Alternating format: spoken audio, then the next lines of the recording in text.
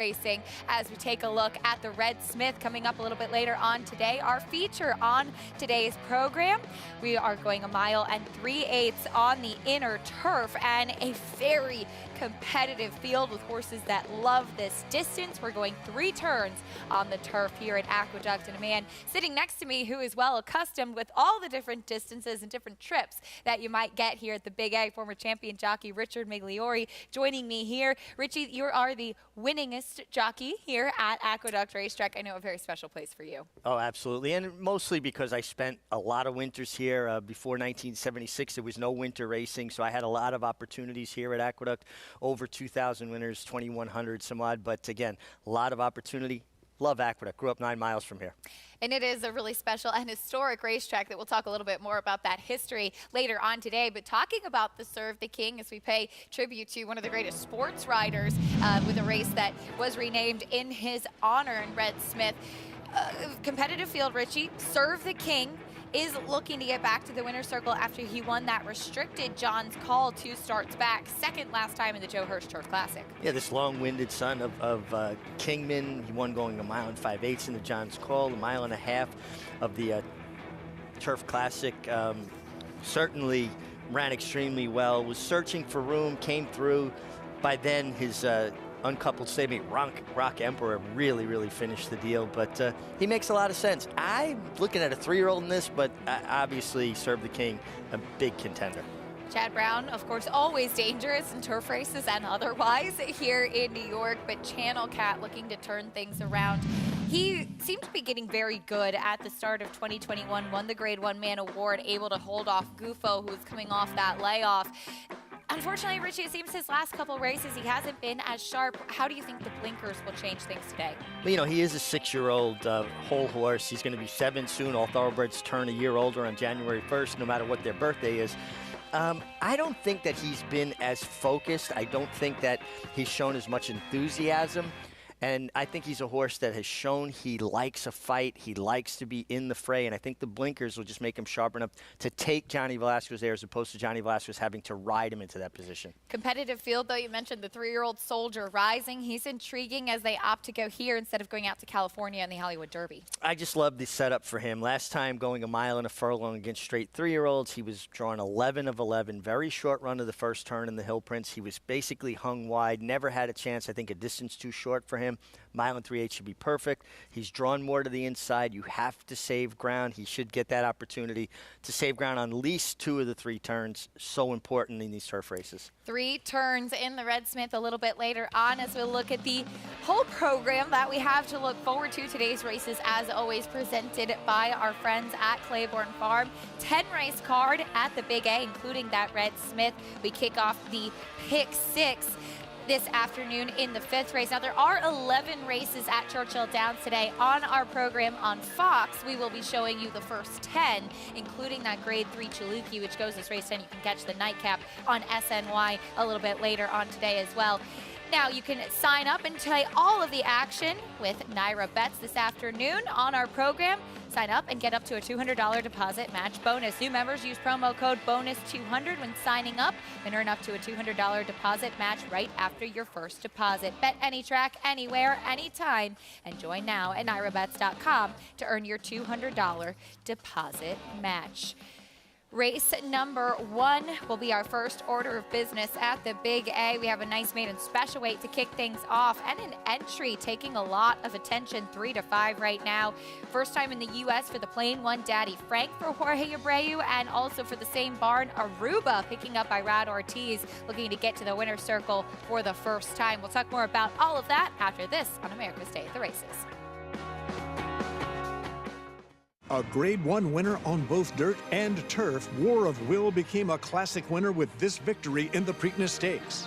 He added turf credentials to his resume with a determined victory in the Grade 1 Maker's Mark Mile, a winner and Grade 1 placed at 2, multiple graded stakes victor at 3, and Grade 1 winner again at 4. This son of War front has proven his class at every level.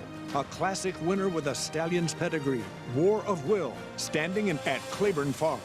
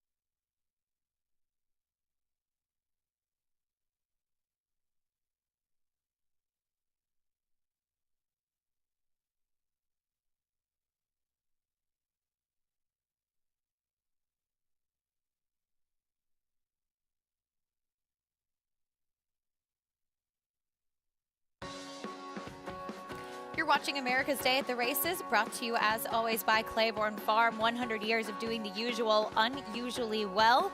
Claiborne Stallion Warfront, represented by a first-time starter in the opener at Aqueduct. The number 2 Warfighter will debut for trainer Graham Motion, the full brother to Air Force Blue as well. So we'll talk more about that opening race in a moment. But speaking of the terrific Claiborne Farm and historic farm right in the heart of Kentucky, we know the legacy that Claiborne Farm has left on the racetrack for generations, but we also know the legacy within its own walls, the loyalty of the clients to Claiborne Farm and the loyalty of its staff, and what a place it is to work.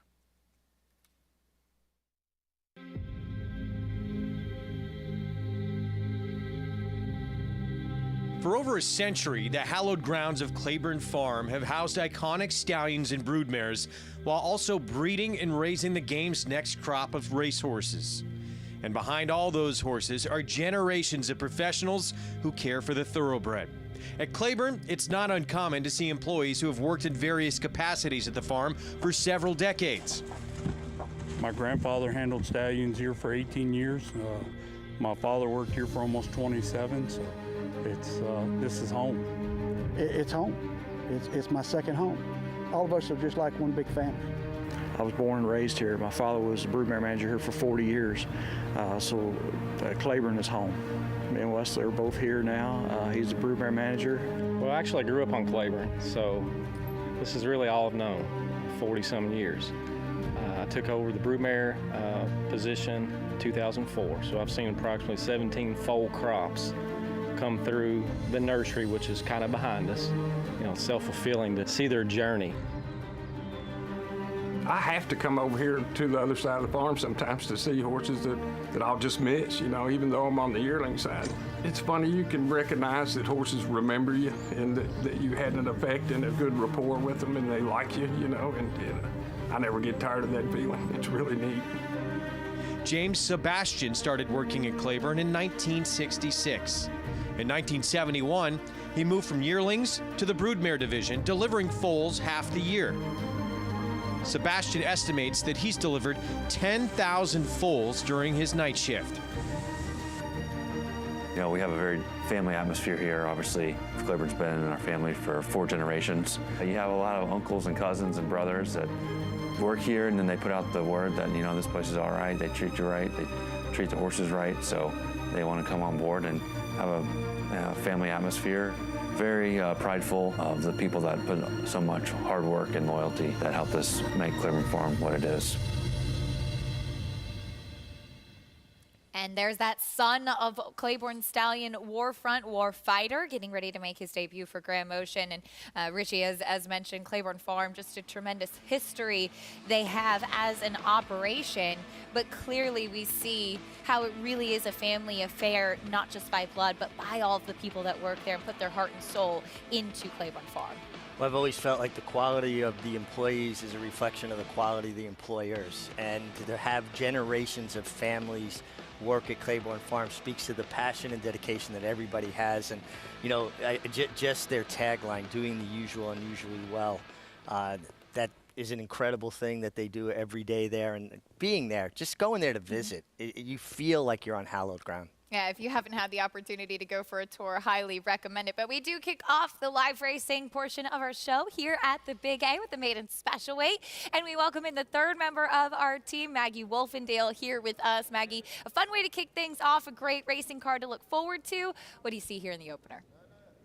And Acacia, a card dominated by turf races, which we have here for this first. And there's some unknown commodities. While the favored entry does contain Aruba, who ran very well in the context of his last start, he's also coupled with a son of Frankel, and he's kind of the unknown one, and that's Daddy Frank, the plain one. Good-looking horse. I mean, really nicely put together, has that long kind of scopy neck to him. The problem is, while he's very well turned out, I just don't know how much fitness he contains in the face of horses who have recency. You know, he just looks as though a start will benefit him, get him to tuck up a little bit. One I'll watch with a lot of interest. I think he's really intriguing in here. I just question the overall fitness levels, as we'll check in with a few first-time starters. Number 2 from the rail is War Fighter, very much of that Warfront bloodline. And Warfront, as a sire, is somewhat like Dubawi. You know, it's always hard to gauge how fit a lot of their horses are because they tend to be very big-barreled, very round horses. So looking at Warfighter, my first inclination is to say, doesn't look that fit. But we'll see how he does here. Another horse that looks so healthy, so good in his coat and his flesh, fairly intense. So he's acting like he knows what he's about to do. And he is well spotted here on the turf. Obviously, as you mentioned, Keisha is a full sibling to Air Force Blue, multiple Group 1 winner in Europe. Number 9, Endowed for Christophe Clement, is a son of Tonalist. Now, Tonalist has been much more predominant with his progeny on the main track. This guy doesn't strike me overly as turf, though Christophe Clement really knows where his horses belong as far as surface is concerned. He's one I'm going to give the wait and see approach. Justice doesn't look entirely fit, and I'm not totally sold on the surface for him. All right, Maggie, thank you. We get into the post-parade. Richie, starting with the horse, he'll break a little bit more towards the outside, who Maggie mentioned coming from Europe, Daddy Frank. Owned and bred by John and Tanya Gunther. They breed a good horse. It'll be interesting to see how this horse takes first-time Lasix, first-time American racing. Started out his career with the legendary John Gosden. And here's the other part of the entry, Aruba. Yeah, I think his last race pointed him out. He was taken up early. He finished well with a slow pace. Had a very tough trip that day, we'll take a look at in a moment. Here's that first trip by Warfront, War Fighter. One thing you always struck by the Warfront offspring is just how balanced they look, and looks good on the racetrack. Has that big pedigree, too. Here's one stretching out, Everesting. Yeah, off the claim would have to really improve. Stepping up in class as well from a maiden claiming try. Here's the number 4, Magical Marriage. His best race was the first time stretching to a mile, today's distance on the turf at Meadowlands. The 5 will be last in the post parade. So we go next to a first-time starter, number 7, Abundant Honor. Yeah, from John Kimmel. I'm not seeing a tremendous amount of turf pedigree here. John won with a nice first-time starter yesterday. He certainly did. A good-looking 2-year-old. This one's a big price as a first-time starter. Next will be the 8, Royne for Michael Dickinson. Michael Dickinson, small sampling of starters this year, winning at 25%. This horse training at his incredible farm down on the Chesapeake Bay, Tapeta.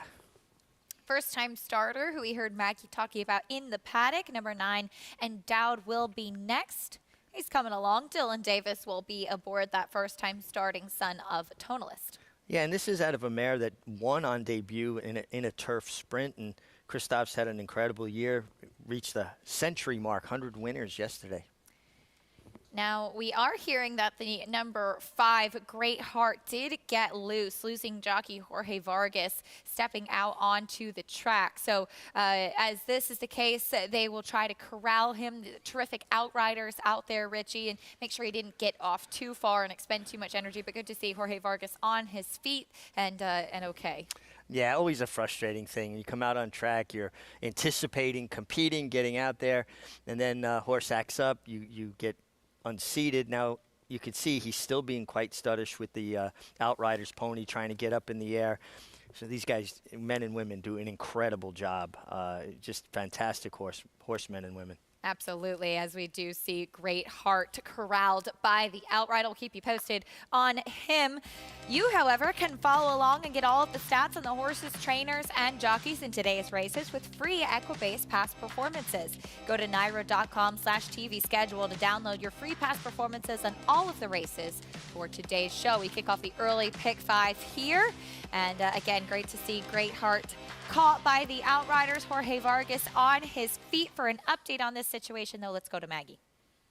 Yeah, unfortunately, Acacia, we will see Great Heart scratched today, as this isn't the first time he's done this. He was meant to debut before that first start as a 2-year-old back at Saratoga. He did the same thing that day. He's very studdish. He got up and tried to mount the pony person and his pony here on track and kind of just tipped over himself, unseating Jorge Vargas and running loose. So unfortunately, we won't see Great Heart today, Acacia. All right, Maggie, thank you. Late scratch of Great Heart, who we see still being a little bit difficult out there on track. So hopefully we will get to see him back and maybe a little bit more focused in the future. We'll talk about the entry, though. Richie, the 1A Aruba, you alluded to the trip. We'll take a look at it back on October 24th at the start. What happened here, as he had a lot of trouble right from the beginning? Yeah, and you know, that configuration when they break the mile and 16 the inner turf, they're kind of angled towards the outside a little bit. They make that dog leg to left. And he just got caught in the jam. You know, people that like me that are older that might remember roller derby, he just got caught in the jam here. Horses, he broke out a little, the inside horses came out and just kind of knocked him back at the break, took him out of position. A horse that actually did show decent speed on debut. As we'll take a look at the stretch, he was beaten that day by Advise and Consent. A lot of trouble at the beginning. Here he is last two and faced with a wall of horses as he tries to make some run, then tipping to the outside. Well, I thought he came out very smoothly. He got the save ground, came out smoothly out off the corner into the stretch, and finished well. What impressed me beyond the obvious, the trouble, was just how fast this race came home. There was really no pace on whatsoever. They went a half in 50 and 2/5, came home a mile and a 16th in 1:43 and 3. So he had no chance to be able to catch those horses. He would have had to gone, you know, ridiculously fast to catch him. But the fact that he showed so much run after the trouble has pointed him out. Now he gets an outside draw, going a mile at Aqueduct on the inner. There is ample run to the first turn, as opposed to if it was on the outer or main course. So I do think it gives him an opportunity to work out a trip going to that first turn. 3 to 5 on the entry right now. For more on how these horses are warming up, though, as we do see the outrider accompanying Great Heart back to the barn area. But for more on the rest of the field, let's check in with Maggie. And Acacia, we'll take a look at a horse who comes in from out of town for trainer Patrick McBurney, and that is at number 4, Magical Marriage, who I thought actually ran fairly well and was beaten by a nicely regarded Chad Brown horse at the Meadowlands last time. Did sit a perfect trip, forwardly placed while saving ground, but I thought battled on quite gamely. Here in the paddock today, I thought he could have looked a little bit better as far as his coat is concerned, just a bit of a winter coat to him overall, but fit nicely with this group. And if he could run that same race or similar to it, it should put him right in the mix. I don't know if he beats Aruba, who will be my pick in here, but he should be used underneath with exotics.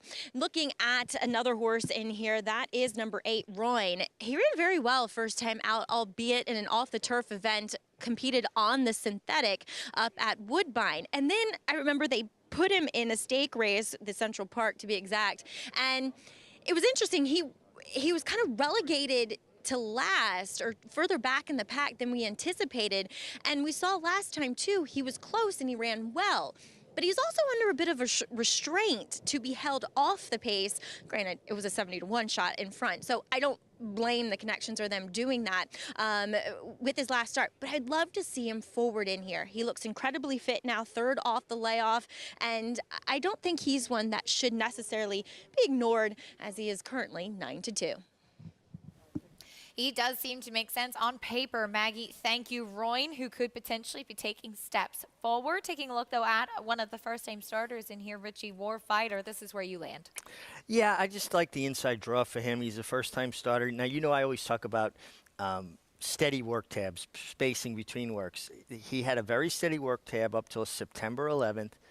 And then there was a break. There was a gap from September 11th to October 22nd. But then ever since then, it's again been that every 6-day schedule, his last 5 works. So he obviously had a little bit of a hiccup, some sort of interruption in his training.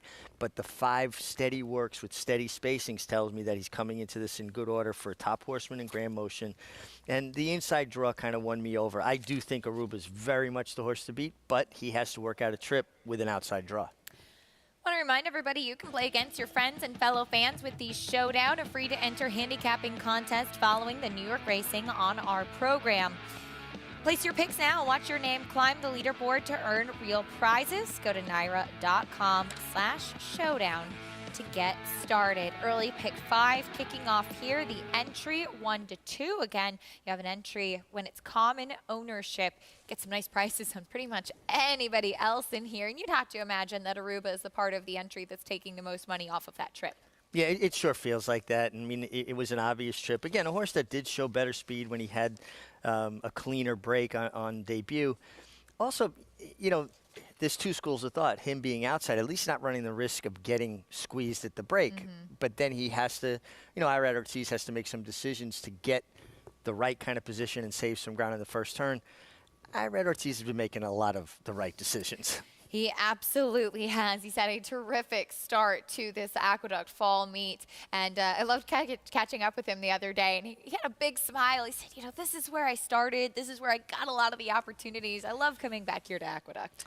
Well, Aqueduct has been the proving ground for a lot of young riders, myself included, over the years. Years ago, you'd have an influx of 10 or 12 apprentices starting the winter, and it was always interesting to see who would kind of stick and hang around. Into the starting gate for the opener at the Big A. Here's the voice of New York Racing, John Imbriel. We're set for the start. And they're off. Warfighter, Ever Resting. Magical Marriage is right there. On the outside, it is Royne and Aruba. And now Ever Resting, the gray, goes on with it to grab the lead. Warfighter is second by ahead. Magical Marriage is right alongside, next in third. And then it is Royne who's running in fourth, and Aruba's on the outside in fifth. Down at the rail is Abundant Honor in sixth, and he's followed by Daddy Frank in seventh, and the trailer is Endowed. And the field has reached the backstretch after an opening quarter mile posted in 21 and 4/5 seconds. Long shot Ever Resting gets away now to lead by 2.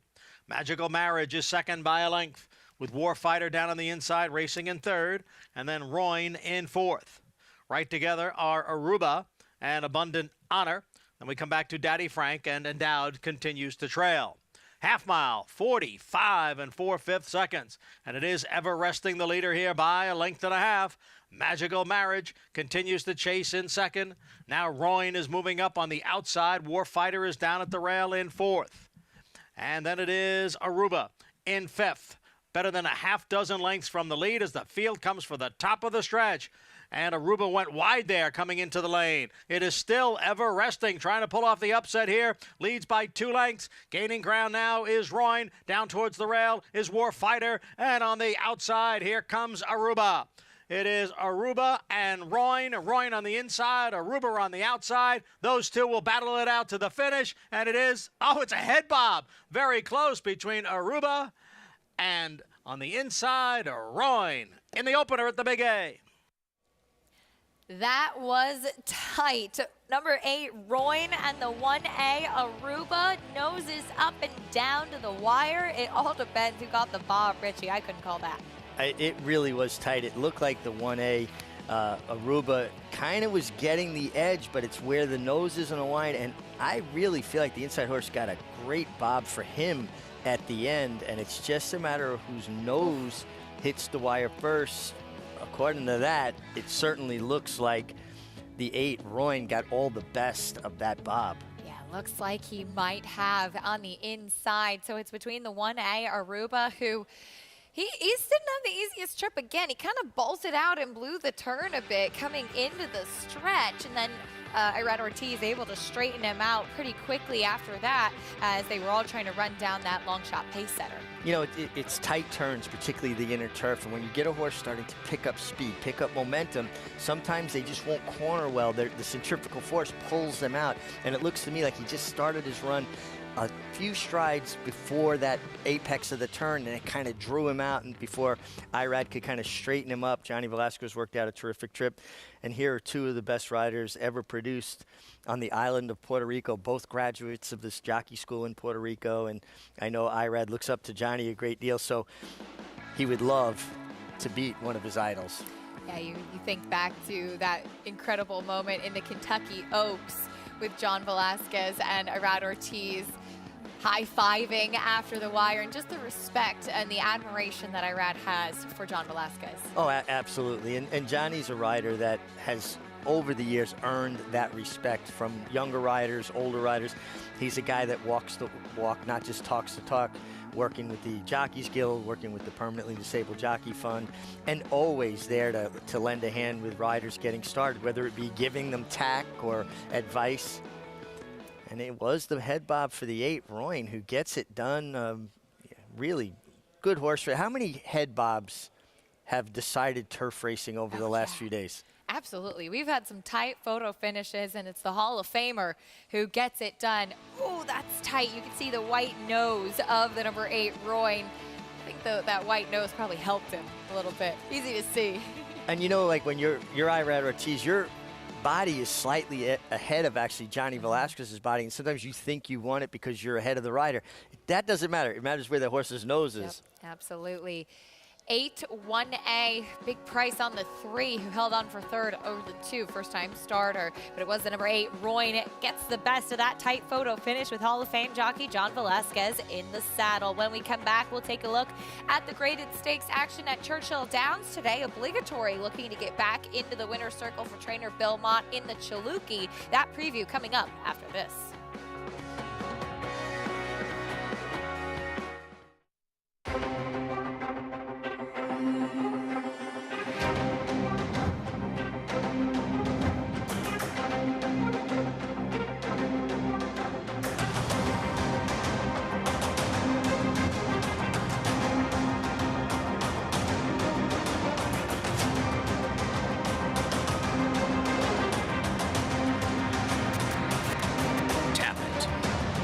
Standing at Gainesway. No sport in the world brings the wins home like racing.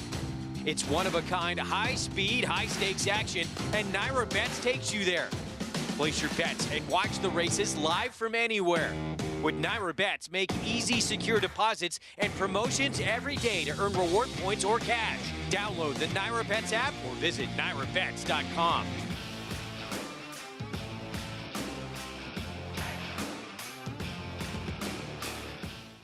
Daredevil, returning to stud on U.S. soil. The only first crop sire to see 2 offspring win the Grade 1 Kentucky Oaks and the Grade 1 Preakness Stakes in the same year. She dares the devil, taking the Kentucky Oaks and the Grade 2 Azeri Stakes, and champion Swiss Skydiver, winning the Preakness and the Grade 1 Beholder Mile Stakes. With more exciting prospects on the track and multiple 6-figure sales in the ring, Daredevil's career is just getting started, only at Lane's End. The symposium is important because it gathers everyone together, right? To get together face-to-face is where it's going to happen, where you're going to actually make the deals that you need to. We all get together and try to determine things that are happening in the business, things that should happen, and things that we need to turn our attention to. The symposium brings the different aspects of the industry together, and it also gives the vendors an opportunity to interact with their potential customers. We're back on America's Day at the races. Race 1, we saw coming down to the wire with that tight head bob between Royne and Aruba. However, we have seen that there is an inquiry and objection with the 2nd place finisher Aruba claiming foul against the 8 Royne, as we'll take a look at what happened in the stretch. Why is this significant here? Of course, looking at the green cap and white face of the 8 Royne, Aruba to the outside. Richie. Yeah, Johnny Velasquez comes out to Aruba to make his horse engage. They brush there a little bit. Now, what might offset this is watch Irad now. Irad starts coming back into him at this point. So the original contact, as slight as it was, and it was more brushing than bumping, was Johnny coming out into Aruba. But then Irad came back and did basically the same thing, if not a little bit more, to Royne. So for me, this would be offsetting penalties, and I would leave it alone because they both contributed to what happened. Johnny threw the first punch, for lack of a better term. He came out to begin with, and you'll do that to make your horse engage, make your horse fight with another horse. Right here is where he's going to do it. He goes to left-handed crop. He comes out. They're shoulder to shoulder. They brush. Johnny made first contact. But now watch Irad. Keep an eye on his left elbow, too. He's kind of drawing his horse into him, and he came back and gave it to him then. Mm-hmm. It could be 50-50, but Johnny definitely initiated the first contact. No change in the order of the finish. Clearly, the stewards agreed with what you saw, Richie, as Irad Ortiz will take the tack off the 1A Aruba. No change to the order of finish as we get a little bit of a closer look. And, yeah, as you mentioned, contact initiated, but then coming back again on the outside kind of brings it back to square one, as the rule when there is an inquiry and objection is did it change the ultimate order of finish? Well, again, and I think in this instance, if Irad maybe had held a straight line at that point and not came back into him, there might have been an opportunity for a change, but the fact that he basically gave it back to him, it's kind of like a hockey penalty. You know, a guy, elbows one guy. If he skates away, that guy's going to get the penalty. But if he elbows him back, well, now they're both at fault, and it's just kind of a wash. Well, no change to the order of finish. The 8 Royne will hold on to the victory after that very tight photo finish in the opener at Aqueduct. Into the winner's circle, he's able to go and get his picture taken with Hall of Fame jockey John Velasquez in the saddle. As we take a look at the prices, 5-to-1 winner, $12.40 winner. As Maggie had mentioned it back downstairs too, wanting to see this horse engage a little bit more, and Johnny put him right up into the game a bit more and had him in that proper position while Aruba was closing on the outside. Yeah, and just a terrific duel between two top riders. Michael Dickinson now 4 winners from 13 starters this year. Just a tremendous horseman. And I had the privilege of spending some time with him down at his farm. I love the way he approaches horses, the game, thinks outside the box. Just a wonderful man, but an incredible horseman. Absolutely. So much history as far as what he has accomplished and contributed to the game as well. We'll take a look at what's coming up in race number 2. We have a starter allowance sprinting on the outer turf, 6 furlongs here for 3-year-olds and upward, and a wide open board right now. Lyrical Poet is currently taking the attention for Wesley Ward. He has a lot of speed, greatly improved going to Kentucky Downs last time out. Can he back up that effort today? Well, and he's quick, and we see how many Wesley Ward horses leave the gate so fast, create their own trips.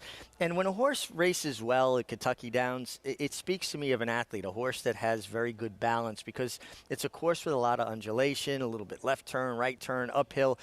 A horse has to have good physical mechanics, a stride that is efficient enough to handle that, and he should handle the 6 furlongs here on a flat Aqueduct course very well. Yeah, some horses love the turf course at Kentucky Downs, and some certainly do not.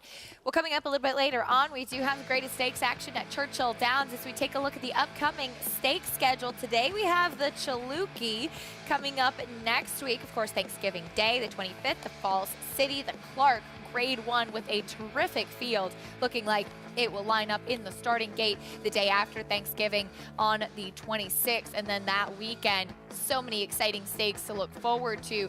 Terrific action coming up over the next week or so at Churchill Downs. Today, however, we have the Chalukey going 1 mile on the main track. What a terrific race filly she was, and Churchill Downs paying tribute to her today with a good field. Archie, the question really is, can you trust Obligatory, who hasn't been the most consistent? No, she hasn't been, but she does own a big win at Churchill Downs, 1-for-1 there, as a matter of fact. This is her runner-up to Clairiere, who is one of the top 3-year-old fillies this year. I think 1-turn mile is really going to suit her. I'm not convinced she's a genuine 2-turn horse. She ran well into Cotillion, but I think going back to the 8 bells, going 7 furlongs. The other thing is she's going to get pace. There is pace in this Chalukey, and I think that's key to her. Go back to the 8 bells where she made that one sweeping run, and she's a very long striding filly, not a horse you want to stop and start. I really think Joel Rosario is going to fit her well, a rider that gets horses to run up into his hands. As she came from the clouds to win that 8 bells back earlier this year. Feels like so long ago, doesn't it? Kentucky Derby week Obligatory with that victory, looking to get back to the winner's circle after disappointing in the Raven one last time out. Miss Bigley, however, she has some speed, and I think she runs her best races when she's forwardly placed. Last time in the Zenyatta, she faced some very good horses behind Private Mission and as time goes by. Yeah, but she's been running 2-turn races, and the difference between a 1-turn mile and a 2-turn mile is they moderate a lot. They'll jump out, they'll run to the first turn for position, and then everybody kind of settles into a rhythm. Going 1 turn, the race picks up a lot in the middle because you have a long run down the backstretch, horses pick up momentum. So it's going to be interesting to see how that translates for her. She has run a 1-turn mile once before. That was in the slop at Churchill Downs last May. But listen, Phil D'Amato, a guy that wins at a high percentage, and he ships her here, and she's definitely a player. Absolutely. She ran second that day in the Shawnee at Churchill Downs behind Envoltant, or I should say that was earlier this year. 1 turn mile in the slop was behind the Great Monomoy Girl, so she's kept both good company in both of those tries. Matera has really turned things around since moving to the barn of Brad Cox and coming off of a big layoff to start her career here in 2021. Ran into She Dares the Devil last time out, but threw off 3 wins in a row prior to that. Yeah, I mean, she was beaten less than 3 lengths to She Dares the Devil, so she was keeping, obviously, very good company. And this was her best race of her career against She Dares the Devil, and she finished. She finished well that day. Kind of had to negotiate her way through some traffic. Going 1 turn, she's probably going to get some pace in front of her and have to negotiate through some traffic again. But another player.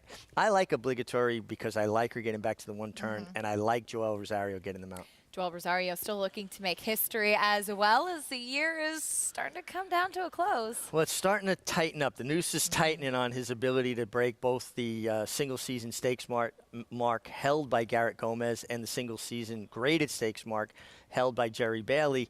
And all 3 gentlemen have one thing in common. Ron Anderson was all 3 of their agents. And it has been a terrific year for Joel Rosario from start to finish, of course, coming off of a win in the Breeders' Cup Classic aboard Knicks Go. Here's a look at that graphic. Garrett Gomez with the record of 76. Jerry Bailey, as you mentioned, with graded stakes of 55. And Joel's got a big chance aboard the morning line favorite in the Chaluki today. Yeah, and then you saw how many stakes are lined up for next weekend. Yep. Joel's riding pretty much predominantly until the end of the Fall Churchill meet at Churchill Downs. And then there'll be stakes at Santa Anita, day after Christmas. And so he's going to have opportunities, but a lot of things are going to have to go right. It's hard to win that many stakes in that short a period of time. It's hard to win a stake on any day, and exactly. To win as many as the 2 terrific riders that were mentioned in that graphic have done, and Joel Rosario as well. He'll be aboard Obligatory later in the Chaluki. That horse, however, Lyrical Poet, will look to get to the winner's circle today in the 2nd race at Aqueduct for Wesley Ward. Irad Ortiz going to have the mount. We'll talk more about the race 2 at Aqueduct after this. Stay with us on America's Day at the Races. The Run Happies are running, the Run Happies are winning. But it is all happy soul. It will be run to daylight. And Run Up will make every pole a winning one in the sorority. Breathtaking move around the far turn. Nifty maneuver between horses through traffic, swung wide, kicked on, and Smile Happy the winner. Don't miss out on the stallion value of a lifetime. Call Bernie Sams right now and book your mare today. Eclipse champion Run Happy, standing at Claiborne Farm.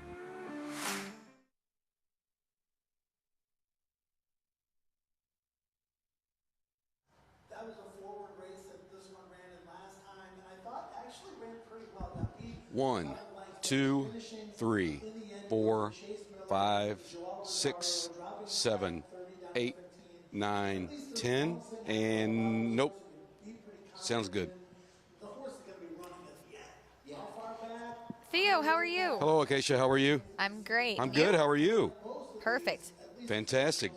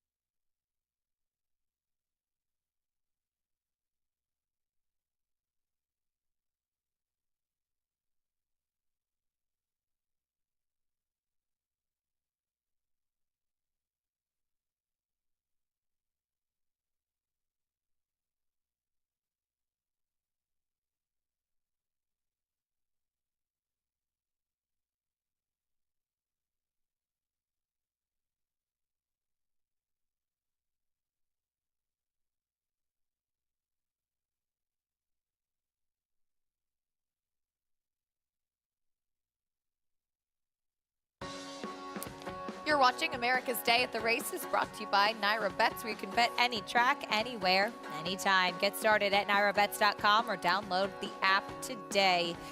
We kick off race number 2 here at the Big A. Starting the late pick 4, there's a look at Lyrical Poet, who's currently 6-5, has a lot of speed.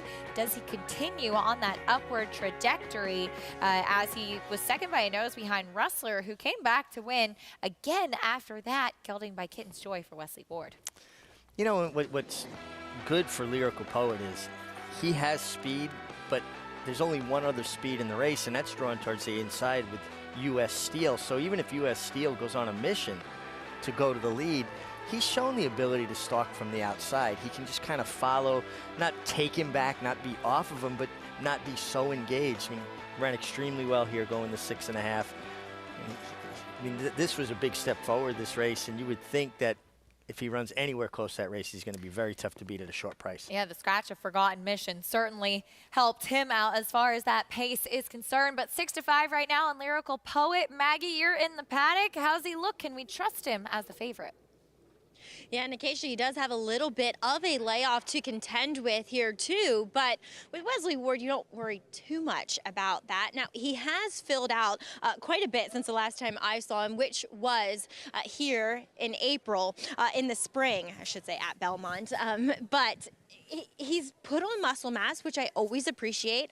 I don't mind the look of him here. He looks like your true out-and-out turf sprinter, and cutting back a half a furlong is only going to aid his chances. I will say, though, in his last race, he was very much with the flow of the racetrack at Kentucky Downs. Those races were dominated on the front end and on the inside, and that's where he was. Now, I will say I'm noticing interesting kind of equipment, which Wesley doesn't usually use, and that is a figure 8 with a nasal strip. So figure 8s are typically used to keep a horse's mouth closed, but also they're used more for horses that may have a little bit of propensity to displace or don't have the clearest airways, because it doesn't really clamp down on their nose, it just clamps down around their jaw and their mouth, so it kind of leaves a little bit less pressure around their nasal passages. So I thought that was a little bit interesting, and like I said, I don't usually see Wesley's horses wearing that. As we'll also take a look at number 2, Cousin Andrew. Linda Rice seemed to claim him with a purpose and switching him to the turf. The son of Into Mischief.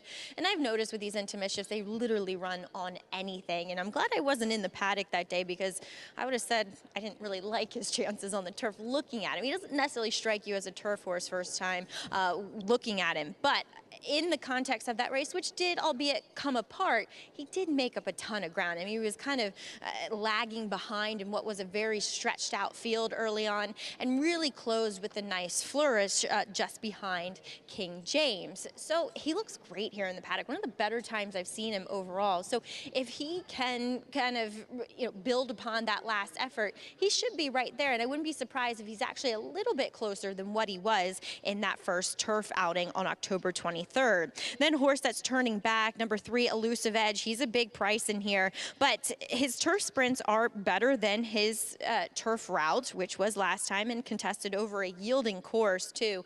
And this is a horse that is not built like he wants any kind of distance. He is compact and stout and really carries a good amount of substance and flesh to him. So he looks so much more like a sprinter. I love him getting back to 6 furlongs from that physical perspective. And a lot of times you will see these horses that get that bottom into them going longer and then turning back to a distance that they have been successful on the turf. He could make a little bit of noise here, and it's not as if he's going to be completely outpaced either, as he is fairly keen and sharp too here in the paddock. Acacia.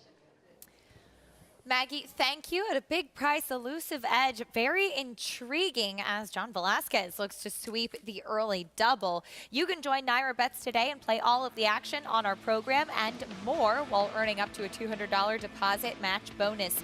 New members use promo code BONUS200 when signing up and earn up to a $200 deposit match right after your first deposit. Bet any track, anywhere, anytime, and join now at NairaBets.com to get that $200 deposit match. The number 11 King James for Jimmy Jerkins has been in good form recently, actually finished ahead of Cousin Andrew, who's also in this race last time out, going 6 furlongs, won his second career race 2 back, and then had a good effort from an outside post last time too, Richie. A really good effort, and you can see why an outside post would be beneficial to this guy. He's kind of a big, longer horse, a lot of substance to him, not a horse that you probably want to stop and start. A lot of good turf horses have that ability. That's why they're good turf horses. They can be nimble and they can make multiple moves within the context of a race. He's a horse that kind of keeps coming with a steady, long, sustained run. He hit the front, looked like he had the race won, and he snatched defeat out of the jaws of victory there. Yeah, that was a tough beat. It's Ring of Fire just able to run him down, but he's been in good form recently. He's been solid for Jimmy Jerkins, who's really kind of figured out where he does belong, both at the distance and surface and at the level as well. Even money still right now on your favorite, but the number 2, Cousin Andrew, who comes out of that same race as King James, thought it was interesting what Maggie had mentioned as Linda Rice claimed this horse, brought him back just 7 days later to run on the turf, and he actually made up quite a bit of ground as we saw him closing behind King James. Oh, he really finished. I mean, he was way out of it turning for home, nearly 10 lengths off the pace, rallied smartly to be beaten about 1.25 lengths. Now has some proper time between races after that quick turnaround. The question for me is he going to get the kind of pace that's going to help? Although Maggie may be correct, having that turf start now, and if he just breaks a little bit better, could put himself in better proximity or closer proximity. It looks like he's dragging his groom around the paddock there too. That gentleman was getting a good arm workout trying to hold him, so he's a little bit keen today. Maybe that's a good sign, and see if he can break a little bit better than he did last time in his first start on the turf. The early pick 4 kicking off here. We have an even money favorite, but a big field and some nice competitors as we kick things off with one who ran second on turf last time, U.S. Steel. Yeah, moving up, I think, into tougher company, though, but ran well last time and definitely should have a say in how this race is run. This horse showed very high speed in several of his starts. Next will be that son of Into Mischief we were just talking about, Cousin Andrew. Yeah, making his second start on the turf, closed very well in his first try, and maybe looks a bit sharper, too, on the racetrack. You see Jose Lescano, trying to fix his stirrup while he's bouncing along. Elusive Edge cuts back at a big price. I like that angle, too, when a horse turns back in distance. Maggie talked about Michael Hushin. That was a big move for him. Run a sprinter long, and then they would last longer sprinting the next time. Maiden winner last time out is the 4, Athenry. Yeah, it was impressive. Put a lot of separation between the field. It's going to have to continue to move forward, though. And I think, actually, Andy and Maggie corrected last time. Athenry, I think is how you actually say it. So apologies if I'm saying that wrong. Here's Chrome Dixie, blinkers on. Adds blinkers, so maybe that'll make him a little bit sharper as well. Does get a very positional rider in Luis Saez. Big blinkers on today with that jockey switch. Here's the number 6, Fair-Haired Boy. First time for Tony Dutro. The horse that comes out of the same race with King James, Cousin Andrew, another one that closed well. Is it possible that race was just maybe coming apart at the end and made these horses kind of complemented how their running style was? And we'll see how it does stack up today. Here's that speed, though. Lyrical Poet. Looking very sharp on the racetrack. Boy, he looks really good. And you got to think, if he's not on the lead, he's going to be stalking. Shouldn't be worse than second early. King Moon Racer is next, comes out of that same race as King James and Cousin Andrew. And again, was closing, beaten less than 2 lengths for everything. He's 14-1 right now. Scratch the 9. Next will be a big price, trying to turn things around, more like it. Yeah, and it just feels like he's going to have to find a better race than we've seen him run, at least recently. Hasn't been to the winner's circle in quite some time. Finally, we go to the number 11, who we talked about, King James. Ran extremely well last time. Kind of felt like he was supposed to win, though, and then he got picked off late by Ring of Fire. But he is in good form from a top horseman in Jimmy Jerkins. 4-1 right now on King James. As we go back to the favorite, Lyrical Poet. Comes out of that good effort at Kentucky Downs and a little bit of that layoff. And Wesley Ward, Irad Ortiz, and Wesley actually owns this one too, of course. Highlight, I'm sure, of their year. Golden Pal in the Breeders' Cup Turf Sprint with Irad Ortiz aboard, and just how incredible that horse was. How fast, how agile he gets out of the gate. Well, there are horses that have speed, but they don't have that kind of gate speed. Like their first or second step might not be. He was so sudden. He moved with the doors and was 2 in front against the fastest field you're going to see assembled pretty much anywhere, going 5.5 furlongs on the turf. I mean, it was really impressive. Jaw-dropping performance with Irad Ortiz aboard, who set himself apart at the Breeders' Cup. He's also set himself apart here at the Big A. 11 wins so far in the riding title chase in this Aqueduct fall meet, and running with the best of the best. Yeah, absolutely. And you could see how competitive Irad Ortiz is. He claimed foul in the first. You could see he was not happy with the steward's decision. You could see the frustration on his face. And you have to be competitive. Not only do you have to be good at what you do, you have to work at it. You've got to have that desire. And you see that consistently with Irad Ortiz Jr. Dylan Davis continuing his hot riding. Jose Lezcano riding well. Yeah. Very deep colony. A lot of talented riders. A lot of talent for sure. And you talked at the start, Richie, about young riders starting out here at Aqueduct, Irad Ortiz being one of them. And I think when he and of course his brother Jose came from Puerto Rico, you knew very quickly that they were going to have a lot to say as far as riding here in the United States. Yeah, they came here with, immense talent. You could see their work ethic, their desire.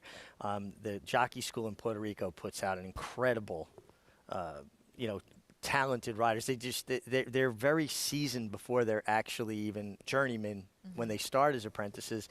And it is the Angel Cordero jockey school. And, for me, starting out as a rider, you looked up to people like Angel. You watched the things they did and figured out what you had to do to be as successful as them. You wanted to be like them, so their good habits and their preparation would be something that you would try to take from them. And that competitive nature, as you mentioned, he looks up to John Velasquez. He wants to beat him more than anything. Absolutely. As horses warming up on track, let's check it again with Maggie.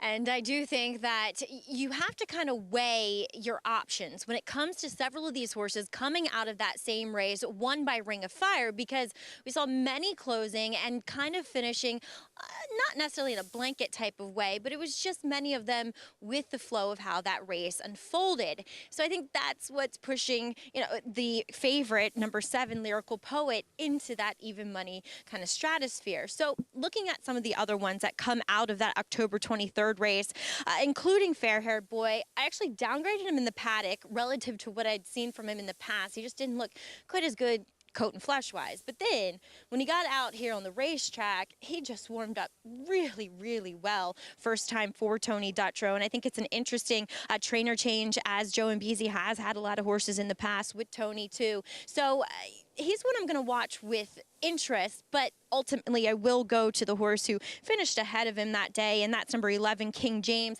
I just thought he just looked fantastic. And as a second choice, 2 Lyrical Poet in here, he at least looked better than him in the paddock and on the track. I don't have anything necessarily against Lyrical Poet. He ran the fastest race last time, albeit with the flow of the racetrack. I just wanted a little bit of a better price with a horse that just looks fantastic. But again, a little bit of trepidation, guys, in what the quality of that race was. Yeah, for sure. I think we'll find a lot out about that October 23rd race today, as a lot of them will meet again. Maggie, thank you for that. King James, who seems like he's really continued to improve and to flourish. And I can certainly understand wanting a horse like that, Richie, who's moving in the right direction, it appears. Oh, absolutely. And, usually I'm the one always looking for alternatives to a favorite, and I wind up on the favorite here. Just because I thought from the way the race projects to play out, even if the one horse decides to go, U.S. Steel, Lyrical Poet's going to be basically tracking him. If he doesn't go, he gets run of the race. But listen, King James ran big his last 2 starts. He was a horse that early in his career was difficult to ride. Looks like he's gotten a little bit easier to ride. Yeah, he's really come along well. Those blinkers seeming to help too. Blinkers on back in June helped him to break his maiden. But into the gate they go. Lyrical Poet, the favorite. Race 2 on the turf or sprinting. Here's John Imbrial with the call. And King James.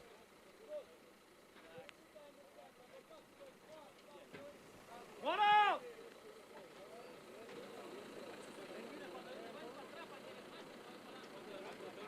They're all in line.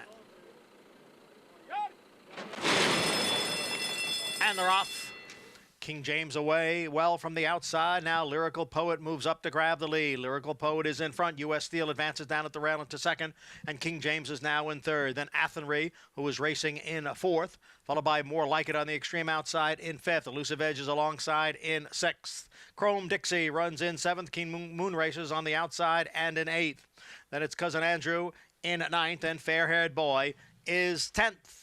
The quarter, 22 and 3/5 seconds. The favorite, Lyrical Poet, takes the field around the far turn. Lyrical Poet by a length. King James tracking in second with U.S. Steel down at the rail in third. Followed by More Like It. Athenry in between horses is fifth. King Moon Racer and Elusive Edge is down at the rail. They come off the turn and enter the stretch.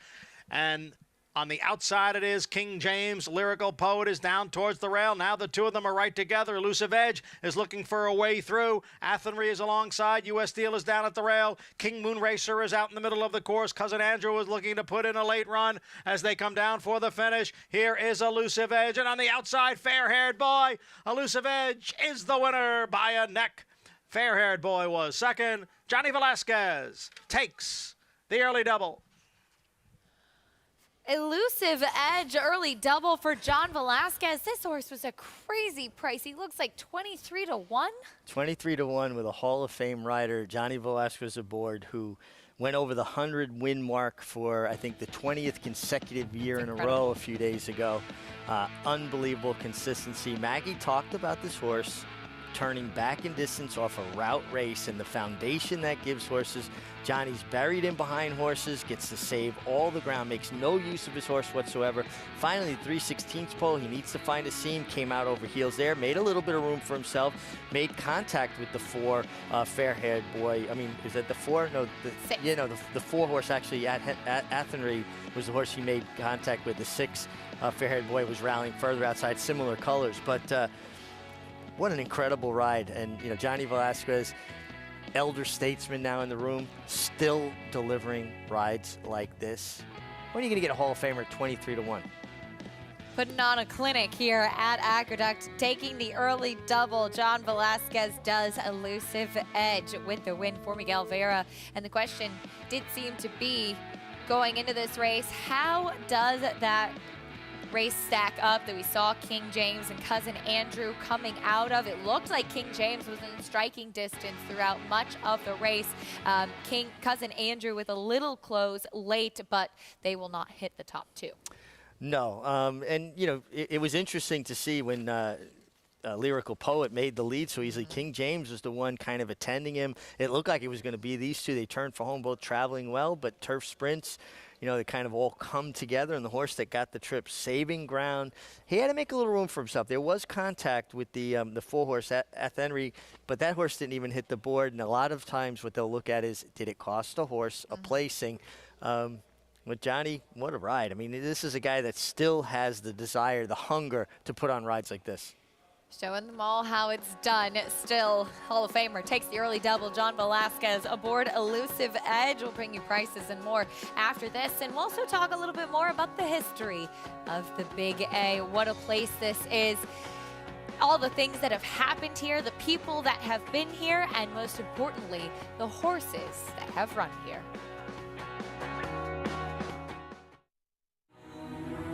This season at Oaklawn, we've got more of everything.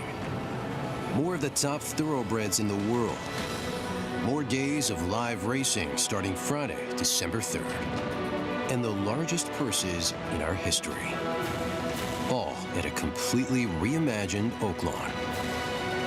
Come be a part of this historic season at Arkansas's only casino resort.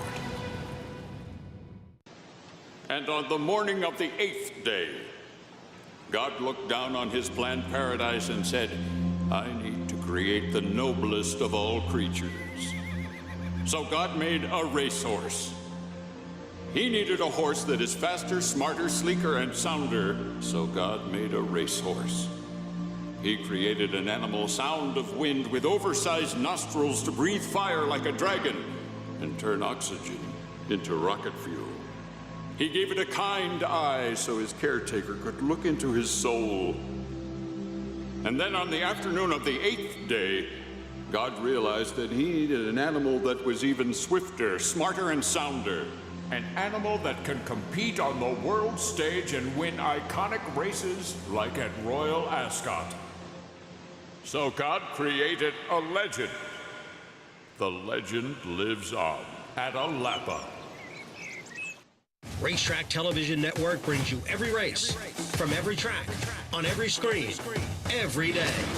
With monthly packages starting as low as $5, RTN gives you great value and access to more live HD streaming and race replays than anyone. Visit RTN.tv today to sign up and watch on almost any device, including Roku and Amazon Fire. Use promo code TRYRTN for a 5-day free trial.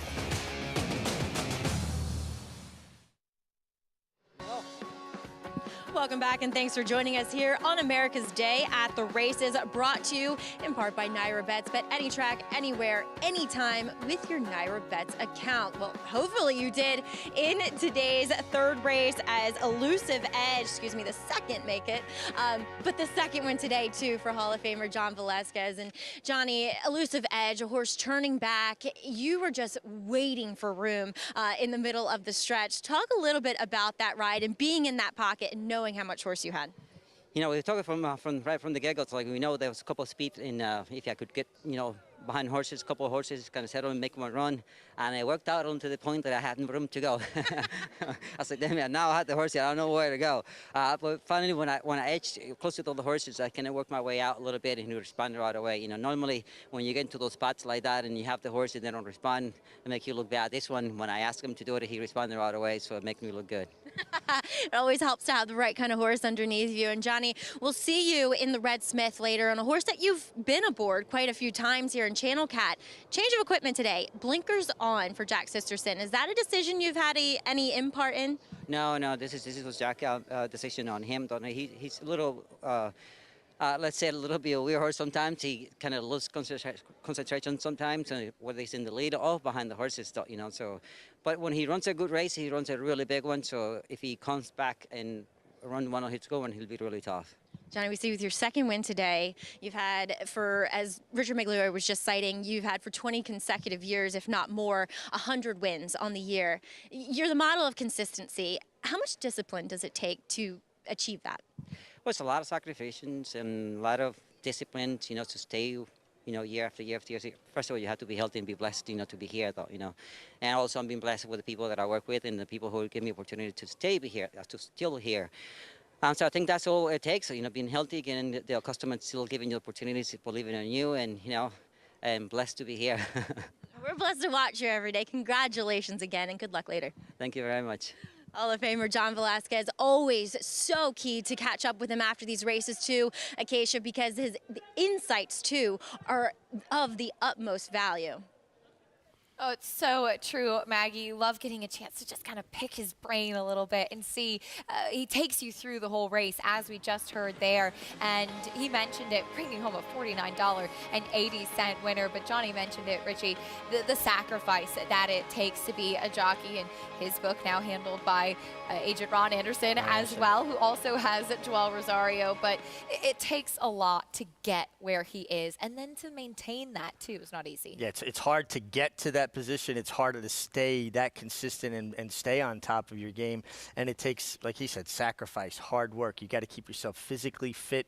And it's not like other sports where there's a season and there's a time to let down and kind of, relax. It's 365 days a year, basically. And you've got, work your way through injuries. You've got to stay mentally focused. And at the same time, you're balancing family life, professional life. It's just remarkable what Johnny's been able to do for such an extended period of time. So much that goes into it, and he's one of the best and has been doing it at such a high level, too, for that amount of time. Congratulations on sweeping the early double to Hall of Fame rider John Velazquez. Race 3 coming up next. Johnny without a mount here, 7 furlongs on the main track, a $20,000 claiming race currently lost in Rome. Taking attention, as is the number 7, Baby I'm Perfect, reclaim for Rudy Rodriguez. We'll talk more about that in a moment, but as mentioned before the break, Aqueduct Racetrack has such a deep history to it. It really is New York City's racetrack, and if these walls could talk, you can only imagine the stories they would tell. Aqueduct is the only racetrack within the confines of the 5 boroughs of New York City and faced intense competition from several other tracks located in the vicinity. True to its nature, the racetrack not only survived, but thrived. Aqueduct underwent an extensive 3-year overhaul and reopened on September 15, 1959, to much fanfare, as it was one of the most modern facilities of its kind. In 1960, Aqueduct presented its first Wood Memorial. The race is New York's premier prep race for the Triple Crown and remains one of the track's signature events, along with the Cigar Mile Handicap and Remsen Stakes. Aqueduct was the first and only track to have a triple dead heat win in a stakes race when Brownie, Bousset, and Wait a Bit hit the wire in tandem. In 1965, it was the site of the largest crowd ever to witness a thoroughbred race at that time in the Empire State, when more than 73,000 packed the stands to see Gunbow in the Metropolitan Mile. The legendary Cigar began his famous 16-race win streak at Aqueduct. He scored impressively in the 1994 Nauru Mile as part of that win streak. The race was named in Cigar's honor after he retired in 1997. The last racetrack Secretariat placed his hooves upon was Aqueduct. He was retired there before commencing his stud career at Claiborne Farm. Aqueduct was the second track to host the Breeders' Cup in 1985 and was one of the first sporting venues where Pope John Paul II held Mass in 1995.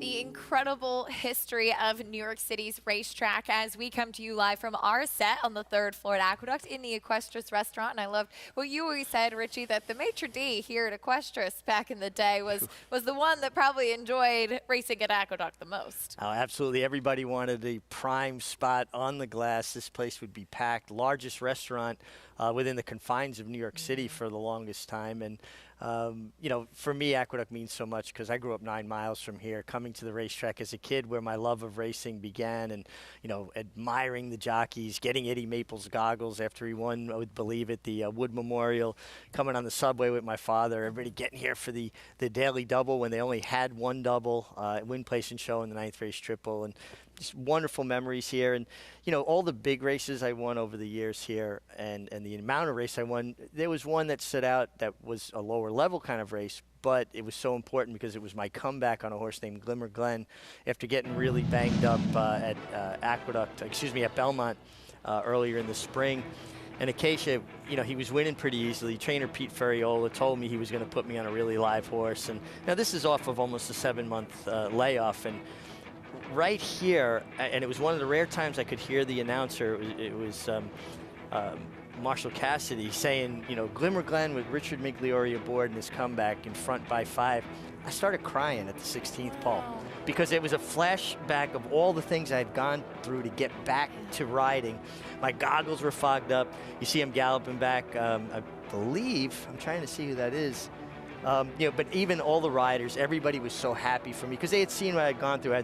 The amount of time I spent in the hospital, the amount of time I spent in rehabilitation, just learning to get my motor skills back. And it was a very, very special day. I always indebted to Pete Ferriola and his family for putting me on such a live horse to make my comeback, and meant a lot to me. It was, even to this day, it's still a bit emotional to watch it because, again, you go through so much, and that's the thing that people maybe don't always understand about riders, the battles you have to go through when you have setbacks. And it can be a pretty lonely place. I had a great support system, obviously, my wife, Carmela, and then all of the people at the racetrack. And the story that nobody knows, I got up to 143 pounds during my recovery. I got down to 120 and I couldn't lose any more weight, and the horse got in with 115 and the Kirkus scales let me slide. So you know, statute of limitations up. The horse probably carried about 124, but everybody knew how hard I was trying to get my weight off and try to get back, and pretty cool. I love seeing that big smile on your face. Just puts a smile on all of our faces watching. Just so exciting. Such amazing footage. And yeah, on our production call this morning, they said, Richie, any particular video you want to show? And you said, Glimmer Glen coming back from when I broke my neck the first time. Yeah, the first time, no comeback after the second one.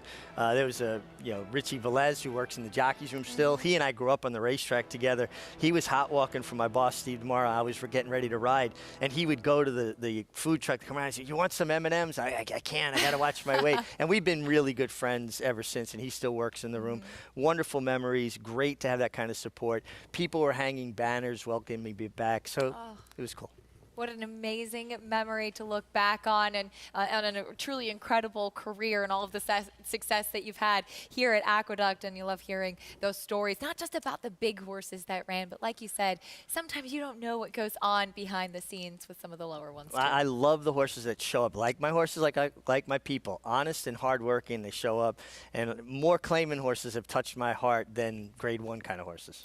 Some really, really special moments there on the racetrack. We'll talk more about the live racing today, meanwhile, and see what kind of memories we can make this afternoon. Coming up, we have race number 3 at the Big A. There's a look at Crypto Cash for Linda Rice. We'll talk more about him and the rest of this field after this break on America's Day at the Races.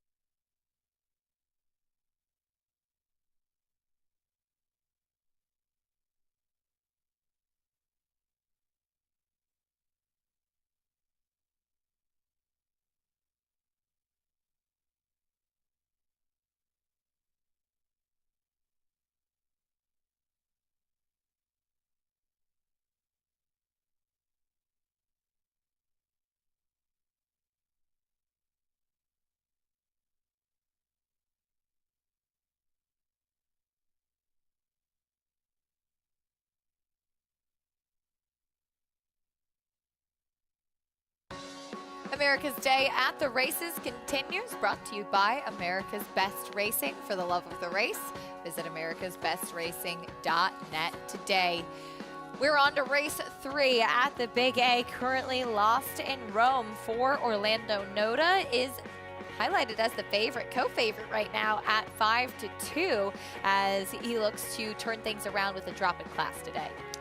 Yeah, making a nice impression in the paddock. I'm going to be curious to hear Maggie's take on it, and Dylan Davis keeping a hot hand from that terrific Belmont meeting into the Aqueduct Fall. Tied for second in the jockey standings when we last checked alongside Jose Loscano. But speaking of Maggie, let's get her take there in the paddock. Thanks, Acacia. We will start with Lost in Rome as he does get that drop in class, and he was embroiled in a pace last time that completely fell apart, and he looks great. He usually does look pretty good, to be honest. So much the same here as he has consistently been throughout 2021. The argument could be made that some of his best races have come when he controls on the front end. But I will say that he is capable of sitting just off of it, and it looks as though he will sit just off of Big Mountain, who I would think they have to go with here, as he does come off of a win just 2 weeks ago. So he makes sense. We'll find out though, is 7 furlongs his best distance, and weirdly, he's never tried it before, but going back to last year, he had been effective going the 6 furlongs. So I really don't see any problem with it whatsoever, especially looking at him. He has a bit of a, not smaller, but just a handier horse in general. Number 4, Crypto Cash. He's the one that I'm actually a little bit most suspect of with the 7 furlong distance. He is switching back to the dirt, but he's run races that make him very competitive on the dirt before, as he does drop a bit in class here again. Obviously, the voided claim 2 back. You consider that, as he is second off of layoff. Looks incredibly fit here. What I have noticed, though, as a feather in his cap and something in his favor, is that he does seem a bit sharper here than what I'd seen from him going back to earlier this year. Just physically, he's just so long-bodied that he presents himself as more of that 2-turn type of animal. And then number 7, he's taking a little bit of an early play. That's Baby I'm Perfect, and always intrigued by Rudy Rodriguez Reclaim, especially for himself, as he is the owner, yet once again, he's very nervous today. I have not seen him like that. He is a horse that, at least in Rudy's hands, has been fairly keen prior to his races, but he's been shaking the entire time here in the paddock. Maybe it's a good thing. Maybe he's just very sharp. We'll see. It's just something I don't necessarily love to see with horses heading out to the racetrack, Acacia. Fair enough, Maggie. Thanks, Baby I'm Perfect. Used to be a complete ball of nerves when he was in Happy Alter's care every time at the start of his career. So we'll see if going back to that attitude is positive or negative. We kick off the post parade, though, with the 1, Big Mountain. Stepping up in class off of a win. Could turn out to be speed from the inside for a 4-time winner at Aqueduct. Here's the 2, Lost in Rome, still the favorite. Yeah, dropping to 20 and getting down, going to 7 furlongs. He's won at Aqueduct, and he makes a lot of sense. 11-1 on the 3, Parlor. Yeah, getting back to dirt, it just feels like his better form obviously has been on turf. And switching surfaces after running pretty much only on the turf, excuse me. Here's another turf to dirt runner, Crypto Cash. Yeah, also dropping, but he at least has some good efforts on dirt to go back to. 9-1 on Heavy Roller, Eduardo Jones, the trainer. Yeah, gets 10-pound apprentice Elsa Morrison, who had a good second here yesterday on a long shot. This horse is another one at times has shown good speed in a race that doesn't feel like there's any real sprint speed. There's another apprentice, Christian Ramos, aboard Speeding Kid. Yeah, I've been impressed with Christian Ramos. He actually rides a very smart race. You could see he sees a race, and maybe this horse stretching from 6 to 7 puts himself forward. Baby I'm Perfect, showing those nerves first off the claim for Rudy Rodriguez. Yeah, and like when you talked about it, it's not out of character for him. Now, normally we see Kendrick leave the pony. It'd be interesting to see. It looks like he's going to stay with the pony on this one. Horses that are a little bit too nervy, better up. No, there goes Kendrick. But I like that. I'd rather see him get a gallop and kind of expel some of that nervous energy. Here's an array, American Lincoln, second off the layoff. Yeah, a horse that's just his recent form leaves so much to be desired. He'd have to really improve. Big price on the board right now. That's the field for the 3rd at Aqueduct. We'll talk more about this race after this. Stay with us for a quick break here on America's Day at the Races.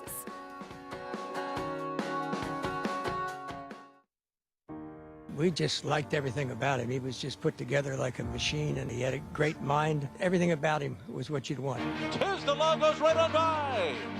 Tiz the Law, the New York bred, pops the cork in the champagne. He went on from there.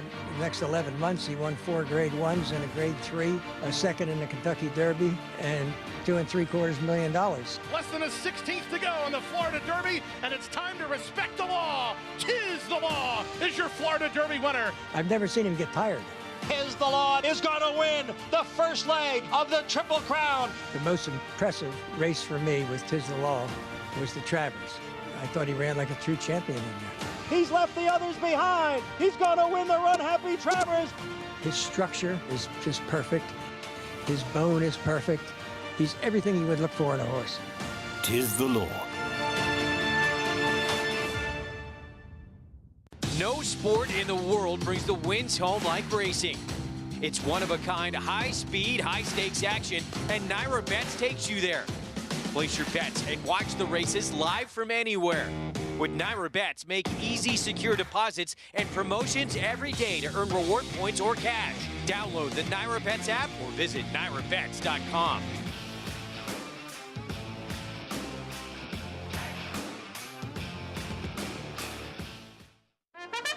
Now more than ever, it's time to get with the program because New York breds start with an advantage.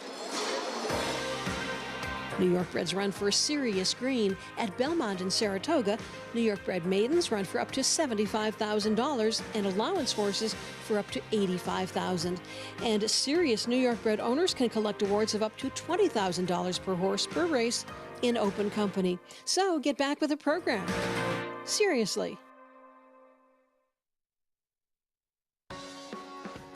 Welcome back to America's Day at the Races. Our program, as always, brought to you by Naira Bets, where you can join Naira Bets today and play all of the action and get up to a $200 deposit match bonus. New members can use promo code BONUS200 when signing up and earn up to a $200 deposit match right after your first deposit. Bet any track, anywhere, anytime.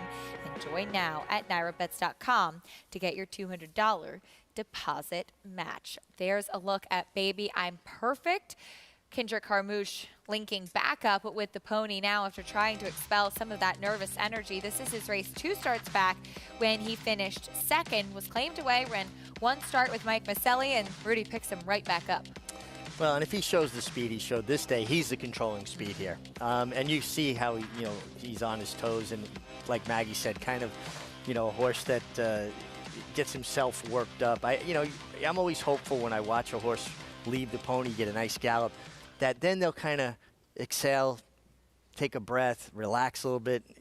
Actually, going back towards the gate, it looks like he's finally settling in a little bit, but he could play out to be the controlling speed here because this is not a race that has typical sprint speed. 7 furlongs is a sprint. Co-favorite at 2-1 right now. Let's check in again with Maggie. What are you seeing from Baby I'm Perfect now on track? Well, Acacia, I'm also glad that you had mentioned that this isn't completely out of character for him, at least going back to some of his previous form in former years, and that, when I had seen him, he did not do any of this in his Naira starts, at least, going back to when he was with Kelly Breen when he brought him up here. But I will say, with Rudy Rodriguez, he seems to move better, especially behind, than what I had seen in any of his previous efforts. So, Baby I'm Perfect really warmed up beautifully for Kendrick Carmouche here in that he expelled any of that nervous energy. It was an exuberant warm-up, but it was contained. He stayed nicely on the bridle, and I ultimately switched. I went with Lost in Rome, but I really upgraded with Baby I'm Perfect with watching his warm-up, guys. Great insight from Maggie. Thank you, Baby I'm Perfect, and that's where you will land to. Richie, into the gate they go. John and Brielle with the call.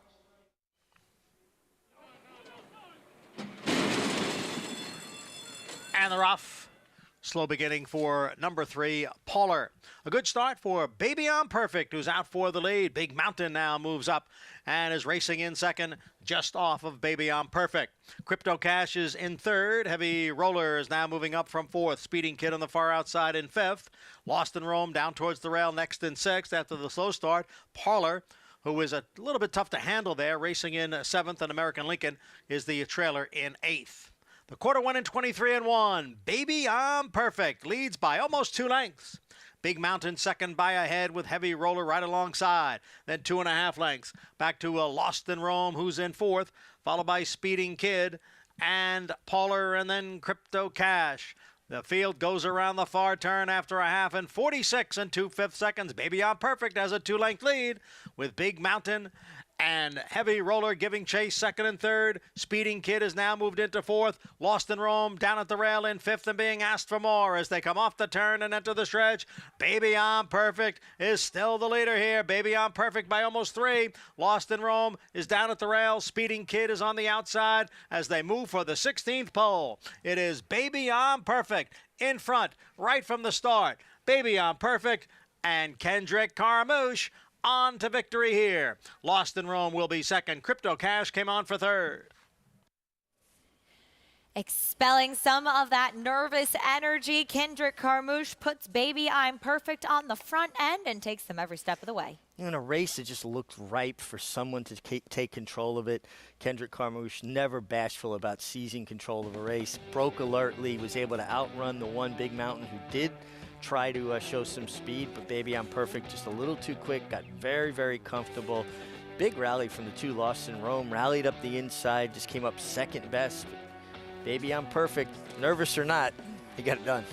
He did, and Maggie commented how well he was moving out there on track, and you can understand why Rudy Rodriguez went to claim him again, thinking he could win some races, and getting the victory here under Kendrick Carmouche. Yeah, Lost in Rome looked like he was going nowhere at the top of the stretch and able to rally for second under Dylan Davis. At Churchill Downs, we get ready to kick off the live racing action in Louisville, Kentucky under the Twin Spires. We kick it off with a maiden claiming race, going 1 mile and a 16th on the main track. This is for 2-year-old fillies, and pretty wide open race right now. You've got a couple of horses at 7-2, a 2-1, and a 3-1. With Twin Spires bet back offer, you can place a win bet on select races at Churchill Downs Thursday through Sunday, and you'll get your bet back up to $10 if your horse runs second or third. All you have to do is opt in with bonus funds credited each Monday. Download the Twin Spires app today or go to twinspires.com. For some help here with these 2-year-old fillies, we welcome in Frank Lyons, our eyes and ears at Churchill Downs. Frank, so happy to have you on the show with us today. Lots of exciting stuff to look forward to at Churchill, including the Chaluki and the 2-year-olds to kick things off. No doubt, Keisha. Very good racing here at Churchill Downs this afternoon. Welcome, everyone, to Churchill Downs, and we have an 11-race program to bring you today, featuring the Chaluki, as Keisha just said, and it features obligatory from the Billy Mott barn. She won the 8 Bells here early in the spring. Looks to get back on track after 3 losses in her last 3 starts, but she's apparently doing awesome. And then Matera also in there. She won 3 of 4 this year, and she was a winner of the Groupie Doll early on. But first race is approaching the gate here. I like the 5 horse here. I think it's a 5. Wait a second. I am going to tell you that it is the 5 horse, Brendan Walsh's filly, Social Engagement. Puts the blinkers on. She's a daughter of Cupid out of a Langfuhr mare. Just cost 10,000, but she debuted at Keeneland for maiden 30. She drops down to maiden 15 today, and the important thing is they're going 1 mile and a 16th. So you got to figure out who's going to enjoy the stretch out, and I believe that's the 5 Social Engagement will do that. And the 3 Moon Over Tuscany looked well out there for maiden 15, and so there's 7 of them lined up here for the opener. We'll throw it back to you, Acacia, as they approach the gate. Frank, thank you. Looking forward to all of that action that Frank just previewed for us, and of course the opener here with the 2-year-old fillies. And as Frank mentioned, Richie, that really is the big question. You don't have anyone in this race who has gone the 1 mile and a 16th before for these young horses, so who can handle the distance is really the key. You know, one of the tools we use to try to, figure out the horses that may be able to handle the stretch is pedigree. Mm-hmm. And I thought the 6, a little slice of pie. I like cleverly named horses, little slice of pie out of Culinary. Mm-hmm. Culinary was a stakes winner going long, so the dam went long. She's a half to Coastline. She was 3-1, 3.5 to 1 essentially for maiden 50. So obviously she had shown some ability in the morning, and that was sprinting in the slop. Now she drops to 15 for Eddie Keneally with a pedigree that suggests that going longer will benefit her. Little slice of pie, good hunch bet too. We're just a few days away from Halloween, or not Halloween, Thanksgiving. You're going as a pilgrim. Apparently so. Not Halloween, Thanksgiving. You can have pie on Halloween if you want to, but that already passed. Anyway, Social Engagement stretching out in distance.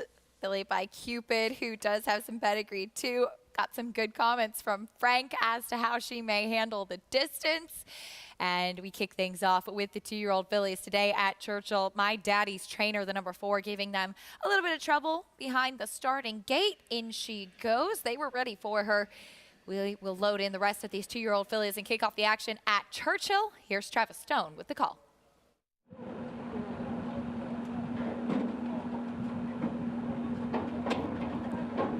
Waiting for Pinkaboo.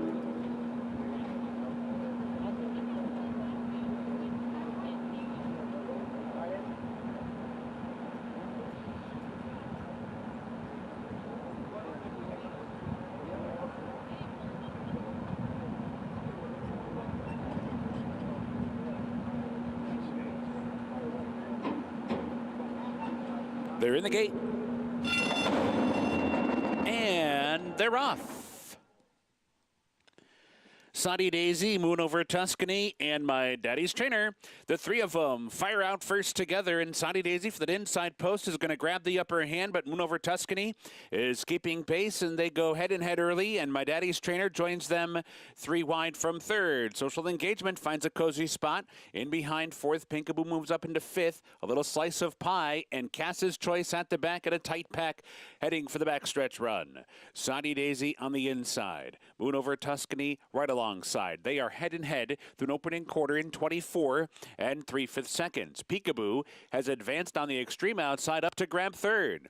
Social Engagement reserved at the rail fourth. My Daddy's Trainer right there in the thick of it fifth. A little slice of pie is wide on the track and about 3 lengths off the lead.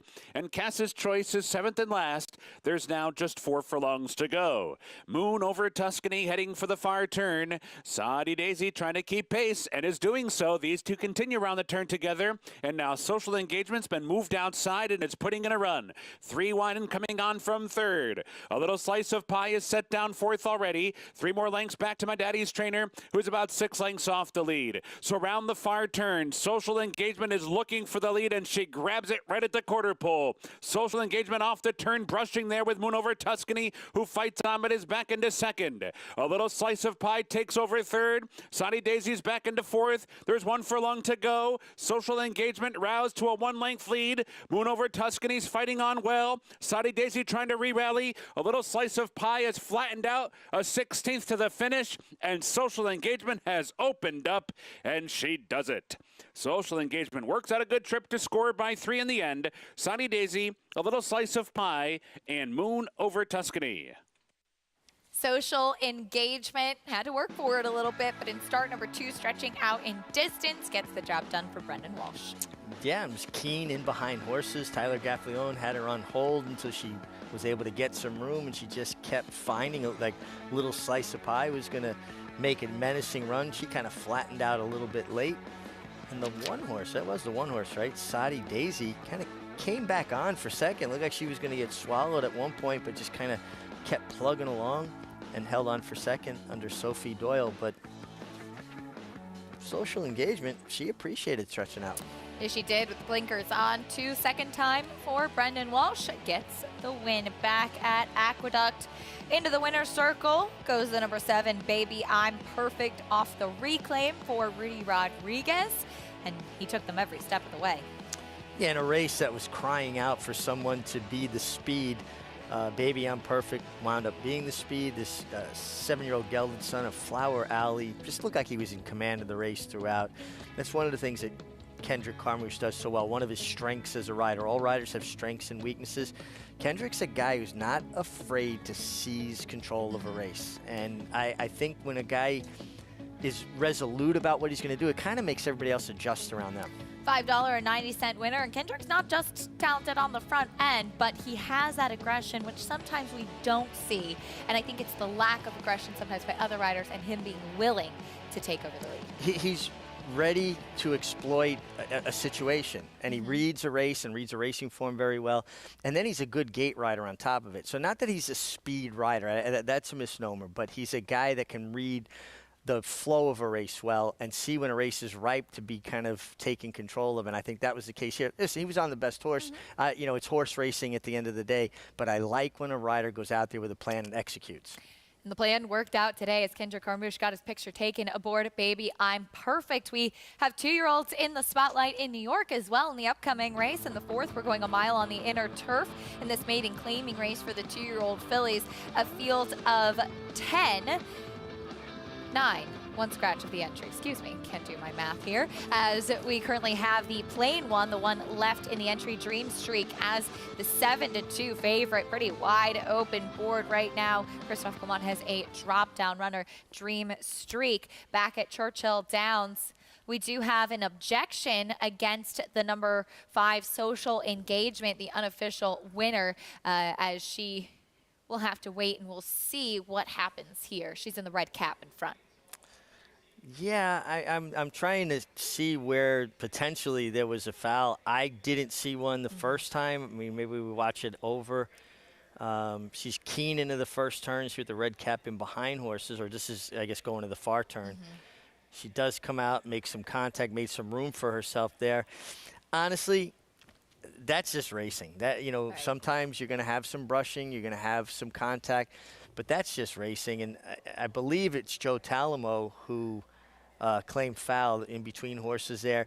I saw Joe claim foul the other day on something that was very, very minor. And I don't think you want to become one of those riders that is constantly claiming foul. It's kind of like the boy who cried wolf syndrome. Also, and not to say that interference cannot be significant at any part of the race, but it wasn't one of those pivotal moments of the race where it was the top of the stretch or coming down to the wire. Like you said, race riding, looking for room, going into the far turn. You know, and there was a situation, too, where Tyler Gaffalione was in a bit of a trouble because his filly was rank. You know, so he wasn't purposely just trying to shove somebody out of the way. He was trying to keep himself out of jeopardy and not put the other rider in jeopardy. You don't do that as well. But to me, this is one of those things that's kind of a ticky-tack thing. Now, I understand what you're saying. There are definitely critical points of a race. I think, though, if it's egregious enough, it shouldn't matter where it is. That was not egregious. Right. We'll see what action the Stewarts take. That's a look at the number 5 Social Engagement, the unofficial winner of the opener at Churchill Downs. We will keep you posted on the Stewarts' decision in the opener at Churchill Downs as they take a look at that objection at Churchill. Back at Aqueduct, meanwhile, that's a look at the number 1 Dream Streak taking a drop in class in this 4th race. We'll talk more about it, keep you updated at Churchill after this. Stay with us on America's Day at the Races.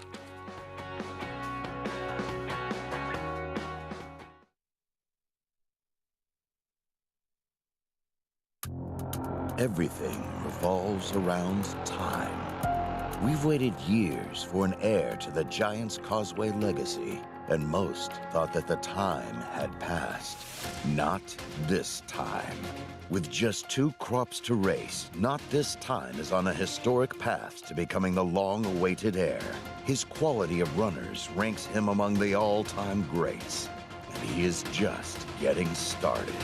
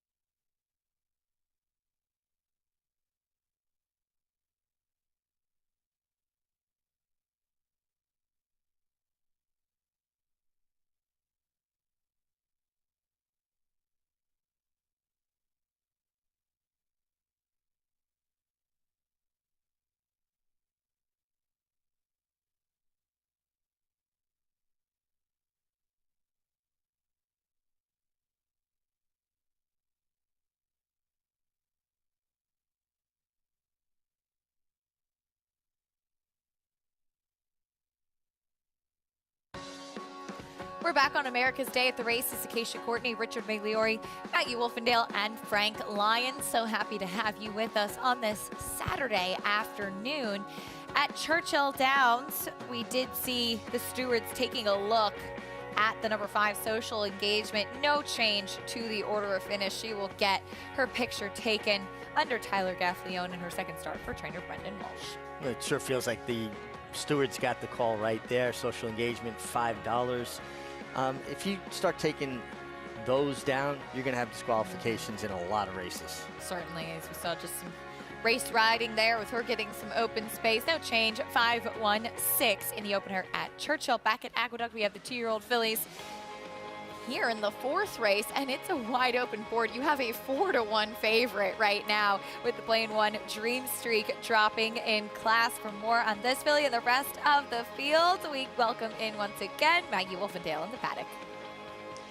And we'll take a look at Dream Streak here first off the bat. Yes, on paper, she does take an apparent drop in class, though I don't know how strong that field was, and she was beaten 9 lengths by the eventual winner, Caironi, who was a first-time starter who did not take much money from Mike Maselli. And Mike, as good of a trainer as he is, he's not known for getting first-time starters to win. And 2, Rosebug was the favorite that day, and she was trying the turf for the first time. So again, there's a lot of elements that suggest that that field wasn't necessarily that deep. So I don't know how much of a drop Dream Streak is ultimately taking here. Now, she looks fine in the paddock. She did kind of run like a very one-paced individual. So getting an extra furlong here from the 7 to the mile helps.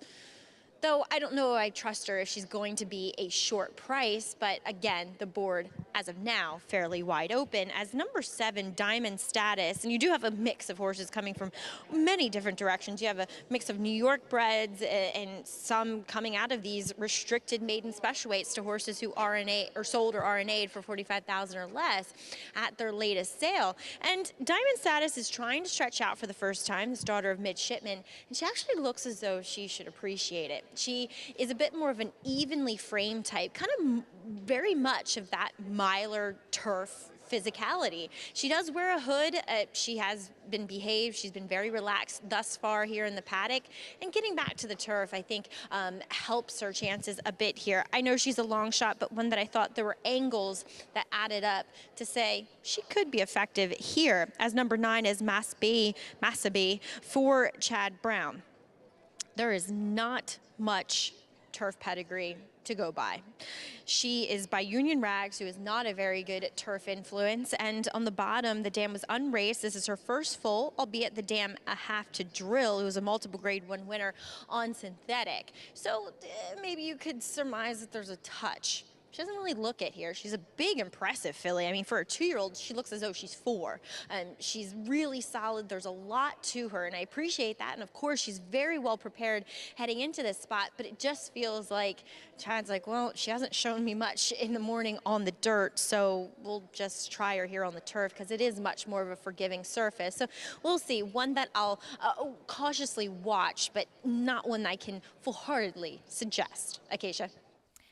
Fair enough, Maggie. 7-2 on Massaby, who has now gone over to be highlighted as your favorite. And yeah, sometimes, Richie, those offspring of Union Rags, they're just so big. That's a confirmation that he tends to pass on to his offspring. And I heard Andy Sterling mention this earlier, and it is so true. It seems like Chad Brown is really determined to make Union Rags a bit more of a turf sire, as he has tried a lot of his progeny on the grass. But I think that goes hand in hand with what you're saying about their physical attributes, that a horse that's bigger is going to tend not to show as much flash in the morning because they're kind of big, steady kind of horses, gallopers.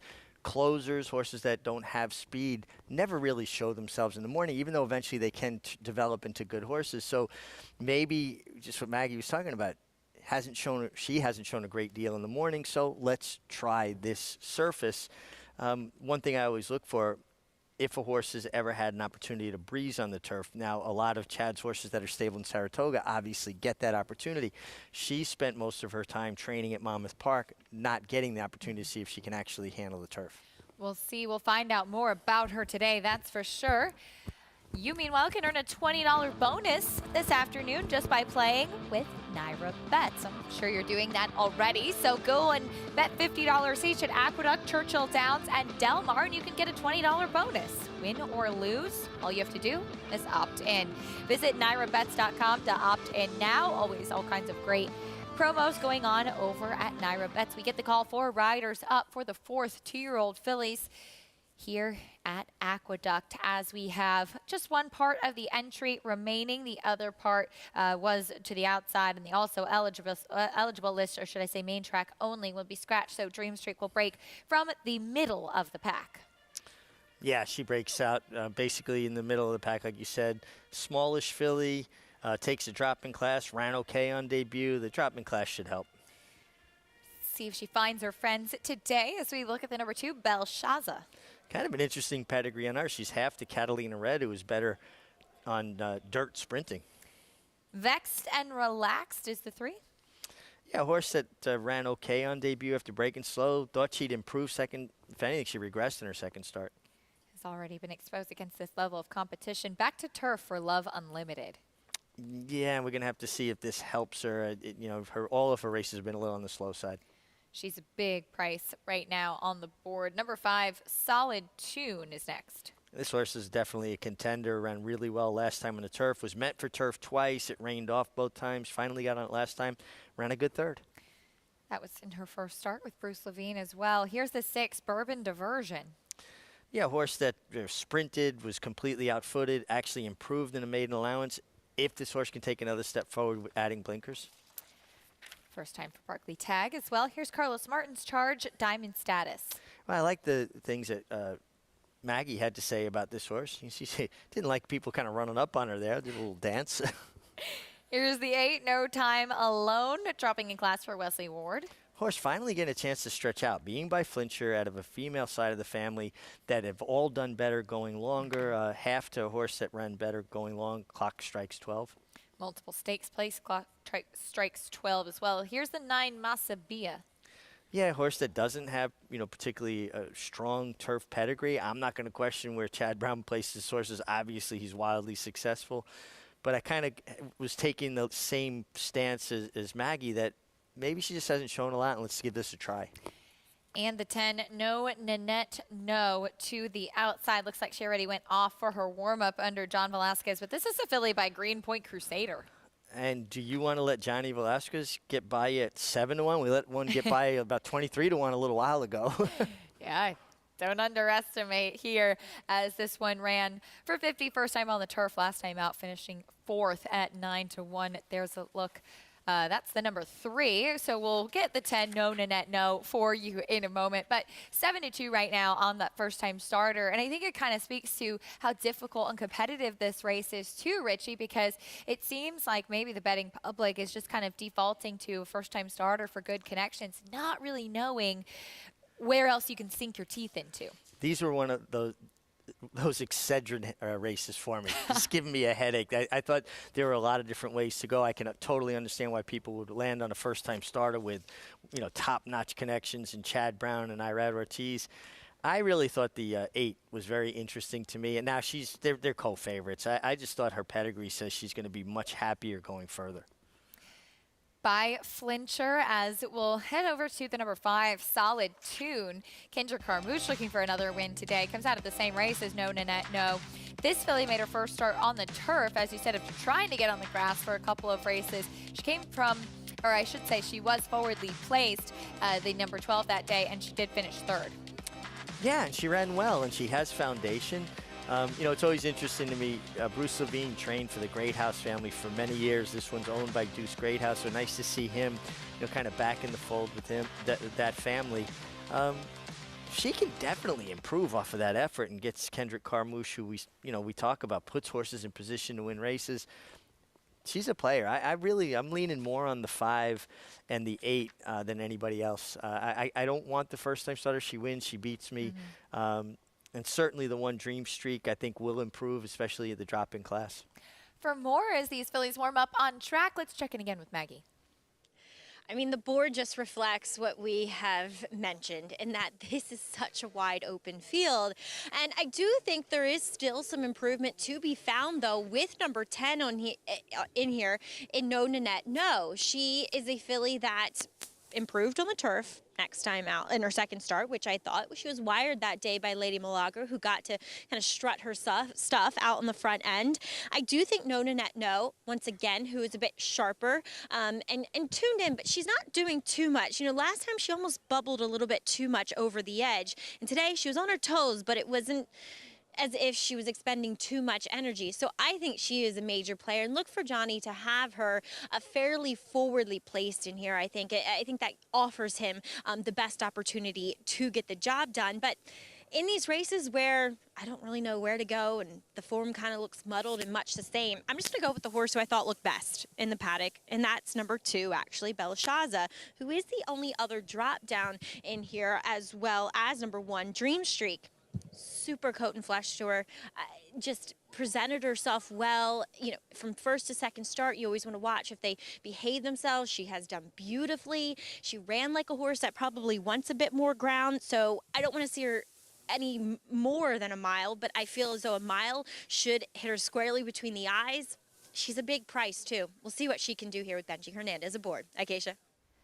I like it, Maggie. Thank you. 9-1 on Belshazzar for Gary Siaka, who we saw get that milestone win on opening day at the Big A, 1,000 wins in his career. A big number for a trainer. Just so hard to win that many races. She gets a good inside draw. She didn't run badly on debut, and you know she could take a step forward. I just find it interesting that she was a half to a more proficient dirt sprinter that did start his career on turf as well. Also have to Whiskey Bravo, who was a 12-time turf winner, too. Let's see how this Filly by Exaggerator does in start number 2. Favoritism now on the number 8, No Time Alone. She's still 7-2, wide open race, as we've mentioned. This should be a fun one coming up here in race number 4 at the Big A. We send it up to John and Brielle for the call.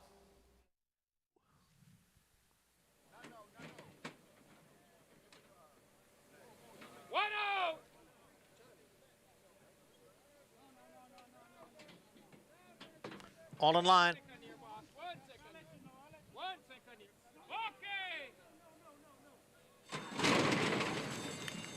And they're off. It is Solid Tune and Vexed and Relaxed. Solid Tune has the lead as a Diamond Status now moves up along with No Time Alone. So they are right together going into the clubhouse turn. There goes Diamond Status now to take over.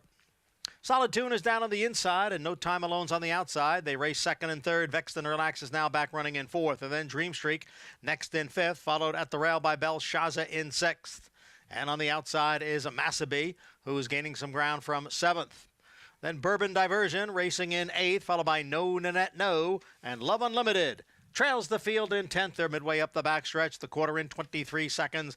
Diamond Status leads here by a length and a quarter, with Solid Tune in second by 2. Vexed and Relaxed down at the rail. No Time Alone's on the outside. They're right together, third and fourth, a half mile in 48 seconds. Belshazzar is at the rail. And on the outside is Massabee. And in between horses is Dream Streak. And then we come back to Bourbon Diversion, Love Unlimited, and No Nanette No is now the trailer. Up front, Solid Tune has now taken the lead from Diamond Status. It is Solid Tune in front as they come off the turn and enter the stretch. Solid Tune, Diamond Status. On the outside, it's Vexed and Relaxed. Then Belshazzar, followed by No Time Alone and Dream Streak. Past the 8th pole, Solid Tune is the leader. Vexed and Relaxed races in second. No Time Alone is coming on late, but now they're coming down for the finish, and it is Solid Tune with the lead. Vexed and Relaxed, one last try on the outside. Oh, it looked like Vexed and Relaxed got there. A photo finish, Vexed and Relaxed, and Solid Tune. What a big step forward today for the number 3, Vexed and Relaxed for Mike Maker. In start number 3, she gets up just in time over Solid Tune. Well, I'm vexed and not relaxed as I take a bad beat here with the 5, Solid Tune. Looked like she kind of had a response, kicked away from Vexed and Relax. Vexed and Relax kept at it resolutely, just kept to task by Jose Lezcano and guns down the 5, Solid Tune, in the shadow of the wire. That was tough. Solid tune, ran so well, and a big improvement today from Vexed and Relaxed. There's a look live in the paddock at Churchill Downs at the number 5 Rumble Strip Ron, as Raylu Gutierrez gets a leg up from Anthony Cordarolo. We'll talk more about the second race after this. Eclipse champion Blaine has sired 5 Grade 1 winners, including Nadal, Marley's Freedom, Fault, Abscon, and French Classic winner Senga. Recent top runners include Aga Khan stud Saidabad, a star performer overseas, plus these recent standout performers. With success on the track and success in the ring, this proven son of Arch is truly a gold value stallion. Blaine, standing at Claiborne Farm. Introducing Adelphi Racing Club, the horse racing syndicate offering more than just fractional ownership. Enjoy the thrill of an interactive thoroughbred ownership experience competing at the sport's highest level. Attend events where you'll interact with top trainers, industry professionals, and club members. We've cheered on winners from coast to coast at top tracks such as Santa Anita and Saratoga. And it will be Exotic West. Become part of a group that celebrates success together. Visit AdelphiRacing.com and join the club today. War Dancer's Saratoga momentum continues as his progeny keep winning. First-time starter, She's Dancing wins by 7 lengths. She's Dancing, making this look like a walk in the park. Battle Scars 2 starts and 2 wins at Arlington. Battle Scars first up on debut. Pop the Bubbly at a mile and a 16th. Pop the Bubbly to the outside of Concept. Pop the Bubbly gets the win. And Show Me the Honey at 7 furlongs at Belmont. And Show Me the Honey is the winner. Become a part of the momentum. Visit WarDancerStud.com to book your mare today. Racetrack Television Network brings you every race, from every track, on every screen, every day. With monthly packages starting as low as $5, RTN gives you great value and access to more live HD streaming and race replays than anyone. Visit RTN.tv today to sign up and watch on almost any device, including Roku and Amazon Fire. Use promo code TRYRTN for a 5-day free trial.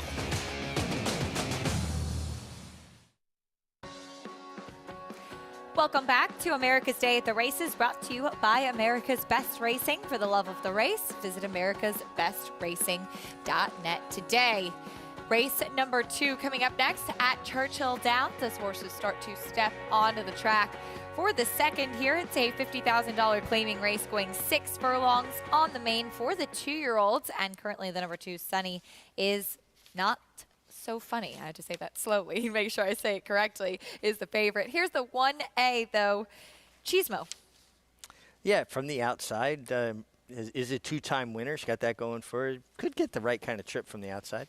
Here's that current favorite. Sunny is not so funny. Very impressive on debut. Took a lot of money in a much tougher race last time. Drops in class and gets Joel Rosario.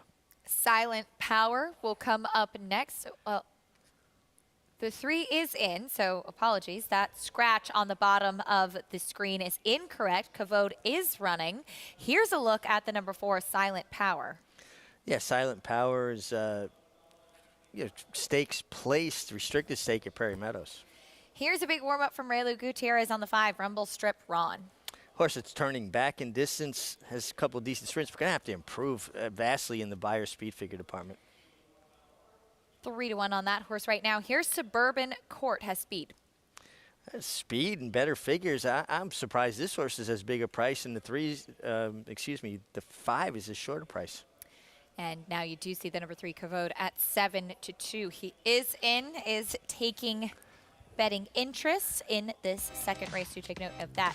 Here's the number 2, Sunny is not so funny. He is the Twin Spires market mover, the horse attracting the most support late in the betting, 5-2 on the morning line. Even money right now on the board. As Richie mentioned, took a lot of attention on the board in both of his races so far. Was well beaten last time, but that was much tougher at Keeneland. Now gets a drop in class. If you want to bet the Twin Spires market mover, go to TwinSpires.com. And this one, second off the layoff and running against some lesser competition, does look like he could be tough in here, Richie.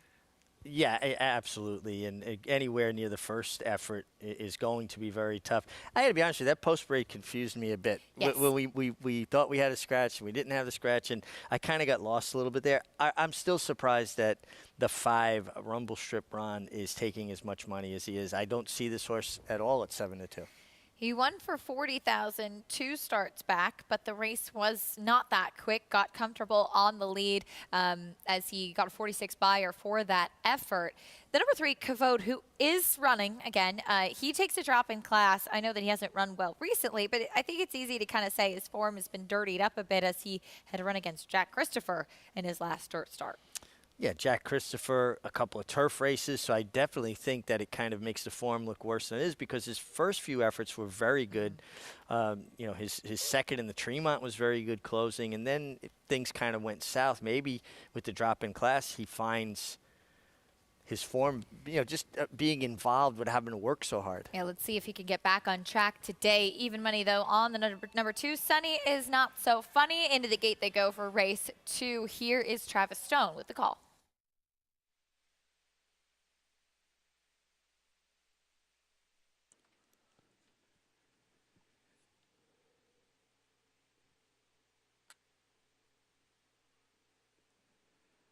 They're in the gate. And they're off. Silent Power, not the best of beginnings. Sunny is not funny, off near the back as well. Suburban Court breaks out on top. Chismoso showing speed. These two head and head early on. Kavod comes away third toward the rail. Rumble Strip Run races up into fourth by 2. Sunny is not funny, comes away fifth, climbing just a bit and is 6 or 7 lengths off the lead. Silent Power is the trailer. Down the backstretch runs Speed Duel up top. Chismoso and Suburban Court going head to head through a swift opening quarter in 21 and 3, and the round of the far turn still there. Kavod is not far behind while third. Rumble Strip Run angles to the outside from fourth. Sunny is not funny, is going to save ground fifth and is catching up quickly, so too Silent Power. They've caught up to Chismoso and Suburban Court. They come off the turn with Kavod coming on 3 wide. Rumble Strip Run coming on 4 wide. Sunny is not funny, stuck in behind in Silent Power, top of the stretch. Kavod comes away with the lead. It's Kavod in front racing for the 8th pole. Rumble Strip Run fights on. Sunny is not funny is now third. 2.5 lengths to make up on Kavod, who kicks away. Kavod opening up through the stretch, and it will be Kavod. Under the wire to win it by 3 lengths in the end. Photo for second there between Sunny is not funny or Rumble Strip Run. Silent Power was fourth. Kavod coming out of those graded stakes finds his friends today and gets the job done for trainer James Chapman. Well, this is where when you find the hidden jewel, a horse that certainly had races good enough early in his career, then really, you know, went into the deep end of the pool. Sanford tried turf with anticipation, grade 1 Champagne, back to turf in the futurity. Now he shows up for 50 on dirt with races certainly more than good enough to make him competitive. This is when we talk about a horse having dirtied up form. Horse basically looks like a winner every step of the way. A nice performance under Alvin. I believe it was Alvin Jimenez. Not sure if we had, that was where the jockey change happened there. But this one did take that significant drop in class. Finished up really well. 2-year-old colt by Lee getting the job done in race number 8 of his career, now a 2-time winner. Broke his maiden early on when we saw trainer James Chapman being very aggressive and spotting some of those really ready horses, taking an $87,000 maiden special weight back in April when there weren't many 2-year-olds running at the time. Not at all, and that was Tyler Gaffleone, and I thought so by the style, but I double-checked, and that was where I guess the confusion was about the scratch. We kick off the $1 pick 6 from Aqueduct in this next race. After this, stay with us for a lot more live racing action here on America's Day at the Races.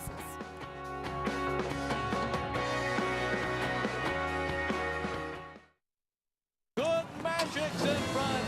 Good Magic pulls away from Solovini.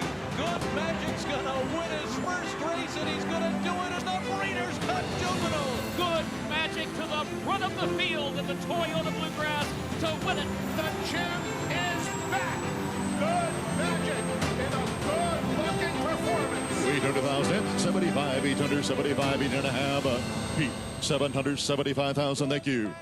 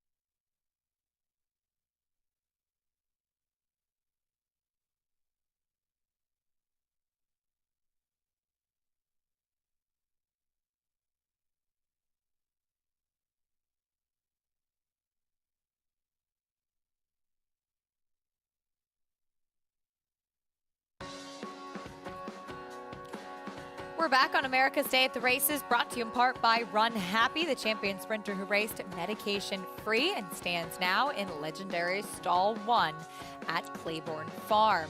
That's a look at Churchill Downs as the number 3 Kavod goes into the winner's circle. Apologies for the confusion with that scratch and jockey change. Kavod, though, with Tyler Gaffalione in the saddle in the drop-in class, gets the win for trainer James Chapman. Yeah, looked a winner every step of the way. Tyler Gaffalione sweeps the early double there at Churchill Downs. They didn't change their graphic, but that was definitely Tyler Gaffalione. You could see that going in the winner's circle, and paid $640. And Sonny is not so funny, had every chance. He came out between horses in the stretch, just didn't have a rally. 65 favorite checked in third. Back at Aqueduct, we are in the paddock here for race number 5, which is about 10 minutes away. It's a mile and a 16th on the outer turf for the 2-year-olds. Lots of 2-year-old races today, which makes things very fun and interesting. Here's the colt by Claiborne Stallion Warfront, Fort Washington, who ran really well in his debut for Shug McGahee, as we'll take a look back at that first race on September 23rd at Belmont, where he finished third, coming from off of it in those recognizable Joe Allen colors. Yeah, you see Jose Lezcano, he didn't want to come out too soon, lose ground. He was trying to run, race behind horses until he came out of the stretch. Horse was a little bit green, a little bit awkward changing leads, jumped back to his left lead, almost running a little bit unsure of himself, almost like the emergency brake on. And then it feels like suddenly he put it together and settled and started running again a bit late. Kind of what I talk about a horse running with the emergency brake on, a little bit in stops and starts. With that effort, if he can just put some continuity into his run, he's going to be very tough to beat. Seemed like he was a horse mentally that was really going to improve after having that first race under his belt, as we often say with Shug McGahee, giving his horses a little bit more time, particularly the turf horses training for a career, and you expect them to come along as they have more races under their belt. Yeah, we've seen Shug is very capable with first-time starters. He can win with any kind of horse, but he's a trainer that gets a horse ready to run, not necessarily gets them ready to win first time. They happen to win, it's just because they're that talented. He wants them to kind of build off of a race and continue to improve throughout their career. The number 3, Dr. Brown's Miracle for Jorge Abreu, is making start 3 of his career and will stretch out in distance after back-to-back 7 furlong tries. Another one who had, or one I should say, who had trouble last time out when he took a lot of money after being 29-1 in his debut. Yeah, and he just completely stymied at a critical point in the race. You can see now he's going to come out over heels. Horses are not like driving cars. You can't hit the brakes and expect instant acceleration. The fact that this horse was able to find his stride again and still not in the most comfortable position in between horses, I think speaks volumes. He works out a clear trip today. He is going to be the horse that I believe the 7 Fort Washington has to beat. Comes out of the same race as Beige, who is the number 5 in here. 16-1 on that one right now. I'm guessing with Beige being as individuals who are from Barbados, called Bajan, as Safi Joseph is. I'm glad you pronounced that because I would have pronounced it wrong. So at least I know I could say Beige. Well, for more on this field of 2-year-olds, let's go down and get a paddock report from Maggie. And taking a look at some lesser-known commodities, a horse trying the turf for the first time, and some first-time starters. We'll begin, though, with the rail runner. That's number 1, Al's Rocket, for trainer Todd Pletcher. Now, I'd written in my notes that he looked like an out-and-out dirt sprinter, despite the dam, though, being 3 for 15 on the turf and multiple stakes placed. Now, the dam also half to Frivolous, who is a multiple graded stakes winner, going long on the dirt. I can see him handling the turf. He actually does have a bit of a turf hoof to him, but he is a bigger, bulkier type physically on the top half of him, because a lot of times you foresee turf horses as being a little bit more leaner, a little bit more angular overall, and that's not him. But I will say that I've seen many Cairo Princes have this kind of bone structure and this type of top line. So if I was ignoring the conditions of this race, number 1, Al's Rocket would be my pick. I mean, he looks fantastic here, and he's moved forward from that debut effort where he's just a bit tighter but a bit more solid and has put on a little bit more muscle mass. Now, he's a little bit of a cheeky type, so we'll watch him and how he behaves out on the racetrack, but He looks great, and now that they've taken the bell boots off, which I was just waiting for them to do in the nick of time, they did, and I do see he has a turf hoof, and there's pedigree to boot. On to some first-time starters. Number 9, Win It, has a very interesting pedigree, a son of Tappet. He does look a lot like Tappet, which I'm always a little, leery about. He's also, though, while there's not much in the first generation, the Dam is a full sister to New Money Honey, obviously a multiple Grade 1 winner on the turf, including the Breeders' Cup Juvenile Fillies turf. This guy has a turf hoof to him. He's just a bit big, a bit gangly. He does not look like a horse that's going to win first time out, though. He is a big price, and he's one I really want to watch with some interest because the pedigree struck me, and it looks as though they have him in the right spot. He's just going to need one to ultimately develop mentally and physically. Number 11, speaking of New Money Honey, well, she was trained by Chad Brown as he sends out number 11, Forwardly, the son of Twirling Candy. Going back as far as pedigree, it's a bit of a better second generational pedigree with this guy, the second Dam Mediation, a graded stakes placed on synthetic and turf, and the Dam have to go between. It was a multiple graded stakes winner on synthetic and turf as well. So there's pedigree. He looks like it physically, bit of a smaller type, which isn't out of line with the Twirling Candy bloodline. Looks fit, looks well prepared here. He's not the one that's going to grab you the most here, looking at them physically, but he ticks all the boxes. So he's a big price here for a Chad Brown first-time starter. Sometimes that's a negative, but sometimes these Chad Brown horses will step up and win at bigger odds than what you expect, Acacia. So true, Maggie. This one 9-1, not typically a price that you expect to see on a Chad Brown first-time starter on the turf. Always interesting to see how that tote board can be your guide, especially as we kick off the pick 6 here. But talking about a couple of others, number 4, Parketry is a second-time starter. This one finished second at a big price in his debut for Barclay Tag. Ran extremely well that day, though. And, I mean, really, I think this horse is way too big a price. I mean, I can understand the 7-horse being 3-2, but this horse didn't run, ran marginally slower than the 7 Fort Washington, and 8-1 is a much more attractive price. And it's interesting on the bottom side, the Dam, her wins came on the dirt. You do have Temple City on the top, but you would think as well with Barclay Tag that his runners will improve after having some starts under their belt. The number 5, Beige, you brought up an interesting point. This horse coming out of the same race as Dr. Brown's Miracle finished second to his third, and this one is a much bigger price versus the 3. Well, and that's why it's so important to watch replays, and just what we illustrated earlier, the trip that Dr. Brown's Miracle got, kind of a magical mystery tour on heels, steadied while the race is going forward, has to come out over heels, never in a comfortable position. Where Beige, even though he lost some ground, at least there was continuity to his run. He was able to continue his forward progress.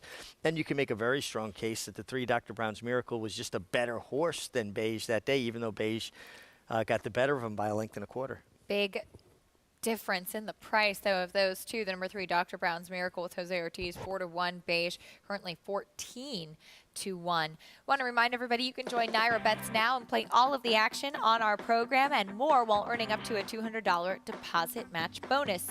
New members use promo code BONUS200 when signing up and earn up to a $200 deposit match right after your first deposit. Bet any track, anywhere, anytime, and join now at NairaBets.com. It's also another interesting first-time starter, the number 6, Soul Pharaoh for Bill Mott. High price purchase by American Pharoah, who has been a good turf influence, but the bottom side of the Dam's all dirt. Yeah, it's always interesting to me, and horses, like people, sometimes create their own pedigrees. You have plenty of police officers that have brothers or sisters that are criminals. So, pedigree is only going to take you so far. You also are an individual. We'll see how that shakes out as they head out for race number 5, the start of today's pick 6. We kick it off with one trying the turf and stretching out, Al's Rocket. Inside post coming out of a sprint for Hall of Famer Todd Pletcher. Mare was stakes placed on the turf. Number 2, Big Price, Uncle Waterflow. Yeah, very well beaten for maiden 50. Now actually moves up in company. Big step up in class to these he's facing today. Dr. Brown's Miracle is next. Horse makes a lot of sense to me. Had a difficult trip last time. Improved from first start to second start. Could improve again for trainer Jorge Abreu. Next will be a second-time starter, Parketry. Ran second on debut. Yeah, ran extremely well beaten by Verbal, but could take a step forward for old school horseman Barclay Tagg. Coming out of that same race as Dr. Brown's Miracle is the 5 Beige. Yeah, got the best of Dr. Brown's Miracle with a better trip last time. Nice warm-up under Manny Franco. Here's a first-time starter, Sol Pharaoh. Yeah, from Belmont. We talk about Belmont having a string of horses in Saratoga, which recently concluded the fall session of training. It's closed now, but this horse had an opportunity to work on turf. Getting a bit cold up there. Here's the 7, Fort Washington. His first race points him out. He was a horse running in stops and starts. Just with the start, should be a little bit more professional. Knows what is expected of him today. Another first-time starter is next, a big price on Pathological. Yeah, but it was also a half to Done Deal, a turf winner, Morning Coffee, a turf winner, being very, very green here as he runs towards the outside fence. He left the pony under Trevor McCarthy. Did a good job there getting him straightened out. Here's the 9, Win It, big warm-up under Kinder Carmouche. Yeah, big warm-up. Actually, when it was out on the turf course for John Kimmel, when they got to gallop in the infield turf course here at Belmont Park. Didn't get to work on it, but had a big, long stride galloping on that infield course. And that could be so beneficial to see how they move over the turf. Here's the 10, King of Hollywood. King of Hollywood ran big last time. They thought enough of him to put him in the Laurel Futurity, dropped back into maiden allowance and ran okay. For Greg Sacco and the 11 first-time starter, Forwardly. Chad Brown Firster not taking any money. Did have the opportunity to work on that Saratoga turf course. We do try to let the board help us, though, because it basically points out if a horse is trained well in the morning. Back to turf. Here's the 12, Resilient Courage. Yeah, a horse that, has run some decent races, one decent turf race where he was third, but slowish Beyer speed figures. That's the field for the 5th, and you see the current pick 6 pool in the bottom right-hand corner of your screen. Initially, that graphic said that there was a carryover. There is no carryover today. Do take note of that. We had a carryover yesterday, so starting fresh here today. But the pick 6 does kick off in this spot with the 2-year-olds. For more, as horses warm up on track, let's check in again with Maggie. Guys, I do think that Fort Washington, much the horse to beat, really keen and professional and focused here, and physically looks great, much as he did in his debut, and moving beautifully for Sugar McGahee. Though it is 2-year-olds, and there's always an option for something to go awry, maybe. And so looking for some prices in here. One is not necessarily number 3, Dr. Brown's Miracle, son of Temple City. As for We'll actually look at both of the Temple City progeny here. He is wearing a Halton bit this time around, as we saw it highlighted in that replay with the trouble that he had as a horse that, he broke slow and then he kind of rushed into the race a bit headstrong and maybe just not the easiest to control. Well, today he's very relaxed in the preliminaries thus far. Looks fantastic. Like the fact he gets an extra furlong and a half to play with today. I think that helps him, as he is a bit of a rangier type and long-legged. He makes a lot of sense to me in the face of the favorite too, as number 4 Parketry, as you guys were mentioning, really didn't run that much slower on his debut like Fort Washington. I wonder how firm the course was that day, to be honest, because it was raining a little bit, and 2, they were kicking it up quite a bit. You could see horses in that replay. They had a lot of kind of, not want to say mud, but they had a lot of turf and a lot of the ground on them. So they were kicking it up. It was towards the tail end of the meet a bit. So Parketry, big, lanky horse. He just seemed to be figuring it out as the race unfolded. Dylan Davis had to niggle at him the whole way, and he stayed on. And he looks like a horse that the longer he goes, actually, the better he may become.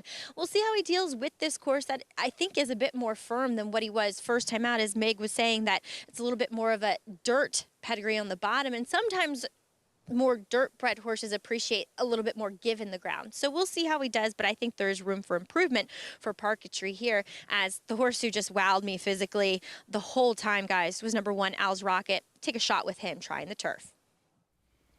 All right, Maggie, thank you. Pedigree would say he should handle it, and a nice price at 6-1 with Al's Rocket making a great impression out there on the racetrack as they load into the gate. And like Maggie said, with these young horses, anything can happen at this stage. Well, they're going to run into that first turn. Trips play such a big role in turf racing, and it's also about horses cornering well. Sometimes your horse corners well, but you get caught outside of a horse that doesn't corner well, and it compromises your trip. Race number 5, pick 6, starting here. Here's the voice of New York Racing, John Embrial, with the call.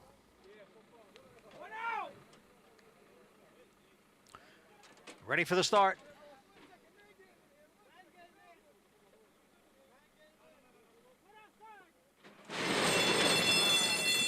And they're off. Al's Rocket from the rail. Baj now moves up. Dr. Brown's Miracle in between those two, so it's 3 of them across the track for the lead, with Soul Pharaoh racing in 5th. And to his outside is King of Hollywood. Next in 6th, down towards the rail is Parketry, who is racing in 7th. Then Resilient Courage next in 8th, followed by Pathological in 9th. The favorite, Fort Washington, is in 10th, but now moving up on the outside. At the back of the pack are Win It and Forwardly. They're on the back stretch. The quarter went in 24 seconds. Baj is the leader here by 3/4 of a length. Soul Pharaoh moves up on the outside of Dr. Brown's Miracle. Those two are right together, 2nd and 3rd. Al's Rocket is down at the rail and racing 4th. King of Hollywood is alongside in 5th, 2.5 lengths to the duo of Parketry and Fort Washington. The half mile in 49-1. Win It has advanced up on the outside. The gray there is now in 8th position. Uncle Waterflows down at the rail in 9th. And Pathological. They are all chasing Baj into the far turn. Baj by a length, with Soul Pharaoh running in 2nd. King of Hollywood is 3rd by a head. Dr. Brown's Miracle is down at the rail in 4th. Al's Rocket in 5th. Then Parketry and Fort Washington with a lot to do as they come for the top of the stretch. 3/4 in 1:13-4. It is Baj on the outside, Soul Pharaoh, and now Dr. Brown's Miracle begins to gain ground. Al's Rocket is moving up down towards the rail. Parketry is now coming on, and Fort Washington is making a late run out in the middle of the course with a 16th of the finish. Here comes Parketry. Here comes Fort Washington on the outside. Al's Rocket is right there. And it looked like Fort Washington got the job done as the 7-5 favorite. What a good horse race with these 2-year-olds. 4 of them coming down to the wire. Looks like outside the late running Fort Washington under Jose Lascano might have got there just in time. And once again, these turf races providing so much excitement, so much drama. You could throw a blanket over the first 3 finishers. I still think the 7 Fort Washington is figuring this game out. Again, running in stops and starts. The 4 Parketry, he got to knife his way through, saved all the ground on Dylan Davis. Looked like he was going to win. The 1 Al's Rocket jumped in and engaged with him. And then here comes Fort Washington again, running in stops and starts before he finally gets his head down on the wire first. A horse that when the light bulb goes on is going to improve markedly. He won today because he's talented, not because he's figured the game out yet. Yeah, it looks like he even switched back to that left lead late too as he was closing, but able to get the job done under Jose Lascano. A nice effort from this son of Warfront. We'll bring you prices and more live racing after this break. Stay with us on America's Day at the Races.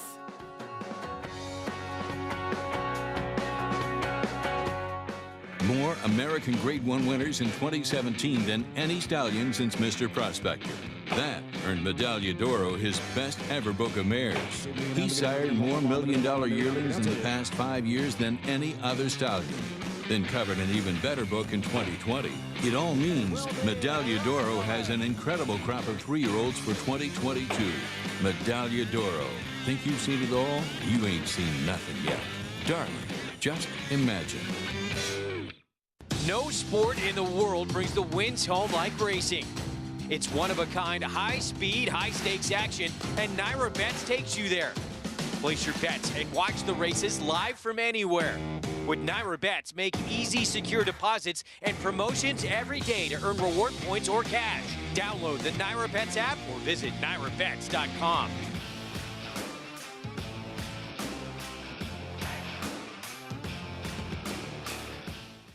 Horse of the Year Gunrunner is off to one of the most exceptional starts at stud in recent memory. Papa Cap, an easy winner of the best, pal. It is Wicked Halo drawing away to win the Adirondack.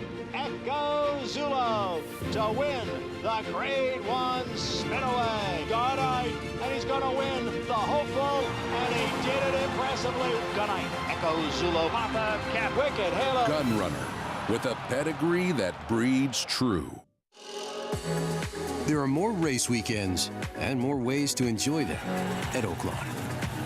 With a new luxury hotel, more dining options than ever, world-class thoroughbred racing, and 24/7 action in our casino. This racing season is like no other. Book your escape at oaklawn.com today. Oaklawn, Arkansas's only casino resort. We're back on America's Day at the Races. So glad to have you with us on this beautiful Saturday afternoon, bringing you live racing from Aqueduct and Churchill Downs. Race 3 at Churchill is our next order of business, as we'll be going a mile and a 16th on the main track. The 2-year-olds, once again, we've got 2-year-olds in both locations. Quite a bit today. This is a maiden claiming for $15,000, and they will step onto the track here. We'll get into our post-parade momentarily, starting with the 1A, the part of the entry that remains, and that is Eli. 2-year-old that's making his 11th start. You don't see that very often in this day and age. Would have to improve. Started very early on in the season. April 7th was his debut. Here's the 2, Dates Hero. Takes another slight drop in class. Stretches out after going long first time on turf. Number 3 is Midnight JJ, stretching out. Another one stretching out after showing speed. Sprinting came out of the same race as the 2-horse, both well beaten. Glasato is the 4. This horse really has shown nothing. They tried turf, they tried dirt, they put blinkers on. Just doesn't look like he has much ability. Dropping all the way down to the $15,000 today. Next will be your favorite, cutting his claiming tag in half, Brazil Nut. I think part of the reason this horse is favored is because of the presence of Joel Rosario. At least this horse has enough foundation, has been a mile and a 16 twice. Next will be the number 6, Cachirulo. Another horse making their 11th start. 2-year-olds in a day and age, you don't see them run that often. He's taking money. Here's the 7th, Math Man, on the drop in class. Now, this is the horse I like. I think the drop in class is really going to help this horse a great deal. You will see that in the short comment, there was an incident in that last race, which could account for him being beaten so well, running for 50. Here's the 8, Rhythmical Lee. Making his first start long on dirt. Horse that ran long on turf, turned back to 6 furlongs last time. And a name I love, gelding by Speightstown, Spidey Sense. A horse that ran at Gulfstream in June, comes back as a gelding, drops markedly in class, and stretches out for Kenny McPeak. With TwinSpire's Bet Back offer, you can place a win bet on select races at Churchill Downs Thursday through Sunday, and you'll get your bet back up to $10 if your horse runs 2nd or 3rd. All you have to do is opt in with bonus funds credited each Monday. Download the TwinSpires app today or go to twinspires.com. That's a look at the number 5, Brazil Nut, with Joel Rosario in the saddle. And he does take a drop in class. Unfortunately, looks to be the type of horse that just doesn't have any early speed. No, not any early speed at all. And, you know, I always worry when you're talking about lower level horses, maiden claiming horses, do they get easily discouraged, getting so much kickback if they lag early? You know, I prefer horses that put themselves a little more forward and maybe make an easier trip for themselves. There's a look at Spidey Sense, who comes back as a gelding, and I'd say he looks on the smaller side, but he is accompanied by Harley. Yeah, Harley kind of make anybody look a little smaller than they actually are. He's so awesome, that lead pony, well known throughout Kentucky at Churchill Downs and Keeneland. But Spidey Sense off a layoff, and he didn't run much in that debut back in June at Gulfstream. Drops all the way down and does come back as a gelding for Ken McPeak. Yeah, and you know, we talk about like horses that have a lot of starts in here. This is a horse only making the 2nd start, probably ran shorter than wanted to run, and is out of a mare Wonderment that Kenny McPeak trained, a multiple New York Stakes winner. You know, just a nice filly. She actually is a Grade 3 winner on synthetic, but I remember her running as a 2-year-old winning the Lynbrook here, so she's got some pedigree to go on. Kenny having a terrific meet at Churchill as well, batting about 31%, 5 for 16, at least looking at these past performances in front of me. Let's see if this one can add to that tally. The favorite goes in, Brazil Nut with Joel Rosario in the saddle. Here's the third at Churchill. We send it up to Travis Stone.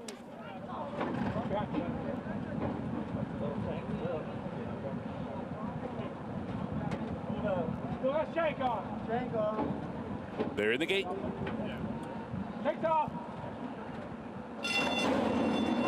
And they're off. Cachirulo looking for the lead. Spidey Sense from the outside. Rhythmically is also there. And Glissado toward the rail showing speed too. So there's 4 across the track into the opening turn. From the rail out, it is Glissado, Cachirulo, and Rhythmically. Backing off, there's Rhythmically into third. Midnight JJ comes away fourth and toward the rail. Spidey Sense reserved back while fifth. And then as Detestus Hero running along in 6th. Eli is 7th. Mathman is 8th. The trailer is Brazil Nut. Already 10 lengths off the lead. Turning into the backstretch run. 24 was at opening quarter mile. Cachirulo steps out to lead by 4 with 5 furlongs to go. So it's Cachirulo unopposed so far. Glissado running along in second by 2. Midnight JJ is their third. Detestus Heroes coming through toward the inside of Eli. They're together 4th and 5th and both moving up. Rhythmically's lost a couple of spots and then 6 lengths off the lead.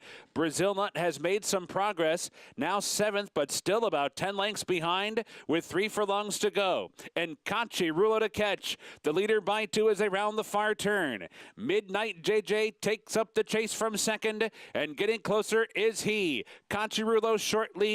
Midnight JJ coming on from second. Detestus Heroes farther back in third. Eli is 4th. Brazil Nut has moved up to be 5th outside. Off the turn into the stretch. Cachirulo still there.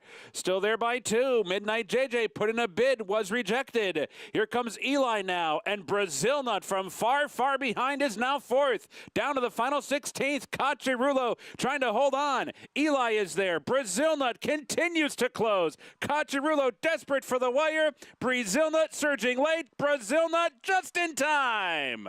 Running down Cachirulo. Eli was 3rd. It's tight 4th. Detestus Hero or Midnight JJ? Brazil Nut the favorite, just in time, able to run down that pace setter under Joel Rosario. I came with a relentless run from far back. When I saw how far back he was, getting all that kickback, you can see how covered in dirt he is. I said, well, he's got a lot to do, but under a relentless drive by Joel Rosario, this 2-year-old son of Bali Abali gets it done. $7,000 yearling purchase. Joel Rosario is so strong in the finish. I love seeing finishes like this and him and asking the horse, and then he just puts down hands and heels and able to run down a horse that tried to take them gate to wire. It's not like the pace completely collapsed. And there you can really see that strength finishing. Such a well-timed ride as well. Hey, absolutely. And I thought he might have had a little too much to do, but that's one of the things that Joel is so good at, producing horses at the right time. Boy, what a heartbreaking defeat for the 6, Cachirulo, making his 11th start. And John McKee was aboard there. Just could not last. Tried every step of the way, but the favorite too much. Brazil Nut with the win on the drop in class. Joel Rosario in the saddle. We owe you some prices. We'll bring those in just a little bit. We'll take a quick time out on America's Day at the races. We have a lot more still to come at both Aqueduct and Churchill Downs. Of course, looking forward to that Chaluki at Churchill a little bit later on. The Red Smith here at the Big A. And of immediate importance, this nice allowance race here in the 6th kicks off the late pick 5 from Aqueduct. We'll talk more about it after this. Stay with us on America's Day at the races.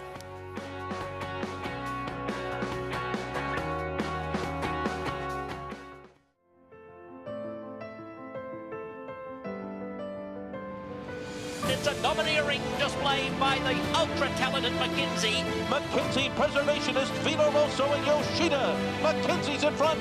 McKinsey, they've done it. McKinsey has it by 2. It's McKinsey in a dominant performance. Pure class in the Malibu.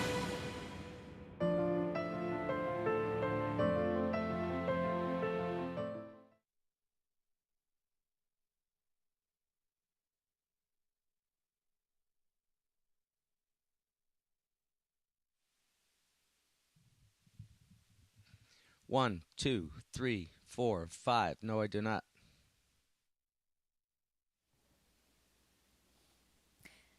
Gary, how are you? I'm good, Acacia. How are you? Great.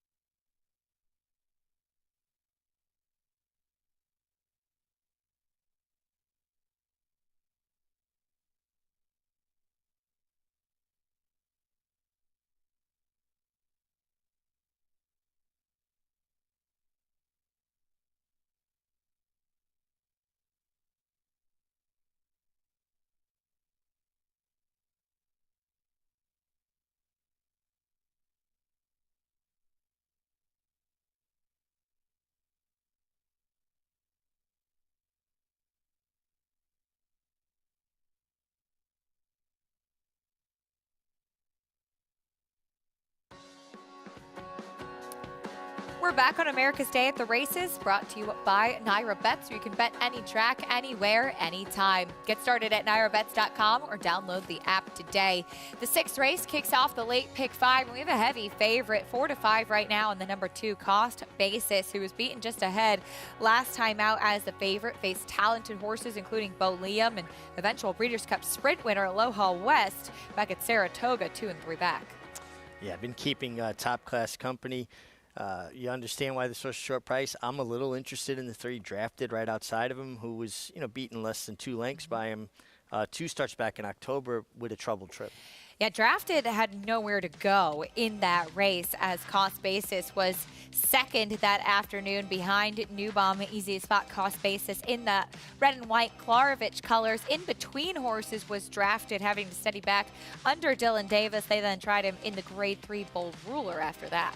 You can see, he really did get stymied in traffic. Now, that being said, Cost Basis creates his own trip because he's a horse that possesses speed. He puts himself in the game.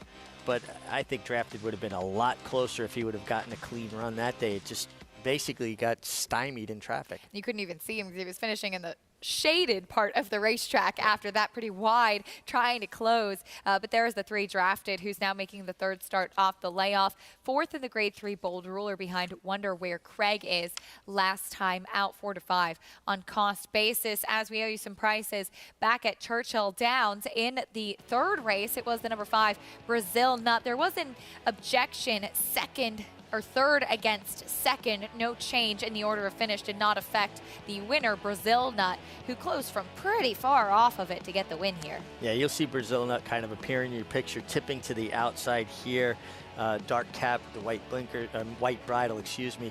And the inside horse, the runner-up, did come out in the stretch and kind of put the 3rd place finisher in a little bit of a precarious position. Again, I didn't think it was a lot, but keep an eye on the gray horse on the lead and the horse in between him, the 1A. He's going to put him just in a little bit of, it wasn't a whole lot, honestly, but Brazil Nut, strong ride by Joel Rosario, gets it done. Strong ride indeed for the finish there at Churchill Downs. Brazil Nut with the win on the drop in class, $5.60 winner. And again, no change to the order of finish, 5-6-1A after that objection.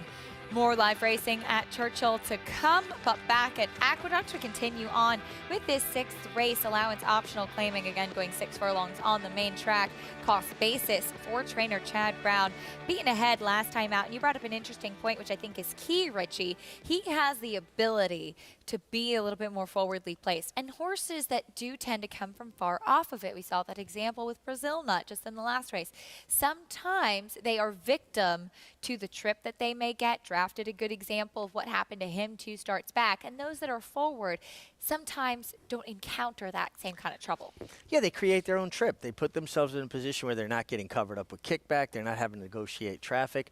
And when a rider has to come from behind, he has to make an assessment. He has to judge how much horse he has underneath him. Do I have enough horse to take a wide path, lose ground, and still be good enough to win? Or do I have to cut corners? Do I have to take edges and then potentially run the risk of getting in trouble? That's where preparation becomes so important, Acacia. Knowing your competition, knowing what horses are live cover, horses that are going to carry you. I always, equate it to like a linebacker, the halfback following the fullback through the line. The horse that's going to create the holes for you and who to follow. What horses lug out, what horses lug in, what jockeys tend to guard the rail more than others, what jockeys will have a tendency to drift out to competition and exploit and take advantage of all those little habits that every horse possesses, every jockey possesses. The number 7 spun and won. We got a shot of him to the outside. Got a win last time out at Parks. Overall, save that turf try, he's had a pretty consistent career, particularly sprinting, as he is 2 for 2 at the 6 furlongs. I thought he was very interesting. The 2 times he sprinted on dirt, both ended with wins. Then he ran a mile and a 16th, a mile, then turf. He's a dirt sprinter, and he's getting back to his strength with a good outside draw. Luis Saez going to be in the saddle. You said good outside draw. As we'll touch more on how this race may potentially play out. Horses leaving the paddock, though.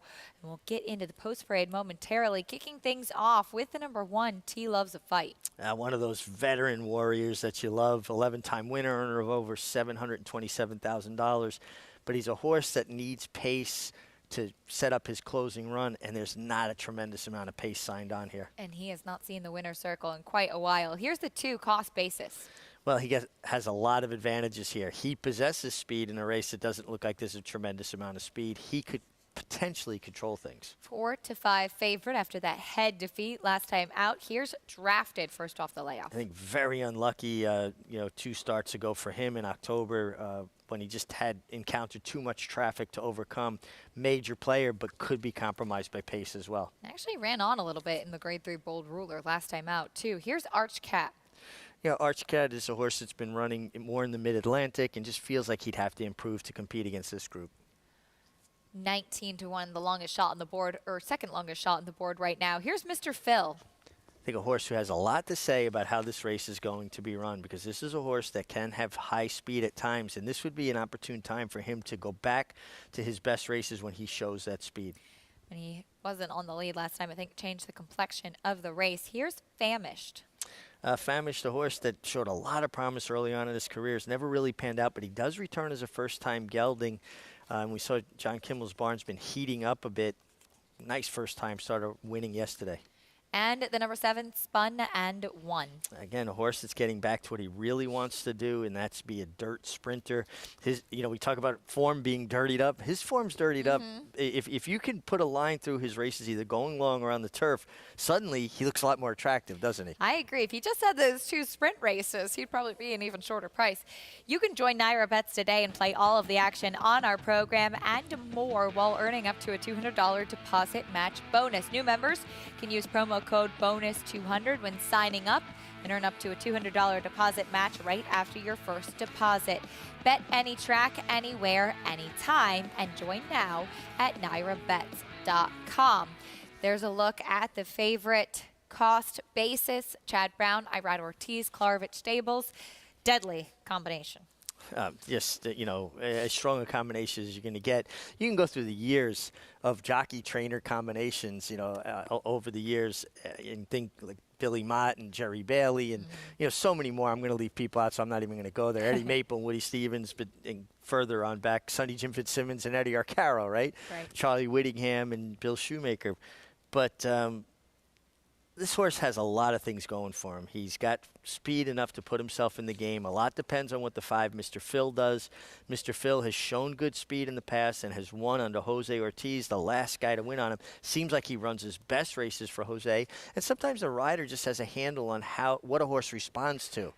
And, I like the two of them getting back together. And Mr. Phil, as you mentioned, he's a horse that was in such good form at one point. I mean, you look at that string of races from March at Aqueduct to the end of June at Belmont before we went over to Saratoga. And he actually ran okay at Saratoga behind Aloha West, and we found out just how good Aloha West is. Say Ortiz rode him to win the Breeders' Cup Sprint, but he's a horse that seems to do his best running when he's forwardly placed. I've always been of the feeling, Richie, that he's best at the 7 furlong distance. That's just kind of what suits him best, but he's shown he can be efficient at the 6 as well.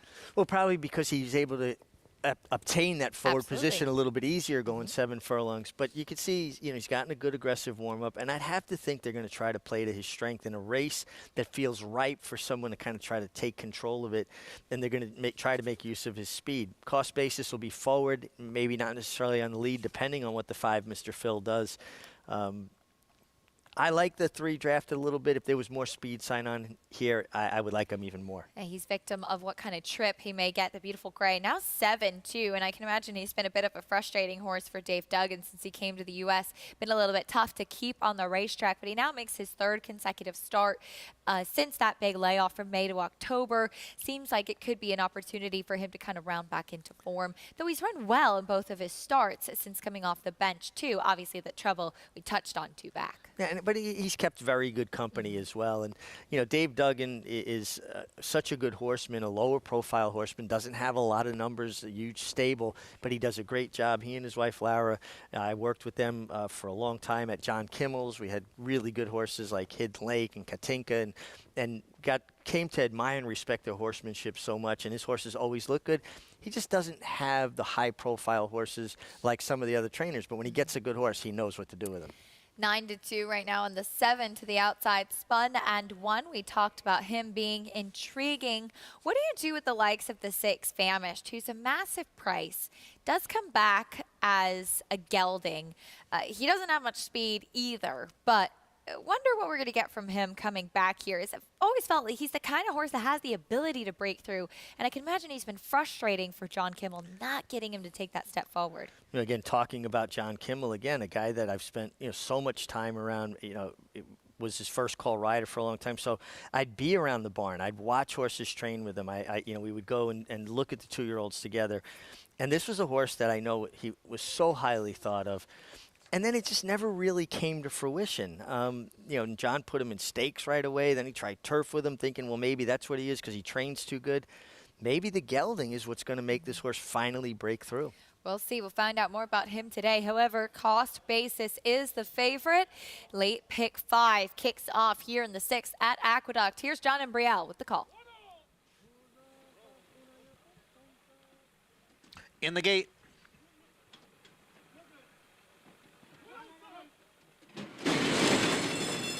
And they're off. Slow beginning for number 3, Drafted, and he trails. Cost Basis is going out for the lead with Mr. Phil. It's Mr. Phil and Cost Basis, and the 2 of them hook up early here, and they've got almost 2 lengths on Spun and 1. And right alongside is Arch Cat. Down at the rail is T Loves a Fight, a close-up 5th. 7 lengths back to Drafted, and then Famished. Cost Basis and Mr. Phil heads apart going into the far turn. The quarter went in 23 seconds. It's Cost Basis, the favorite now with a neck in front. Mr. Phil's on the outside in second. Spun and 1 is third by a head. Then comes Arch Cat, who's being urged on from 4th. Down at the rail is T Loves a Fight. Farther back, Drafted, and then Famished. Mr. Phil is right alongside of Cost Basis as they pass the quarter pole with Spun and 1 racing in third, the half mile in 46 and 1/5 seconds. It is Cost Basis who's getting clear now. Cost Basis is in front by almost 4 lengths. Then Mr. Phil, Spun and 1, and Drafted on the outside. Cost Basis in front as they come on for the finish. Drafted has moved into second, and Cost Basis is the winner, 2.5 lengths. Drafted was second. Spun and 1 finished third. Cost Basis took pressure early on from Mr. Phil, but able to pull away as Drafted will have to settle for second after that poor break. Yeah, he didn't break particularly sharp. Was a little further back than probably they would have liked, but Again, cost basis, a horse that creates his own trip by possessing natural speed, putting himself in the game. He did take some heat from Mr. Phil, who we thought would revert back to those tactics. That's what he's been successful in the past. You saw the turning for home when Irad kind of shook the reins at him and tapped cost basis on the shoulder. The horse kind of found. Drafted ran great. Comes finishing well down the outside of the track after not breaking particularly well and being further back than necessary, but a very logical result. Absolutely. 2, 3, 7 horses that really figured on paper. 3 to 5 short price on cost basis, but he delivered, getting his first win since October of 2020 when he won on a wet track. Has had some close finishes since then, kept some very good company, including Bo Liam and Aloha West. Gets his day in the sun today. Cost basis, the winner. Love that slow-mo shot. Irad Ortiz motionless down to the wire. Yeah, I always got a kick out of that. I always wanted to stay very low through the wire because I was very vain. I wanted my pictures to look good. I can imagine they did. Lizard on a log, right? That's what you said? What's that? Lizard on a log? That's it. Gotta be a lizard on a log. Disappear. Just disappear on him. Irad Ortiz with the win aboard cost basis. Mr. Phil checking in fourth, by the way, that photo up. 2, 3, 7, 5 in the 6th at Aqueduct to kick off the late pick 5.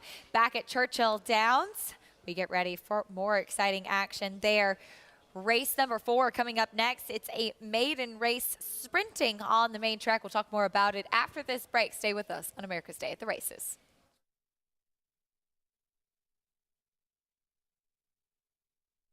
Maximum Security proves he's the real deal with a gate-to-wire win in the Florida Derby. Champion 3-year-old. Maximum Security has won the TVG.com Haskell Invitational. 11 triple-digit buyers. Maximum Security, he smoked them in the Cigar Mile. Grade 1 winning 4-year-old. Maximum Security takes them all the way in the TVG Pacific Classic. Secure your mare's future. Maximum Security.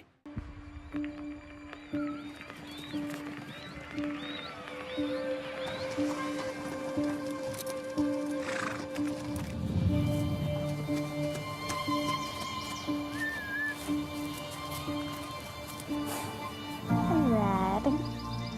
Good boy. Hey, Red. Ready to go for a ride, buddy? I'm gonna miss you, Red.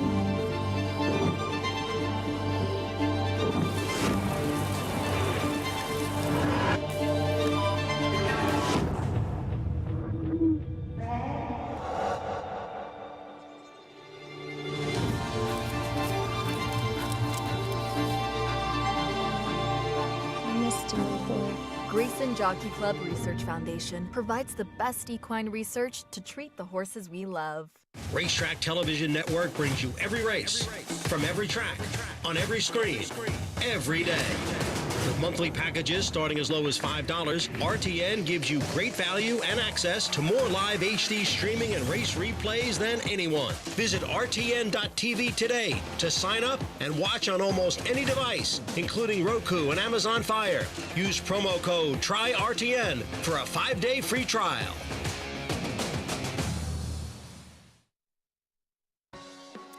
Welcome back to America's Day at the Races on Fox Sports 2. It's a great day here on Saturday with lots of live racing action. We're well underway at both Aqueduct and Churchill Downs. We'll stay underneath the Twin Spires. Looks like it was a pretty nice and warm day out there in Kentucky, too. Got some people enjoying the sunshine, which is always great to see as we have maidens coming up here. Maiden claiming for $50,000. Stepping on the track will go 6 furlongs, 3/4 of a mile. Heavy favorite right now on the 7 Money Mike, which makes sense given this colt's pedigree, which we'll talk a little bit more about in a moment. We will get ready to kick off the post parade, though, Richie, in a moment with a horse coming off of a layoff. The number 1, Lavender Earl. Yeah, for Bill Murray, a trainer who has horses in New York now, very good horseman, wins at a high percentage. Horse coming off a layoff, though. How will it work out 6 furlongs from the rail? Voided claim followed by a layoff. Some questions to answer today. Here's Holiday Ticket. Hope you've got yours as we get closer to the holiday season. Yeah, horse ran okay in 2 starts. Going to have to take a step forward. First-time starter will be next. Make My Own Luck. You know, we try to let the board help us with first-timers. Horse not commanding a lot of attention on the board. Debuts as a 4-year-old, too. Took him a long time to get to the racetrack. Here's Scary Larry. Scary Larry, another one coming off of a layoff for a good horseman in Keith DeZormo. Next will be another big price firster, Joyride. Yeah, not taking any money, but this is out of a mare that has 3 foals to race, all winners, and 2 of them won on debut. I always like to see that precocity. That includes Mike Maker's Stolen Base, that younger 2-year-old brother. Here's My Miracle Man. My Miracle Man, a horse that certainly last race kind of points out horse's form is going in the right direction. And the 7 Money Mike, you can guess who this one's named after. Yeah, I would think Big Money Mike. This horse ran so well last time with Chris Landaros for 75, Rodolfo Brissett, and makes a lot of sense. Yeah. He should be tough. Big warm-up from Hurry On Out. Raylu Gutierrez having a good meet at Churchill Downs in the fall, a rider that had his bug in New York and kind of stepped out. Has been traveling a bit, but kind of doing well and really has become a consistent, reliable journeyman. Back at Aqueduct, we owe you some prices. Went to the winner's circle, went the number 2 cost basis, beaten ahead last time out, able to get his 3rd win of his career. The son of Into Mischief with the win after taking some pressure early and pulling away under Irad Ortiz.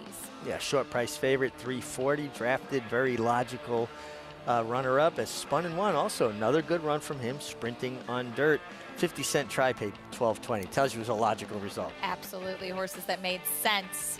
Delivering in the 6th. Back at Churchill Downs, the Twin Spires Market Mover is the number 4, Scary Larry. He was 10-1 in the morning line. He is 10-1 right now on the board, but being told that he is very live in doubles, considering that morning line. The morning line meant to be a guide. If you want to bet the Twin Spires Market Mover, go to twinspires.com. 1-5 on Money Mike right now. He was 2nd last time out at Churchill for Rodolphe Brissett. And interesting, little fun fact, Richie, a little bit later on, we have the Chaluki as our feature stake. The dam of Money Mike is Chocolate, who is a multiple graded stakes winner, and she was actually 2nd in the Chaluki while she was running. Wow, that's interesting. And then another connection to Chaluki, our colleague Gary Stevens, rider of Chaluki. If I remember correctly, and we'll have to ask Gary about it when we get the opportunity, she used to run with her head kind of out, low, down.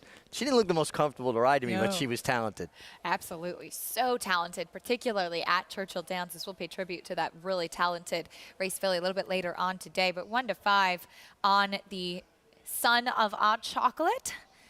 1-5 right now, a short price. But for more on this field, let's welcome in once again Frank Lyons with us. Frank, are you going to try to go against the favorite, or it looks too tough in here?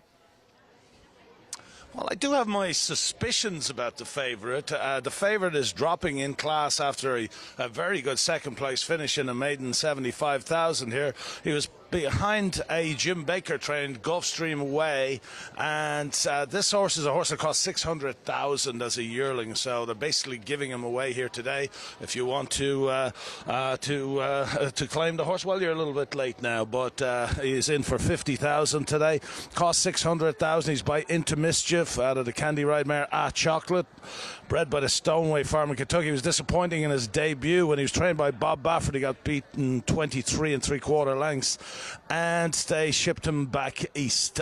Then he ran at Keeneland, went off at 6-5 and was 4th, beaten 20 lengths, and was 2nd of 5 last time out. And he looked like the winner coming down the stretch. He was galloping, and I have a feeling that maybe he just couldn't get his breath that good, and therefore they're going to risk him for 50,000. He's the most likely winner, but the second place finisher, or I think the horse that can give him a race here, is the 1 Lavender Earl, trained by Bill Morey, who heard Mig saying has got horses in New York now. A very, very good young trainer. He used to know his father, Billy Morey, out in Southern California. So he has the pedigree to be a very good trainer, winning at 21% on the year. But this horse came off a 4th place finish behind a horse called Winterpool from the Chad Brown barn last time out. And then the second place finisher, Caramel Crush, just got got beaten neck in a maiden special weight at Keeneland last time out. So Lavender Earl has got the form, and I would say that he is probably pretty fit here because he was second beaten a length first time out. And then the 5 Joyride, I heard Mig say the mares had 3 foals, all 3 to win, but 2 of them have won first time out, and that's certainly something that I take notice of in the pedigree when a horse is from a precocious family. And that 5 Joyride, who is trained by Michael Duhaley, who has won 5 of 34 this year, is a big price on the board, and Greg Romero gets to ride as a bug boy. But I'll take the 7 Money Mike over the 1 Lavender Earl, with Lavender Earl maybe running a better race than his 8-1 on the board suggests. Acacia? I like it. Frank, thank you. 9-1 right now on Lavender Earl, who made a nice impression out on the racetrack, and love to hear what Frank had to say. And as you were mentioning, trainer Bill Morey, whose father was a mainstay in Northern California, Bill represented by horses here in New York, and interested to see what this 3-year-old colt by More Than Ready will do. Yeah, he's a very welcome addition to New York racing, a guy that's had a tremendous year, winning it better than 20%. And 4 starters so far at Churchill Downs, 2 wins, 2 seconds. So I always talk about your best trainers are not only good horsemen, they're very good managers, and they place their horses in positions to succeed. They run them in the right spots, and Bill Morey certainly fits that profile. Interesting about Money Mike, a horse that maybe potentially could, about getting air and breathing. He's drawn towards the outside. The horse outside of him doesn't possess a great deal of speed. That gives a rider luxuries or options, I should say. Chris Landeros, very good rider, can almost let this horse kind of fall into the race without having to hustle him and let him get in a good rhythm. And that's when horses tend to breathe a little better, particularly if horses struggle with that. We heard Frank talking about a first-time starter, Joyride, Greg Romero. He mentioned a bug boy coming in here, but talking about apprentices and now trying to make that jump, but to be a journeyman rider too, very tough jump to make as Bug Boy, if those are not familiar with that term, started with the asterisk next to a rider's name to denote that they were an apprentice. Yeah, so that asterisk would look like a little bug on the page, and people would refer to it as Bug Boy. So if you're a 3-star Bug Boy apprentice, that means you have a 10-pound allowance. 2 stars, 7, and then 1 star is 5 pounds. And then I had a little cross for a year after I lost the bug for my contract holder. He got 3 pounds. Fantastic. Good to know. All the things because he was my original contract holder. Absolutely. Well, making that jump to a journeyman could be a challenge as well, but we'll see with a well-accomplished journeyman, Chris Landeros, aboard the favorite Money Mike, what he'll do. Here's Travis Stone. Good beginning for Money Mike. So to My Miracle Man. Those 2 fastest off the mark. Scary Larry shows speed toward the rail, and right at the inside is Lavender Earl, advancing on through to challenge for the top spot too. So down the backstretch, Money Mike's in front. My Miracle Man runs in second. Lavender Earl backed off to settle in third. Hurry On Out is racing fourth. Scary Larry losing ground while fifth. Make My Own Luck is now sixth. Holiday Ticket in seventh. And Joyride is at the back in eighth. Onto the far turn they go. And the big favorite Money Mike opens up a length and a half, throws down a quarter in 21-3. So it's Money Mike with 3 furlongs to go. Over to the rail now. My Miracle Man has moved outside to track the pace from second. Lavender Earl is keeping pace with them. 3 wide and coming on from third. And these 3 are across the track at the quarter pole. Money Mike turning for home, short lead. My Miracle Man is right there. Lavender Earl fights on now, second outside. 4 lengths back to Hurry On Out. And then it's Scary Larry down toward the rail. There's 1 furlong to go. And Money Mike is shaken up to a 3-length lead. And Money Mike is going to fend off the challenges of Lavender Earl, My Miracle Man, and everybody else. Money Mike wins by 2.5. Lavender Earl second. My Miracle Man was third, and Holiday Ticket was fourth. Money Mike with the win under Chris Landeros, drifting out off the rail a little bit, but over Lavender Earl for a Frank Lyons Ice Cold Exacta. He did drift out, and he was just clear of the 6, My Miracle Man, and Lavender Earl rallied up nicely for second, just second best to a very well-placed Money Mike. Casey, when I see your riders in front and before the quarter pole, now you've been in front, you've got no kickback, and he reaches up and pulls their goggles down. It tells me that they feel like they got so much horse, they feel like they got to do something, and the only thing that comes to mind is to pull their goggles down. But he got it done, and yeah, a cold exacta by our man, Frank Lyons. Absolutely, but the favorite, a winner, Money Mike, in start number 4 for Rodolphe Brisset, caught by Into Mischief. With that big pedigree we talked about, gets to the winner's circle. Back at Aqueduct, we'll get ready for some more 2-year-olds sprinting on the main track, going 7 furlongs. We'll talk more about this 7th race after this. That's a look at Iconic Adventure, second-time starter for Bill Mott. Stay with us for the late pick 4 from the Big A after this. A Grade 1 winner on both dirt and turf, War of Will became a classic winner with this victory in the Preakness Stakes. He added turf credentials to his resume with a determined victory in the Grade 1 Maker's Mark Mile, a winner and Grade 1 placed at 2, multiple graded stakes victor at 3, and Grade 1 winner again at 4. This son of War Front has proven his class at every level. A classic winner with a stallion's pedigree, War of Will, standing at Claiborne Farm.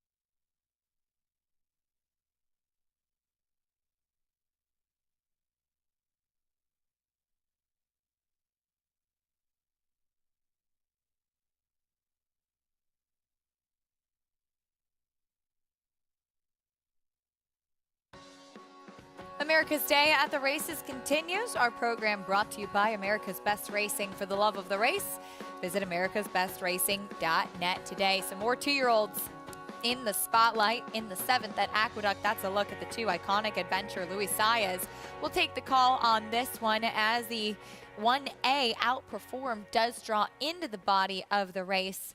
Irad Ortiz will stick on that one. That is currently your favorite, Outperform, who is drawn to the outside. For more on these young horses, though, let's get a paddock report from Maggie Wolfendale. This is a very intriguing race occasion. We'll take a look at 2 horses who drop out of a similar race, and that is number 2 in here, Iconic Adventure, as well as Dad's Good Runner. Starting with Iconic Adventure, who was taking a lot of attention early on, and rightfully so. Kind of broke greenly, ran a bit greenly in the first stages of that race, and then got a good trip, started to figure things out whilst running on the inside, and then tipped out and ran on well behind Hagler, who was much more forwardly placed than he. He is striking here in the paddock. He's just so well balanced, so well put together. I love everything I'm seeing from this horse, who comes from the barn of Bill Mott, who, especially his colts, do tend to get a bit better with racing. As we'll move on to number 8, Dad's Good Runner, Michelle Nevin. She is a trainer who likes to let her horses develop and kind of find their fitness through racing. This guy looks really fit, though, here at Second Asking. I thought he was kind of placed 3 wide on the hard chase throughout, as he does add a shortcut blinker, is very sharp here once again. So look for him to be forward here in his second outing. Acacia. All right, Maggie, thank you. Some horses with experience. We kick off the post parade, though, with a first-time starter, Richie Outperform, who will break from the outside. Yeah, by Gun Runner, gets 24% first-time starter winners with his 2-year-olds, 28% overall with dirt sprints, and from a top barn in Todd Pletcher. Tepid favorite right now. Here's that second-time starter. Maggie talked on Iconic Adventure. Yeah, ran well first time, closed well, gets a little bit more ground to work with, and should be better with a start under his belt. Here's the 3, Matt Doyle, blinkers on. Trained for good friend of owner Joe DeRico's. Matty Doyle unfortunately passed away not too long ago. The horses run well both starts and to me, really improved second start.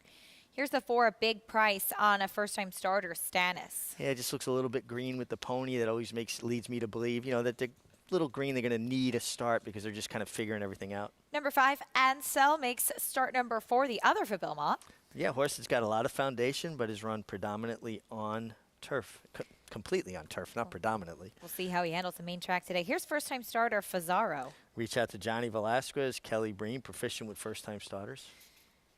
Colt by Frosted. Here's Labard, first time for Horacio de Paz. Yeah, showed good speed first time out. Was second to High Oak, who came back to win our Saratoga Special. Or, no, the Sanford. Nope, Saratoga Special. You're right. Okay, yeah. Here's the 8, Dad's Good Runner. Dad's Good Runner should improve with the start. Blinkers on is a half to Paula Silverlining, Grade 1 winner. Dad's Cap, Grade 1 winner. Yeah, that mare, 21 years old now. Let's see as he's a little bit keen in that warm-up. Here's Piccadilly. Horse that should improve with the start as well. Finished okay behind Matty Doyle. Probably needed the run. Shug McGady's horses get better with racing. A son of Into Mischief. Number 10, Sky and Sand for Steve Asmussen. Showed good speed first time out. Was narrowly beaten by Matt Doyle, but Matt Doyle had the benefit of a race, and this horse ran extremely well, and he gets a good outside draw. Number 11, Life is Great, cuts back.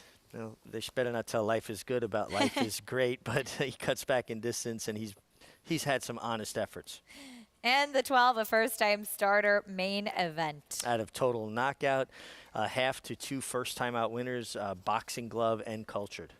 You can join Naira Bets today and play all of the action on our program while earning up to a $200 deposit match bonus. New members use promo code BONUS200 when signing up and earn up to a $200 deposit match right after your first deposit. Bet any track, anywhere, anytime. Get started at NairaBets.com. Late pick 4 kicking off here. We still have the Red Smith to look forward to, and we have this nice 2-year-old race taking a look at the number 3, Matt Doyle. A great story behind the name, a very special and emotional story as well. But blinkers going on this horse who did take a step forward in his second start. He did, and I know he was highly thought of first time. He took a lot of money. Second time, he adds blinkers. I think will help him. Horse that, to me, just a little bit, reluctant to get onto his right lead. He's kind of hanging on his left lead here in the stretch, and I think just a little more focus could help him, switch leads. I talk about it often.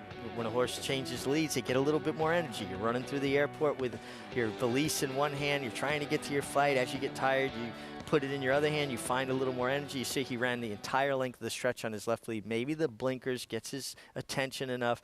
Dylan Davis, if he did his preparation properly, has watched the replays, knows he has to set this horse to help him balance out, pan out, get onto his right lead, and I think he'll finish even better. And got a chance to hang out with this horse's namesake quite a bit. Dennis Bryden, myself, Joe DeRico, Matt Doyle, a terrific guy, and so much fun to be around. And we wish his namesake the best of luck here. However, there's a look at the current favorite, Outperform. For more on this horse, let's check in trackside with Maggie. Yeah, Outperform receiving a lot of attention. Now, we do see Arad Ortiz go with Outperform as he did take off the other horse vying for favoritism in number 2, Iconic Adventure, who will be ridden by Luis Saez. But Outperform, son of Gun Runner, whom Gun Runner's just gotten off to quite the auspicious start as a sire. Though, there's really not that much pedigree to talk about on the bottom side whatsoever. I mean, the Dam Broker maiden on the synthetic, there's not that much in the second generation either, though I will say this is a very, very good-looking horse. He's very classic in his frame. He's got the leg, he's got the bone structure. He's more physically mature than some of his foes in here. And he's been the utmost professional so far, as we do see Arad take him away from the pony, give him a nice big warm-up. Now, ultimately, I do think he'll eventually want to go longer than this, but I do think that for horses like that, 7 furlongs is the most ideal place to start, and we'll see how much speed he eventually shows, but 3-1 here on this first-time starter receiving all the attention. Not much attention going to number 6, Fazaro, but I thought he was a little bit interesting as John Velasquez climbs aboard for Kelly Breen. This one, a son of Frosted. The dam, she didn't produce much, but second generation is much more turf. This guy does have a bit of a turf of just, food for thought, as though it does appear he's been working well enough on the dirt. Just really well put together, well prepared by Kelly, seems fairly sharp. And, we do see some of Kelly's horses show a bit of early speed in the races. So one that I'll kind of watch with interest. Look, he's a big price that I just kind of grabbed my attention as a second-time starter for the Shug McGaughey barn, looking for another win with some 2-year-olds, is Piccadilly. And he was very green first time out. Not really the case this time. He's much more professional, maintained his focus quite nicely, is very fit in here. He's also a big price at 15-1, Acacia. He is a generous price. Maggie, thank you. Comes out of the same race as a couple of others, but as we talked about with Fort Washington for Shug earlier, Richie, you typically will see the Shug McGaughey runners progress after having a start. He prepares a horse for a career, not a race. This horse should take a step forward. I think he'll appreciate getting to the 7 furlongs as well. Into the gate they go, 5-2 on Outperform. He'll break from the outside post. Why is that significant going 7 furlongs? Well, he's got a lot of empty space to his outside, and it's just interesting. Sometimes young horses, like water, flow to empty space. So, it's good in one respect. If he doesn't break very sharply, he's not going to get squeezed between 2. But sometimes they'll take that first dramatic step towards the outside, away from the field, into that empty space. It's just something to keep an eye on. We'll see how he breaks from the outside post. That Mike Rapoli, homebred, in fact, by terrific freshman stallion gun runner. Already has the likes of Likely Champion and undefeated 2-year-old filly Echo Zulu out on the track. 2-year-olds going 7 furlongs on the main here in race number 7. We send it up to John and Brielle for the call. Waiting for Labard. Main event and Outperform.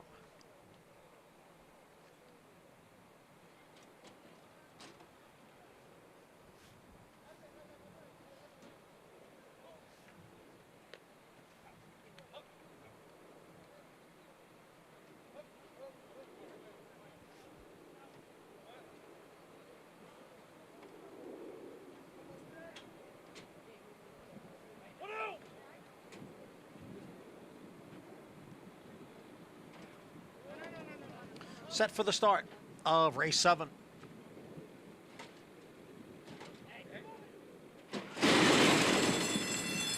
And they're off.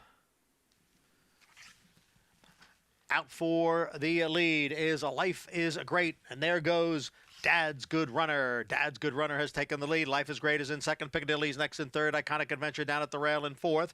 And Matt Doyle is in between horses in fifth. Then comes Ansel, who's racing in 6th, followed by the gray Sky and Sand in 7th. Down at the rail is Fazaro, next in 8th. Main event runs in 9th. Stannis is in 10th. Outperform is 11th. And Labard is the trailer in 12th. The quarter in 22 and 4/5 seconds. Dad's Good Runner leads here by a length. Life is Great races in 2nd. It's a break of 2. Back to a Matt Doyle in 3rd. On the far outside is Ansel, now moving up from 5th. Iconic Adventures down at the rail, and Sky and Sand, followed by Piccadilly as the field comes for the quarter pole. The half was running 46 and 2/5 seconds. And here is Life is Great now to take over the lead. It is Life is Great in front, with Ansel racing in 2nd. Matt Doyle is down at the rail in 3rd, and Sky and Sand is on the outside in 4th. And they're coming down for the 16th pole, and Life is Great has opened up on the field. It is all Life is Great to get his maiden victory, won by 7 or 8 lengths. Sky and Sand was 2nd. Matt Doyle finished 3rd. I gotta say, Life is Great.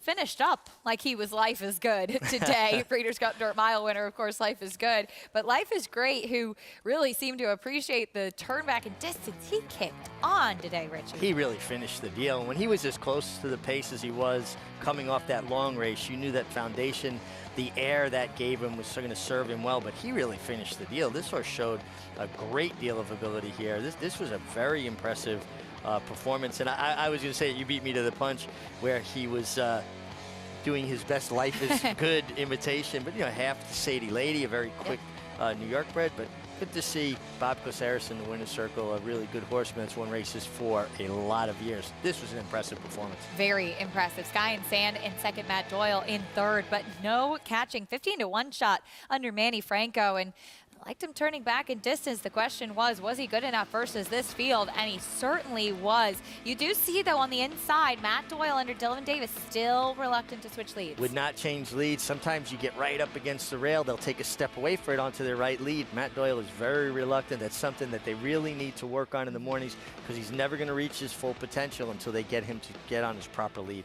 Life is Great, impressive, breaking as maiden in start number 5 for Bob Caceres, colt by Tapiture. Manny Franco in the saddle. What a nice performance we just saw. As it's time for us to say farewell. Went by quickly. Lots of exciting racing action today, Richie. Great racing action. Still great racing action to come. Really excited about the Red Smith and Soldier Rising. That's right. Looks like he should be good facing Older today, but it's a tough field as well. And two guys coming up on the set to take you the rest of the way. We'll talk all about it. Serve the King, the morning line favorite in the Red Smith.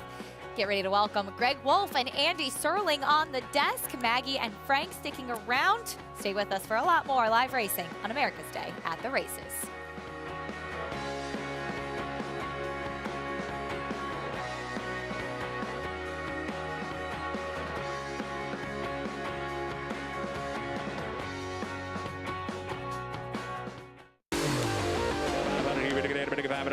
Now 500,000. Well done. Audible let loose on the outside to take the lead. Audible by 3.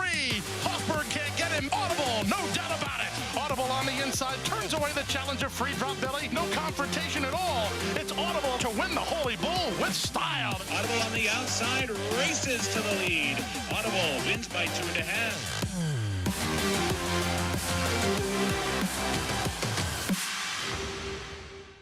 No sport in the world brings the wins home like racing. It's one-of-a-kind, high-speed, high-stakes action, and Naira Bets takes you there. Place your bets and watch the races live from anywhere. With Naira Bets, make easy, secure deposits and promotions every day to earn reward points or cash. Download the Naira Bets app or visit nairabets.com.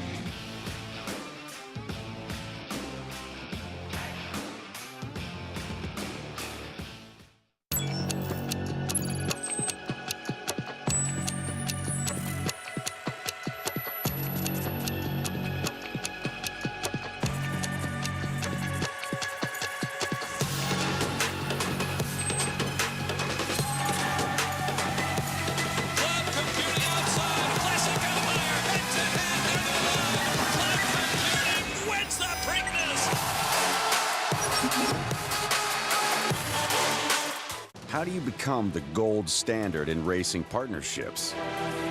One horse, one partner, one victory at a time. Congratulations to all our partners who have made West Point the gold standard for the last 3 decades.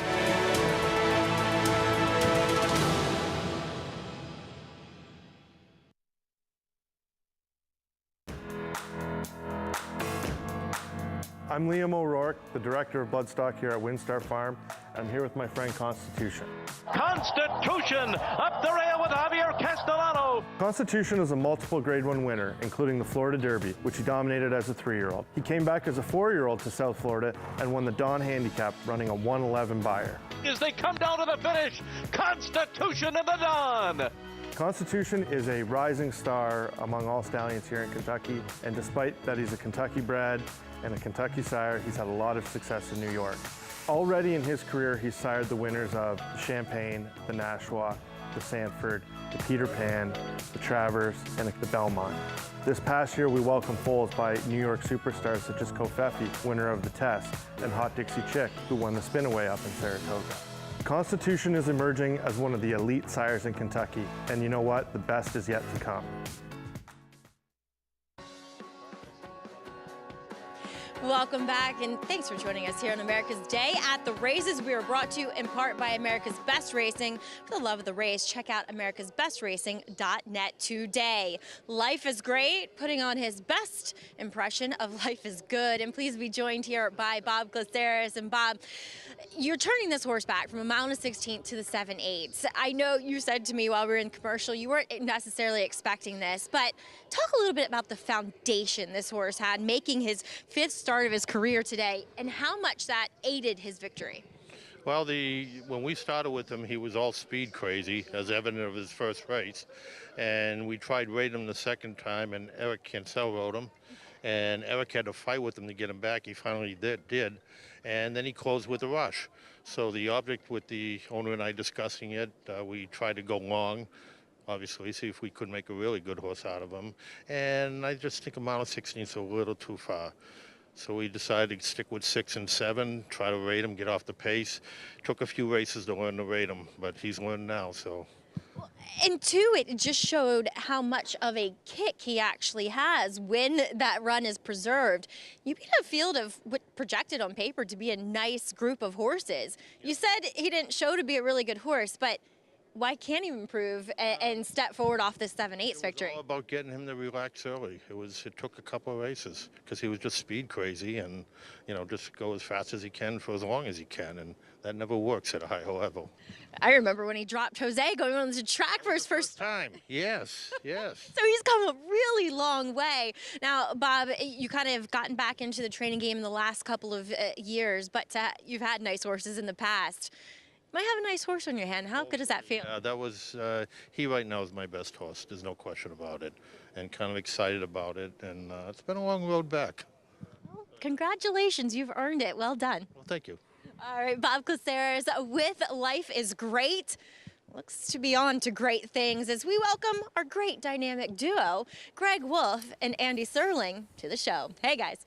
Hey, Matt, high praise. Thank you, Maggie. We appreciate it. Good to be now. here. That was like sold out hill from there.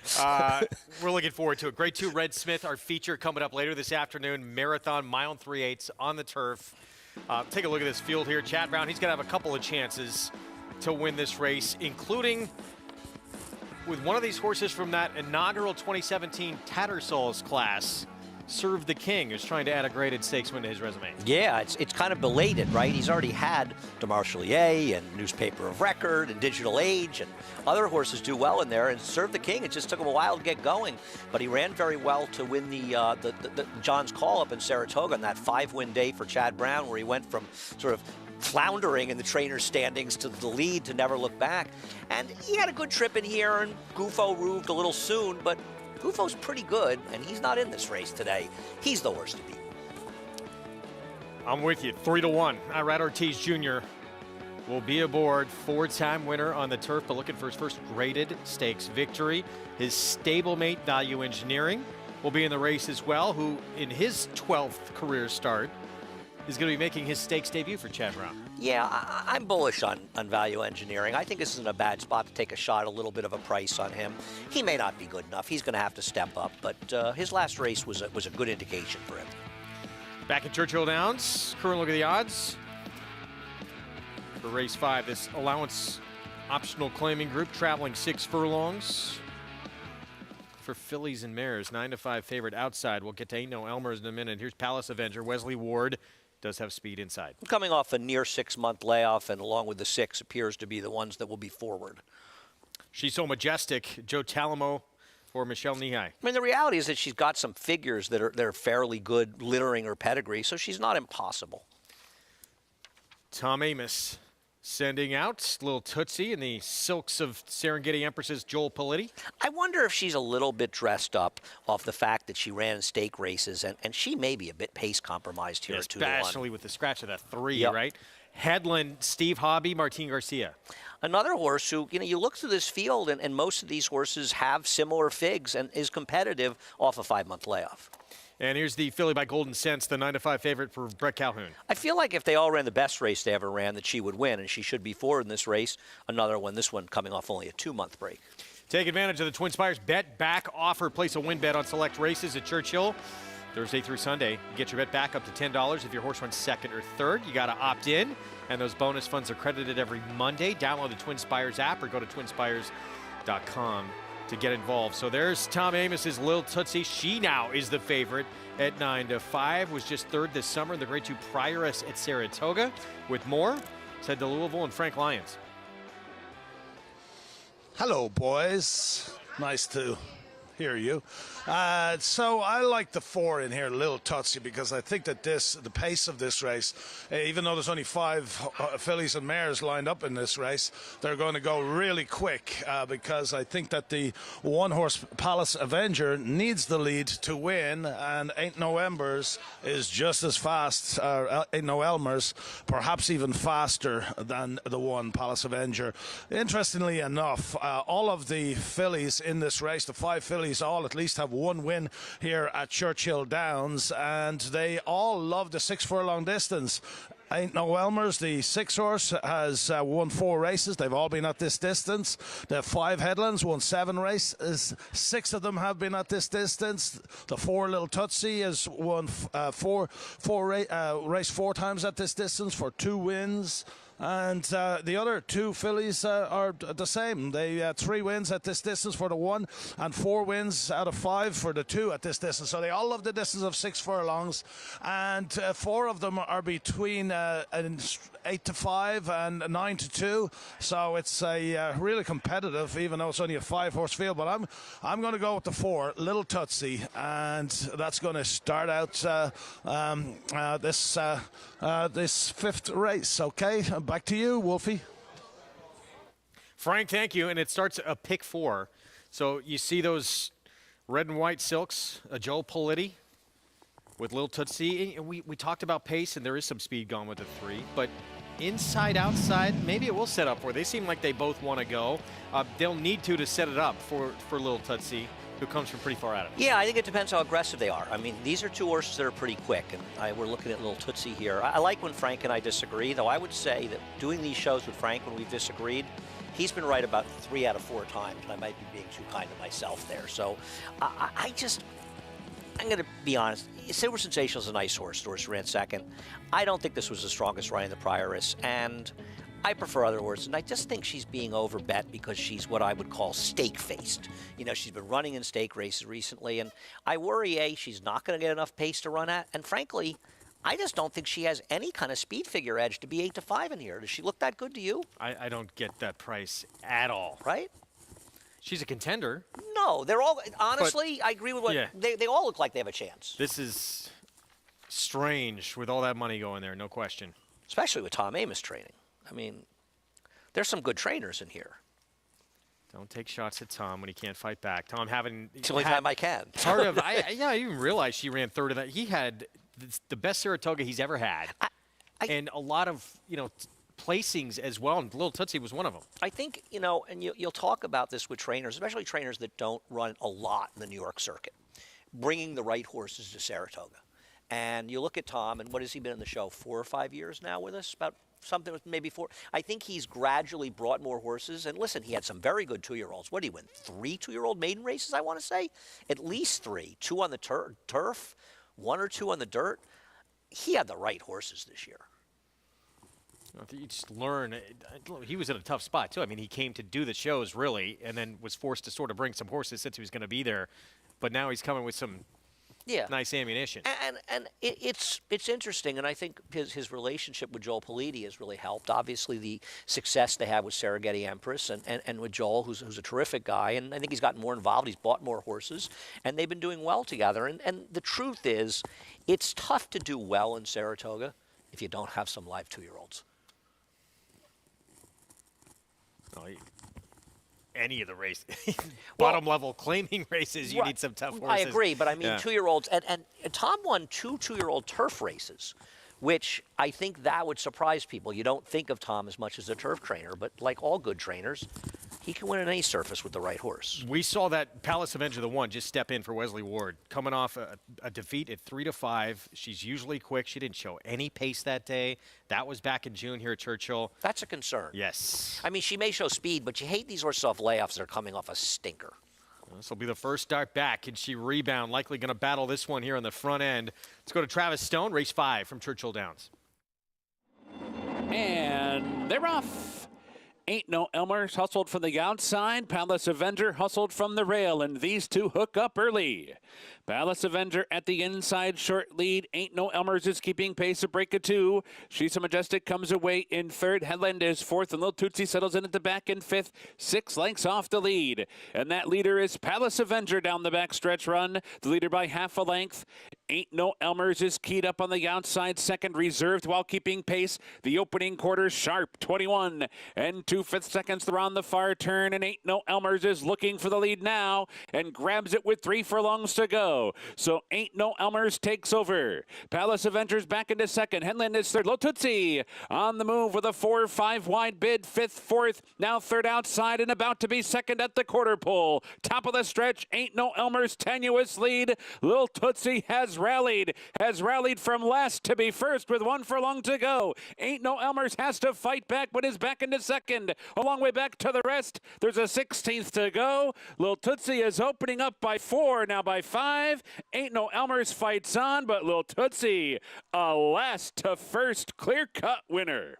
4 lengths in the end. Ain't No Elmer's fought on well, settles for 2nd. The rest in a photo for show. Wow. That was a big effort. You picked up this winning move before she even got into the turn. She was starting to turn it on. Well, you could see it. As I said beforehand, when Frank and I disagree, I'm going to say it's at least 80% that he's right and I'm wrong. And, you know, this is one where I didn't really think that she should be short price and good enough. And also, it's not a race that fell apart, right? Because the 6 was the speed. Nobody else ran, but she ran this filly, and I wonder if she was working well going into it. But this looks like a career best effort, and hopefully for Tom, she keeps improving. He could have a very nice winter, probably down the fairgrounds with this filly. She might have won the Prior S with that performance. Right, no, I agree. That was a very, I mean, you could just see it in the backstretch. She wasn't that far out of it. You could see the rider had a ton of horse, and as soon as you let her go, she just swallowed the field up in a matter of strides. Back to New York, race 8 over the outer turf, 6 furlong sprint in this first allowance condition. Let's head downstairs to Maggie Wolfendale.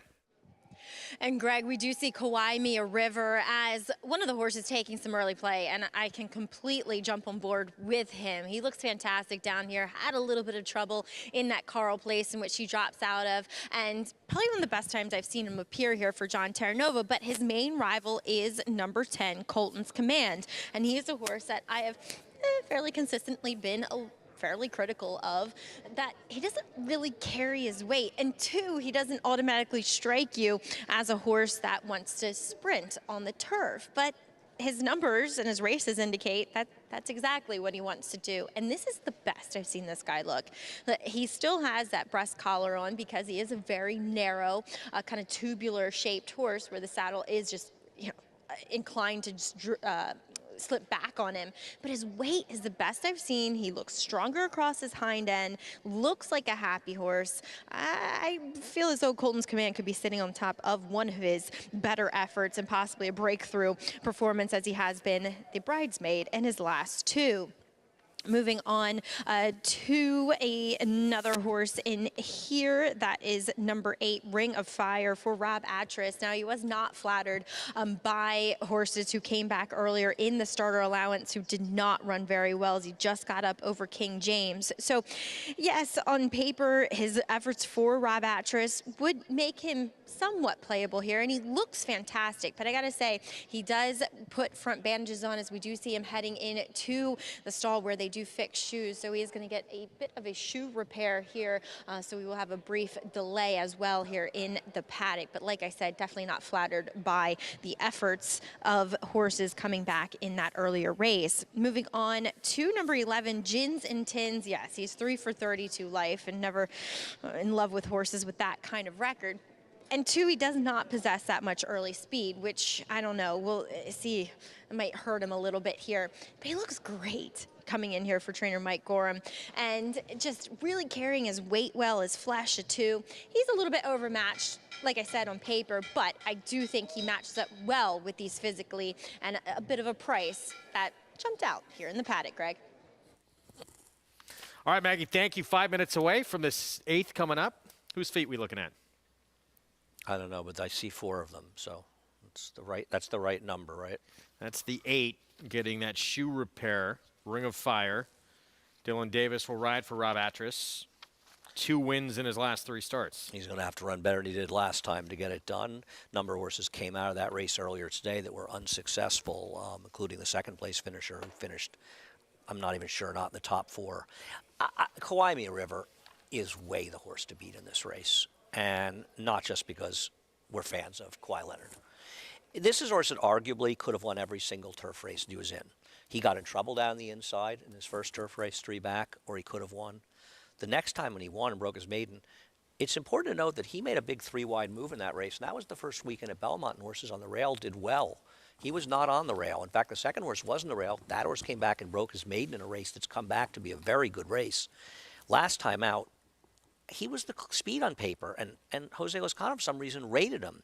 He broke a step slow, but he didn't make any attempt after that. He also swerved out for some reason. I don't know why, before they entered the turn, and he really ran very well in a paceless race. The horses that ran 1, 2, 3 were pretty much 1, 3, 2 around the track. Yeah, the horse who beat him, by the way, Rustler, he's won 2 straight on the turf with 89.91 buyers, $2,500. Son of Dominus. Yeah. He's turned out to be really good on the grass. He has. Now, he got a great ride from Kendrick, taking advantage of the other guys going. And I will say, the horse that he beat when he won his prior race with a 91 buyer, that horse was even money in the second race today, and I think filled out the Octafecta. Really? So that was a Kentucky Downs race, but he ran very well. And, yeah, that's a Dane Kabisky, I believe. This is his maiden win. This is a good horse. I picked Scuttlebuzz because I figured Kawaii River would be in this 3-2 range. And I don't, by the way, think that's necessarily too low a price. He's run very well in all his races. I think he's a real stakes potential type runner in here running in this condition. But I also think that Scuttlebuzz will offer a little value in here because Scuttlebuzz is such a neat turf sprinter because he wins races from up the pace even when he gets no pace to run at. He's just one of these horses that always shows up. And last time out, maybe something happened to start. He got very rank on the backstretch, was out in the middle of the track. I don't know if it was a riding issue or something happened with him. And he just didn't run his race. And it was a reasonably slow-paced race as well, though the fractions listed are incorrect. And you put a line in his last race, and I will. His turf races are strong, but it's not going to be easy to beat the 2 here. No, it is not. 2-1 favorite for a moment, dipped down a little bit lower. We're going to get to our post parade coming up. You got to look at Scuttlebuzz, that 7-horse. Manny Franco will be aboard. It had been Jose Lezcano, so it may have been Lezcano at choice, and if that's the case, he chose the 2. Well, how could you not? I mean, even if you're – listen, if I was a jockey agent and I'm going to bet Scuttlebuzz, I would ride the 2-1 shot. If you're a jockey agent and you're frequently picking 6-1s over 2-1s, you are looking for new riders fairly often and eventually not finding any. One thing as a jockey, your job is – the one simple part of your job as a jockey agent is pretty much if you could ride the favorite, you want to ride the favorite. And Lezcano's going to get to do that here and try and win on him again for the second time in the last 3 starts. Lil Tootsie. This was very impressive for this Tom Amoss filly by Tapiture, owned by Joel Politi. This is one where if the buyer figure comes back big, Tom Amoss will believe in buyer figures for an hour. When they don't come back that well, all trainers, the buyer figures stink until they're high. I got to think the way there was a gap in there, Greg, this race was a strong one. Probably your best ever. Did you catch the final time? I did not. Let's see if we can find it for you.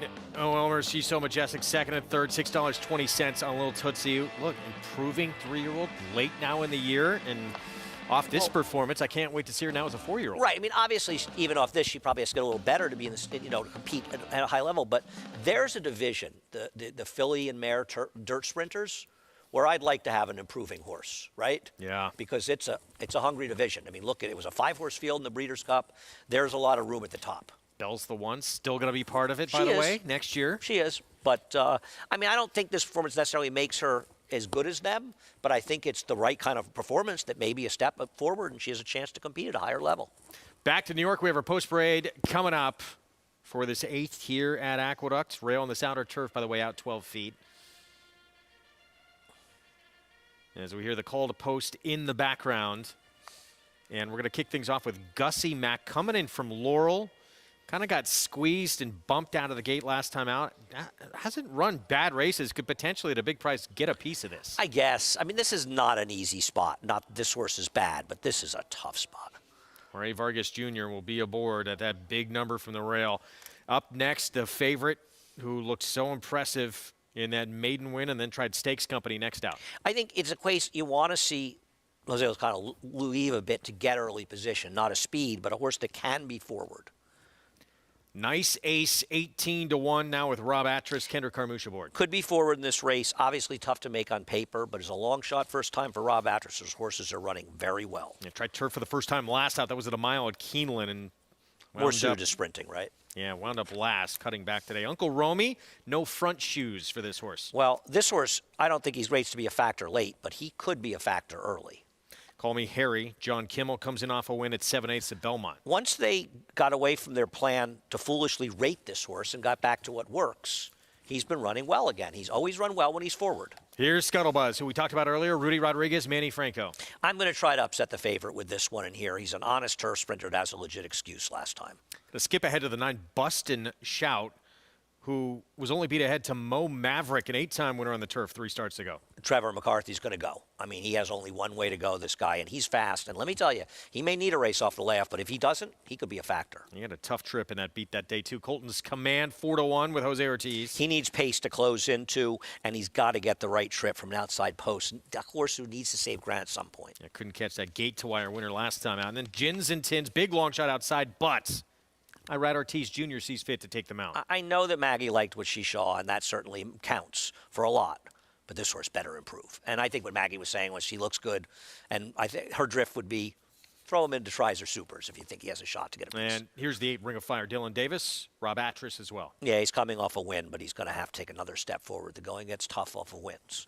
Beat Starter Allowance Company at Belmont, going 6 furlongs on the turf last time out. So that's your field here for this 8th solid favorite. Has remained Kawaimia River, Jose Lezcano for John Terranova. As we take a look here at the 9, Bustin' Shout, 6-1. Let's go 3 starts back. Turf at Aqueduct. It was last November. We haven't seen him since January of this year. And face, again, Mo Maverick in here. He was 4 wide early out of the gate, 3 wide around the turn, and he's only beat ahead in the end. No, I thought he ran very well in here. Mo Maverick is a very solid sprinter type, and you go through some of his races, he's pretty good. I was actually talking to his trainer Bruce Levine earlier, and I said to him, you almost wish you had a race under your belt because you're getting your first start with him, and there's only 2 weeks left in the turf season. But the good news is that this horse can run in the dirt too, so this could be used if he doesn't run well, end up being a prep for the dirt going forward. As Bruce said to me, I really like him when it gets rained off the turf because he likes to run in the dirt too. And I said, yes, it's particularly good to have talented dirt horses in turf sprints to get rained off. Yeah, it's a good advantage. Who beat him, by the way, had run a 104 buyer on the grass sprinting. Right. When trained by Jason Service. But that's another story. But no. Mo Maverick is a legit racehorse that beat him in there. This horse is pretty good. This horse has kept some good company. He's run some good races. The question is he going to outrun the 5, Uncle Romy, Call Me Harry? If he clears, he can get a piece. Let's head downstairs to Maggie. And we'll take a look at Bustin' Shout. You guys are just talking about the layoff. Yes, it's a bit of a concern. He does look fairly fit considering what I know from him. He is a bit of a more robust type with that Bustin' Stones on top. Actually, one of the more bigger Bustin' Stones as far as stature is concerned. He just doesn't appear to be a horse who's really that fine-tuned for this comeback race, to be honest. He is wearing a hood, which he typically does, which has kept him very, very relaxed. I take the wait-and-see approach, but he does have form, as Andy was mentioning, to make him a player. Maggie, thanks. Loading up. Kawaimia River, the 2. The 1 to beat. 2-1 on the board. Jose Lezcano for the Cura Stables. Drifts down to 9-5. We see a rider off the 8 there, Dylan Davis. And he'll let the gate crew do their thing with Ring of Fire. He ran away like he was running from a Ring of Fire. Didn't really work, did it? Great song. Correct. So I have not seen the horse. As we get a view of Dylan there. He may be hiding in the gate. And Dylan walking back to, it seems like he's going to hop back aboard. 9-1, Ring of Fire. 2 wins the last 3 starts, but this is tougher going, no question. The turf racing, especially this level and the allowances, at this time of the year gets so tough because you're not waiting for races anymore. You know, these are your last chances around here to run these turf courses. So people are running. They'll run on shorter rest. They'll come back and run. And the racing, I can't say enough about a strong tomorrow's card, another good card. You know, we've got over 9 horses a race today in a 10-race card. Red Smith, looking forward to that, talking about that race with you, Greg, after this one. That's our feature still to come. Again, mile 3/8 on the turf and a really competitive group in this year's edition. And we'll talk more about the man, Red Smith, as well when we get closer to our feature. I'm not sure what the holdup still is. It looks like the 8 is in, but they're still circling quite a few horses behind the gate. I have no idea. And making, right now, no attempts to continue the loading process. And as that happens, lowest price now we've seen on Kawaimia River, who's down to 8-5. Yeah, I mean, honestly, I'm not surprised he's this short. We were talking about it when we did Talking Horses in our pre-game show, that we didn't think he'd be anywhere near the 7-2. I'm not going to argue against this horse being a strong favorite. I took a shot and picked the 7 because I figured he'd be a big price discrepancy. I think as a closing printer, he's much more likely to win the 10, Colton's Command. I know Maggie disagrees with me. We'll see how that works out. So what you're saying is Jose Lezcano would not hire you as his agent? No, I would have ridden Kawaimia River if I were Jose Lezcano's agent. You're not picking him. If I was Jose Lezcano's agent, I'd also have a burner Twitter account, which I'd use to defame people in racing, but that's another story. 8 issues still with the 8 here, so back out of the gate, getting looked at. And not quite sure what the issue is here on Ring of Fire. Can't tell you. Dylan's getting it back aboard. The leg back up, yeah. So it looks like we'll resume the loading process. Whatever it was, he checked out okay, and Ring of Fire going to head back in.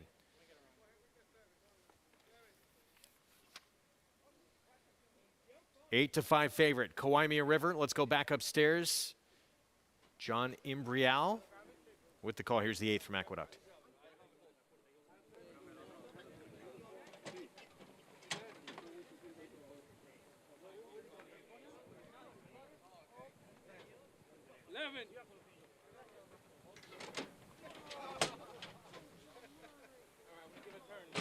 Waiting now for Call Me Harry and Gins and Tins.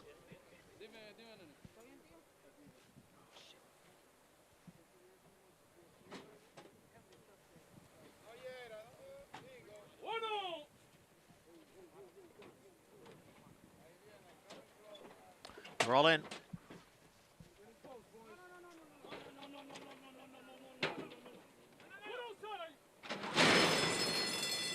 And they're off.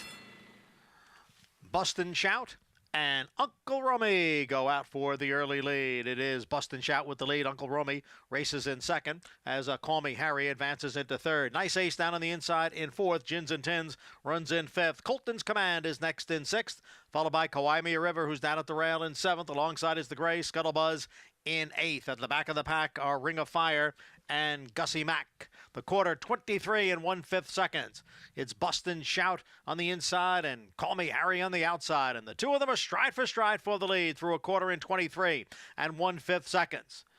And sitting just behind them is a Nice Ace in third. Uncle Romy runs in fourth. Gins and Tins next in fifth, followed by Scuttlebuzz and Kawaimia River. The half went in 46 1/5 seconds.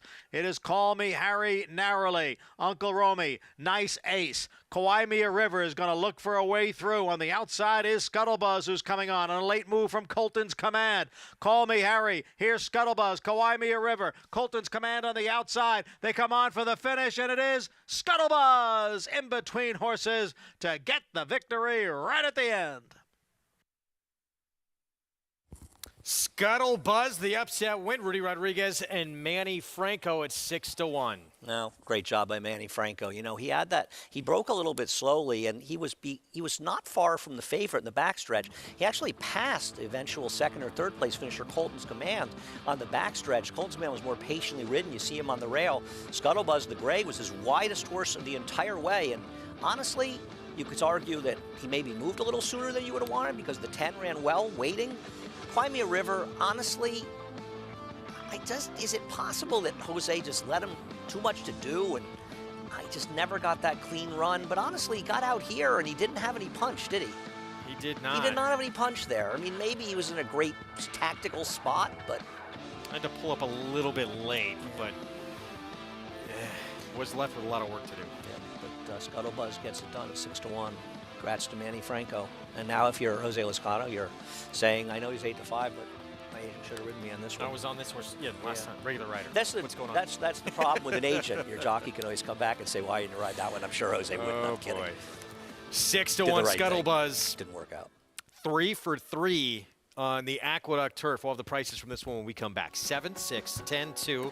Still have the Chaluki feature to come from Churchill Downs as Joel Rosario chasing history for the single season stakes record. We'll be back.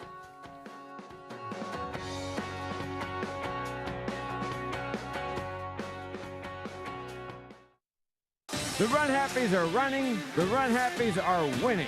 But it is all happy soul. It will be run to daylight. And Run Up will make every pole a winning one in the sorority.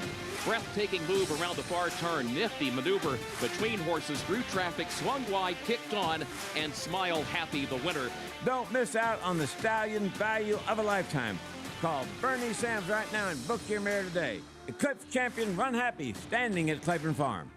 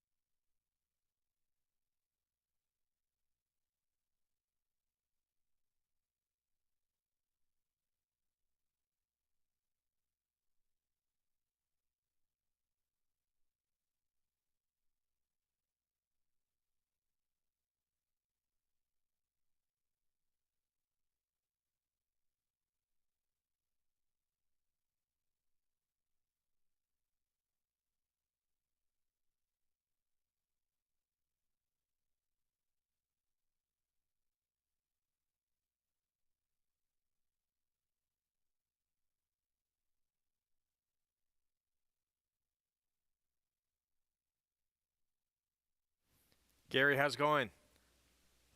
Good, Greg. How are you? Good. See you in a minute here.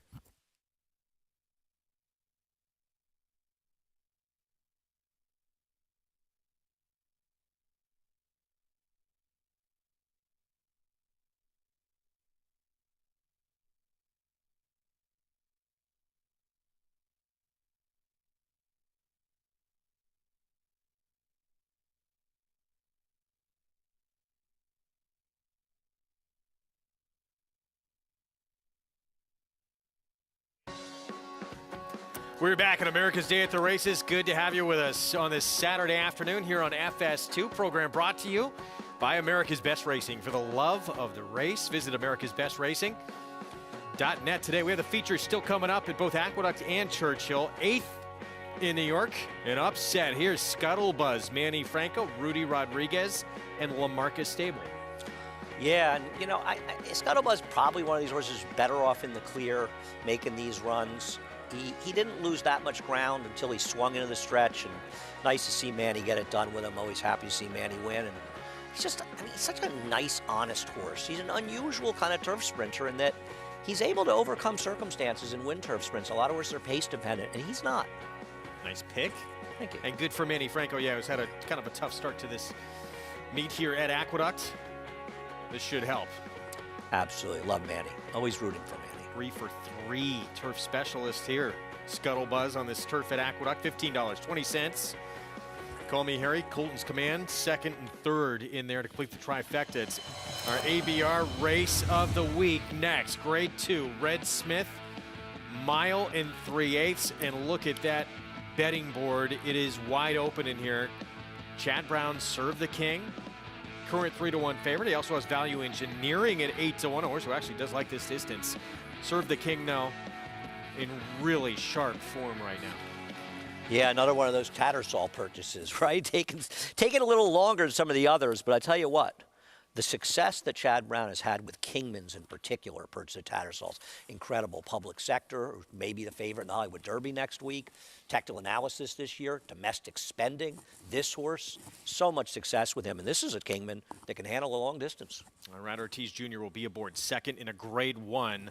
Last time out. We'll talk about some of the other contenders in this race coming up in a moment. We're going to talk the feature out at Churchill Downs as well. And in that Chaluki, Joel Rosario, of course, chasing history as we bring in our Hall of Famer, Gary Stevens, eyeing that single-season stakes record that's owned by Garrett Gomez, the single-season graded stakes record held by Jerry Bailey.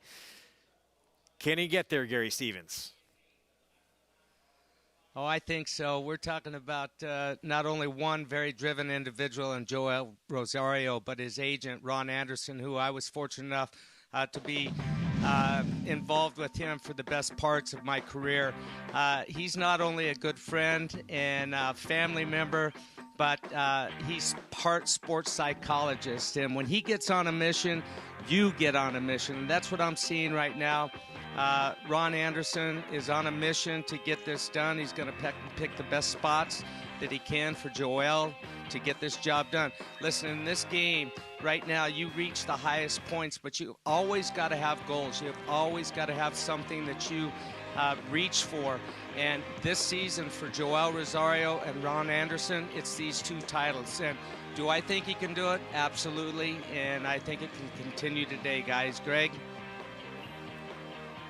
Well documented. Thanks, Gary, on this program, too. The two records he's chasing by Garrett Gomez and by Jerry Bailey, they were represented as well by Ron Anderson, who, of course, represents Joel Rosario as well. He is going to be a busy man, logging a lot of miles over these last month and a half here of the year, trying to chase down this record. He will. I highly doubt he does. It's just not enough time winning 8 stakes over, because basically he's got today, but he's got next weekend, and then he's got Cigar Mile Day where he's going to come back, thankfully, and ride here. I just don't think he can win 8 races in that short a period of time. I hope he does. I love Joel. I think he's a fabulous rider. I'm thrilled that he's likely to win the Eclipse Award this year, an award I think he very easily, not that Irad was undeserving last year, but I think you could make a case that Joel could have won it. So I'm thrilled to see his success. Hope he gets the record. Won't be easy. Obligatory. Going to try and get him a little bit closer today in that Grade 3 Chaluki. Her best moment came on this racetrack at Churchill when she won the 8 bells earlier this year. Stay with us. That's still to come. Honor AP, a mesmerizing horse from the very beginning, who captured the imagination of the racing world and proved his potential on the track. A Grade 1 winner, out of a multiple Grade 1 winner, with incomparable looks and an unbeatable pedigree. The speed, the bloodline, the physical. Honor AP. New for 2021, only at Lane's End.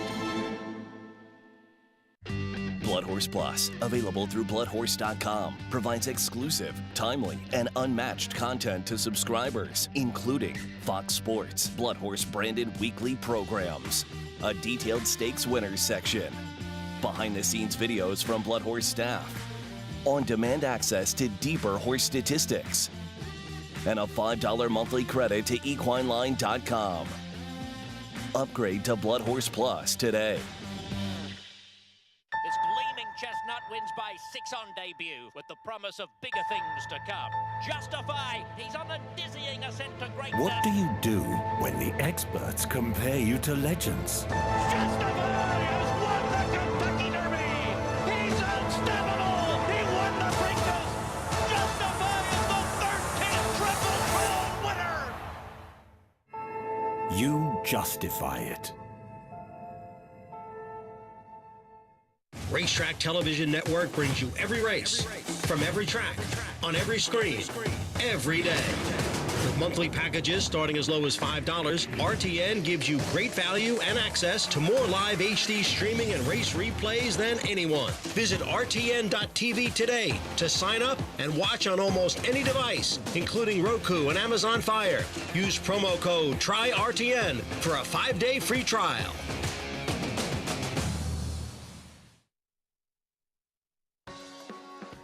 We're back on America's Day at the Races. Good to have you with us. We're at Churchill Downs, race 6, just 2 minutes away. 30 maiden claiming sprint, 6.5 furlongs. And here's Perfect Mistress, start number 3. Well, we got a lot of race to look at here. Sorry, Greg. This one seems to be a bit up against it, cutting back in distance. First-time starter by Palace Malice for Ian Wilkes here. Yeah, we'll see. Ian Wilkes, not a trainer known winning with first-time stars. Second fall from the dam. It was a router. Pappy says yes, 17-1. Has to improve dramatically off his debut. Her debut, excuse me. Catalano, Breeders' Cup sprint winning trainer this year with Aloha West. Here's Cost a Fortune, throwing her head around. She's the favorite at 3-1. She did not cost a fortune. I'm not sure why she's favored. She has speed. She has the speed in here. I guess that's probably why she's cutting back, but she should be in front. Run Happy filly putting blinkers on. Here's the 7. Reed's Fangirl. Tom Amos just claimed this one. I like this one for Tom Amos off the claim. He's got outstanding numbers off the claim with maidens on dirt. A little bit of chrome, Texas Chrome filly debuting. We'll see what we got for this one.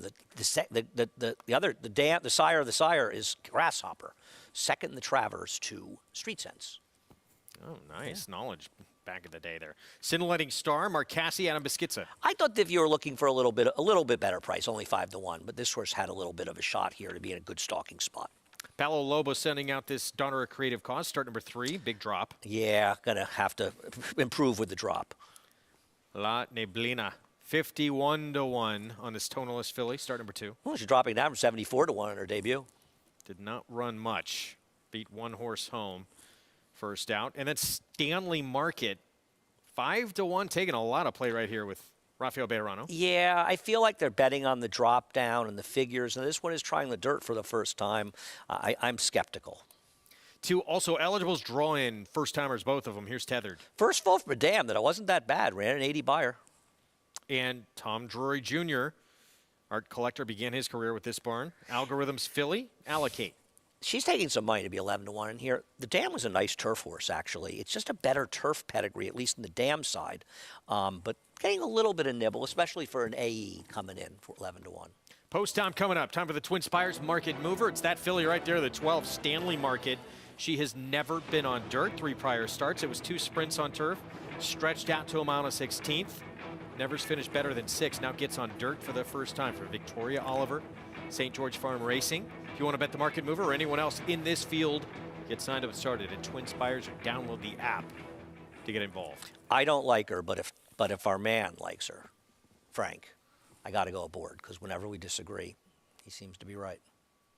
Unfortunately, no Frank. You would have to text to reach out to him to see if he likes this one. No Frank report this race. The hits just keep coming here, Greg. You know, I mean, we're all at a loss without Frank. 5-2 on the 6 Cost a Fortune. I guess the speed has had the share of chances, comes out of one of those restricted race maiden specials, so I think the drop down isn't as significant. I won't be shocked when this horse does well. I prefer the 7, Tom Amos, to win back-to-back races. Here's some stats. Off the claim with maidens on the dirt, Tom Amos is 11 for 34, or the last 5 years, that's 32%. ROI is $1.86, so obviously a lot of them were relatively short prices, so they're paying horses that are paying around 9 to 5. In Kentucky, and I like to look up, you know, Tom runs a lot of different jurisdictions. He's 4 for 11, 36%, with a 243 ROI. So I'm going to go with the 7, Reed's Fangirl. I probably missed the wedding for Tom, so I'll be there for the loser. Meanwhile, 5-1, Scintillating Star, Marcassi, Mindshot filly. She's dropping to the lowest level she's been at yet. And she has a couple of races over this track as well. She last ran for maiden 50. And now clicking down another notch to 9-2.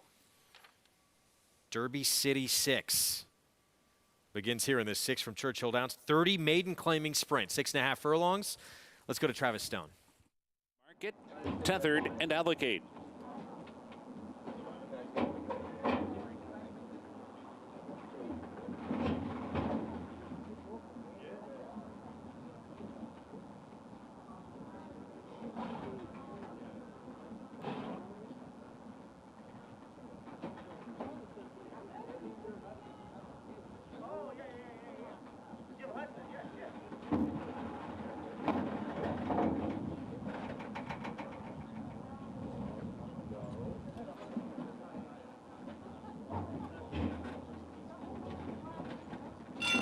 Allocate, and they're off.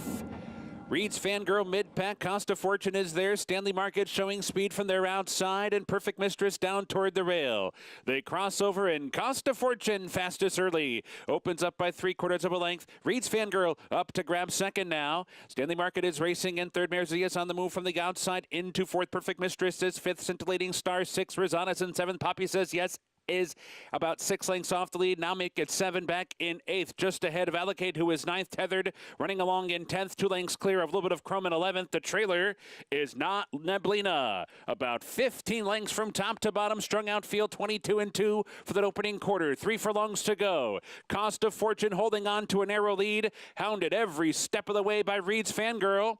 And Stanley Market's not far behind in third, just 2 lengths to make up there. 5 lengths back to Perfect Mistress. Allocate comes on with a run now, switched outside for the stretch drive. At the top of the stretch, Reed's Fangirl in between. Costa Fortune fights on. Stanley Market strikes right at the 8th pole. Stanley Market taking the lead. Reed's Fangirl fights on. Allocate's trying to get on track, is very green. Running on the wrong lead, has to wander toward the rail. Time is running out. Stanley Market by 2. Allocate and Reed's Fangirl. Here's the wire. Stanley Market won it by a half a length in the end. Allocate rallied to grab second. Reed's Fangirl and Perfect Mistress. Stanley Market, the market mover, with the win, getting the first opportunity on dirt. This 14 Allocate, first-time starter, weaving all over the place down the stretch. Impressive in the debut. Can you say they knew? Yeah. Because this horse was bet, the market mover, in fact, getting bet down. And this horse had speed, something it hadn't had before, and you have to wonder, why was this horse in the turf for 3 races? I know it was a drop down, ran better in the 14 Allocate. And a nice race for second, as you said, very green. Our ABR race of the week. It's next, the grade 2, Red Smith, mile and 3/8 over the inner turf. And that's our current favorite, Serve the King, for Chad Brown. Let's head downstairs to Maggie. Grade 2 Red Smith here in the paddock. What a good looking cast we have assembled for this mile and 3/8 contest. And while Chad Brown does send out the likely post-time favorite and current favorite, Serve the King, he looks fantastic here. There's no doubt about it. But taking a look at his other horse, that's number 2, Value Engineering, who does come back off the back of a win, and a horse that last time I noted that it was the best time he'd ever appeared prior to an effort. I think the same thing here once again. I really feel as though as a 5-year-old, Chad has him in peak performance and peak physicality too. I do prefer a little less ground for him. That's kind of the only drawback I have with him. But again, he is tactical enough, and he will likely be in that second flight of horses going this mile and 3/8. But just really in peak form, at least looking at him here in the paddock, as we'll check in with the horse who is likely to be the pace setter in here. We'll see what Tide of the Sea does. But number 7, Channel Cat, getting a little less ground to work with, I think plays favorably into his hands, as Jack Sisterson does add the blinkers today.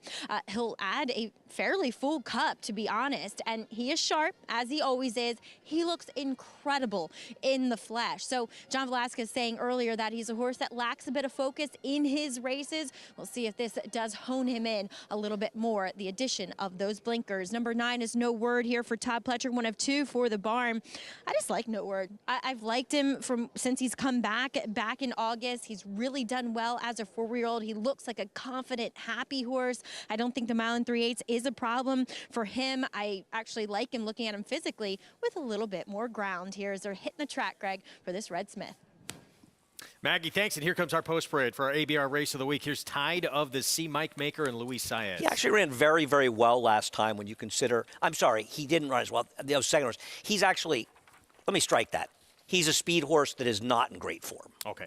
Value Engineering. Here's the other Chad Brown horse. That's okay. He's my pick in this race. I know he's got to improve here, but I thought his last race was a real step in the right direction for a horse that's always shown the potential to be this good. Surprising to see him in 11-1. That's a big number. Soldier Rising.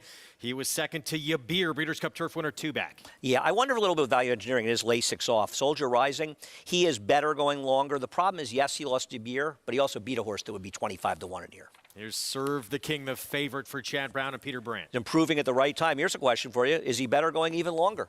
He won a mile and 5/8, he won a mile and a half last time. Good call. Shamrock at Todd Pletcher, Javier Castellano. He comes off the point of entry win at a mile and a half. It was Beacon Hill who was second that ran so well. He got a perfect trip to win last time, but he did win, and he's a horse that had trouble winning. I just didn't think he was good enough. Corelli, he's a 2-time stakes winner, and Jonathan Thomas says this is kind of the limits of how far he wants to go. Well, you know, it's not like he hasn't run okay going a bit longer. The question is whether or not he's quite good enough. He always does show up on firm going. Meanwhile, Channel Cat, Jack Sisterson, wanted to get a little more spark out of him, so he's putting blinkers on. John has just got to go and try to do it in a man of war. I think he's tailed off a bit. Depends if Tide of the Sea puts pressure on him. Sanctuary City, he's run some big figures that compete against this level. Does he want to go this far? That's the problem. He ran great last time. I mean, there was no pace. He really was best last time, but I wonder if he's going to go this far. But you take a shot late in the year. Todd Pletcher, Jose Lezcano, and No Word, another big number next door at 21-1. Yeah, I wonder how far he wants to go, and I also wonder if even on his best he's necessarily this good. And Value Engineering sort of had his way with him in a couple of meetings. And then Price Talk on the outside, Anthony Dutrow, Eric Cancel. This horse has a pedigree that says he's supposed to be able to handle the distance. He's never gone beyond 1 1/8 miles, and I'll tell you something, he ran last time. 2 minutes to post. ABR Race of the Week named after journalist whose career spanned over 5 decades, influenced a generation of writers and journalists, and he was awarded the Pulitzer Prize for commentary back in 1976. The great Red Smith, and of course we know his tremendous Saratoga quote. Yes, of course. What is it? You go left on Union Avenue and go back 100 years? Yep. So, yeah, he's a legend. You know, my father was a big fan of Red Smith. Of course, he wrote for the New York Times for so many years, and sorry I never got to meet him. A little before my time in knowing guys in the press box. This horse here comes in off back-to-back wins. Andy was just talking about the pedigree. Let's hear from Gary Stevens on Price Talk. Yeah, I'm liking this horse a little bit. He was claimed 2 back by Tony Dutrow, gets Eric Cancel, and I think he's going to get a good trip in here. There's not a ton of speed in this race, and I think that obviously Channel Cat's going to go to the lead. That's his only shot, and he may take them all the way because of the lack of speed in here. But Price Talk, look, it's his 3rd race off of a layoff. Ran his best race off of the claim last time out for Tony Dutrow. You know, the question is, can he get 1 mile and 3/8? He's never been this far before coming off that 1 mile and 1/8 race. But like Andy said, that pedigree says that, yes, he can. I mean, the Dam Side War Chant, he was a Breeders' Cup Mile winner. But we all know what Kitten's Joy has got as far as horses that can do anything, everything, run all day long. They can run on dirt. They can run on any surface. Unfortunately, we lost Channel Cat here about a week ago. To an illness, a great loss to us, and what a great racehorse and great stallion he had been. But Price Talk, that's where I'm going at 9-1, guys. All right, Gary, thank you. Yeah, English Channel, sire of Channel Cat there, fortunately passed away last week, former champion. Did you know that I believe he's Todd Pletcher's highest career money winner? That is surprising. Yeah, that'll win you a bet in a bar, won't it? And not that he wasn't a terrific horse. You know, I think it's longevity. And he won, of course, the Breeders' Cup Turf. It's a big purse. But I think it was more of a longevity thing. But, you know, he was a fabulous racehorse. Won as a 2-year-old in Saratoga. Some great battles with some good horses, too, over the years. Shakespeare. Really ran against some good ones. Well, you're going to go with the other Chad Brown runner in here. Value Engineering. Price has come down a little bit now. He's down to 9-1, Dylan Davis.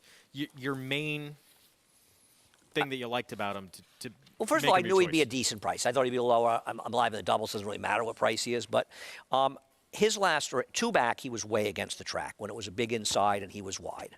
He's always had some potential, and I just feel like his last 2 races are a step forward. And sometimes this time of the year, I like betting kind of the now horse. The horse that's really moving forward the right time at a price. And I thought this was an exceptional effort. Flopshot is a very nice Peter Brandt horse that he beat. He had his own way in the front end, setting a fairly moderate pace. Think how firm the turf was to go 146-4. And Javier rode him perfectly. He was patient, he waited, and he just ran that horse down. I think this is a much more impressive record than it looks. Now listen, I have no illusions. This is a much tougher spot. But you know, it's interesting. He's running down Flopshot, the same connections as the favorite here, Serve the King. And today is just sort of the day to take a shot with him. Dylan's got to give him the right patient ride, and the horse has to deliver regardless of what Dylan does. I guess one concern, he is off Lasix. I don't think about that much, but some people do, and maybe they're right.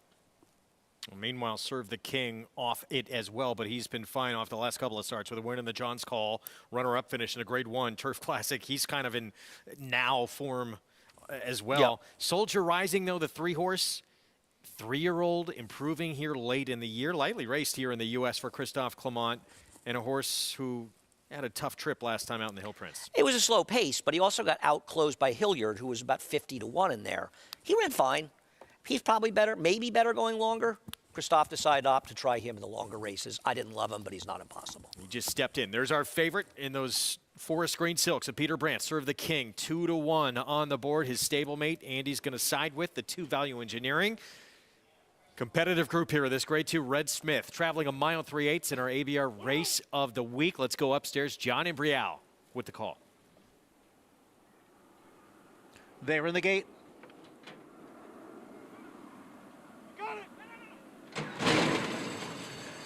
And they're off in the 1 3 furlong Red Smith Stakes.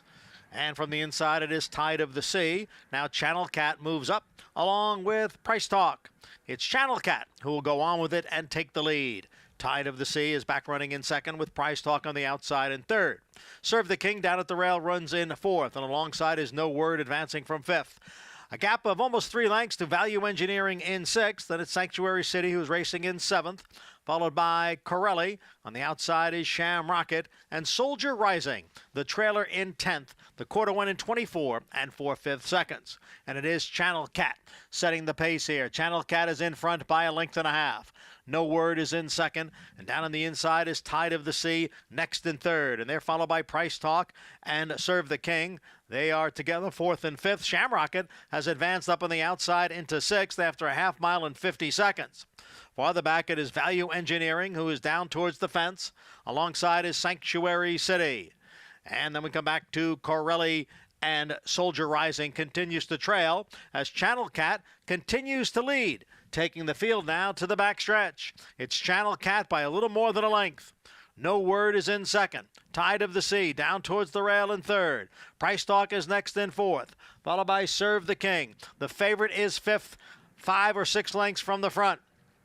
And then it is Sham Rocket, who is racing in sixth, followed by Value Engineering, Sanctuary City, Corelli, and at the back of the pack is still Soldier Rising. 3/4 in 1:15 and 2. It is Channel Cat who's trying to take him the entire way here. Channel Cat in front, 1.5 lengths. No Word now begins to pick it up on the outside. There goes No Word now, making a move and going up to challenge Channel Cat for the lead. And the two of them will come to the top of the stretch together. Price Talk has now moved into third. Down on the inside is Tide of the Sea. Serve the King is now coming on. And in between horses, it is Sanctuary City who's gaining ground. But it is still Channel Cat who has the lead. No Word made a run at him, but Channel Cat has something left. Can he hold off Serve the King on the outside? Channel Cat and Serve the King. Soldier Rising late. Serve the King is the winner. Serve the King, and a good finish there. Serve the King, Channel Cat, Soldier Rising. Channel Cat, John Velasquez, trying to pull this off on the front end. The blinkers on, it looked like they certainly helped him, but he could not hold off Serve the King, Chad Brown, Irad Ortiz Jr. Yeah, Irad gave the winner an absolutely perfect ride. He anticipated a tepid pace. He got into good position. He saved ground every step of the way, and he got out in the clear. And Channel Cat ran well. It was an excellent ride by John Velasquez, who rode superbly to win the early double today. But at the end of the day, he just didn't ride the best horse. The best horse won this race. And I'll tell you something, Soldier Rising ran very well to come from dead last behind this tepid pace. He was so far out of it in the early stages of this race and gets up for third. Gary, it's Serve the King, Chad Brown in our feature. Yeah, and a future Hall of Famer, I believe, in Irad Ortiz beating the Hall of Famer. I've enjoyed watching. It was early out here when the first race ran today, and I saw Johnny V win the first race, come back and win on a $48 horse in the second race today.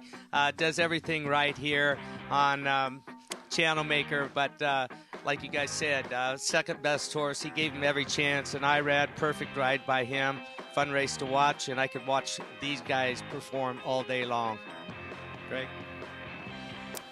Serve the King. Gary, thanks with the win. Goes off as the favorite for Chad Brown. Channel Cat, Soldier Rising, No Word, 22-1, long shot, completing the superfecta. We'll have the prices when we come back, and we'll have the nightcap for you as well. Our feature from Churchill, the Chalukey, still ahead as well. Deep in the heart of horse country, from these Kentucky hills has sprung a legacy rivaled by few. From the all-time greats of yesterday to the breed-shaping bloodlines of today, our roots hold strong with the promise of tomorrow. For over a century, our passion has guided us to where we stand and everything we stand for. Claiborne Farm, the tradition continues.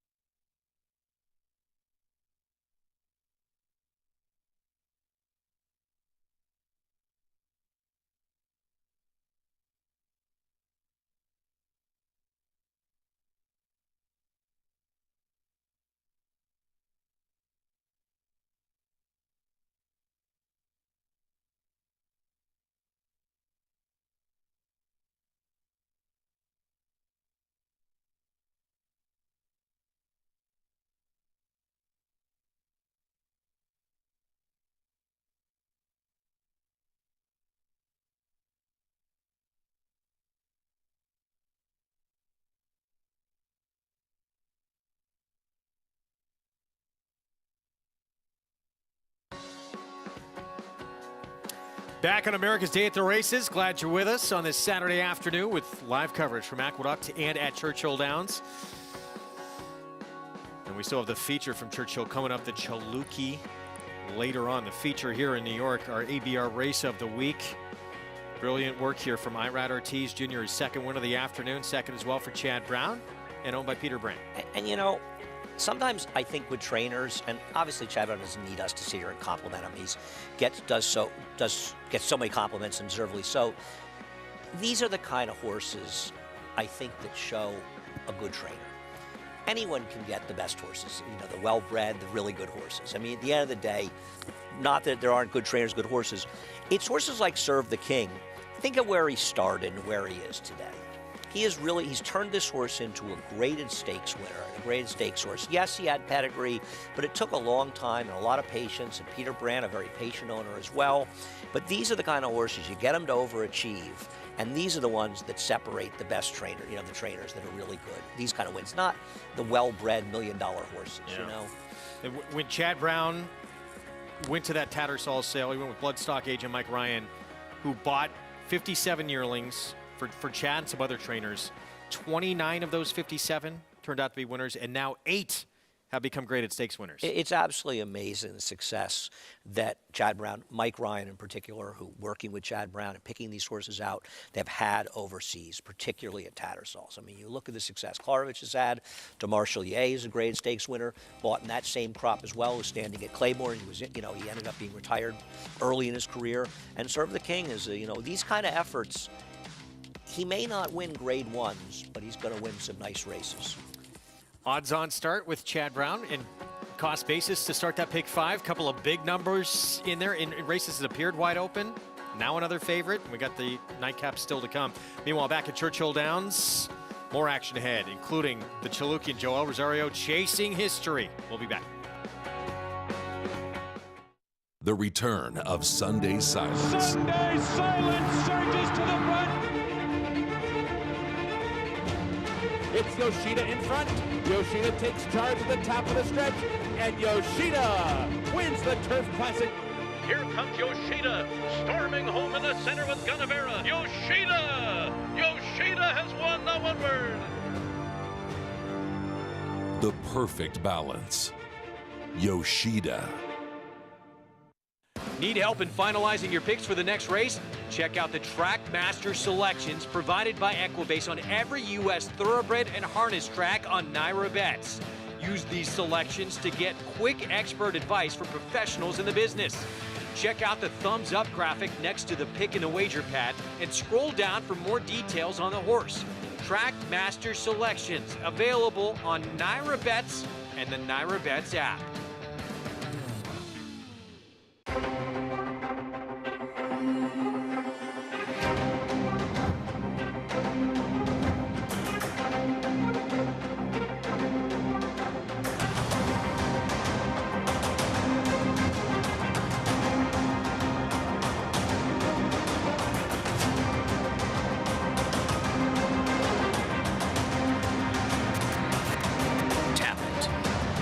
Standing at Gainesway. The symposium is important because it gathers everyone together, right? To get together face to face is where it's going to happen, where you can actually make the deals that you need to. We all get together and try to determine things that are happening in the business, things that should happen, and things that we need to turn our attention to. The symposium brings the different aspects of the industry together, and it also gives the vendors an opportunity to interact with their potential customers.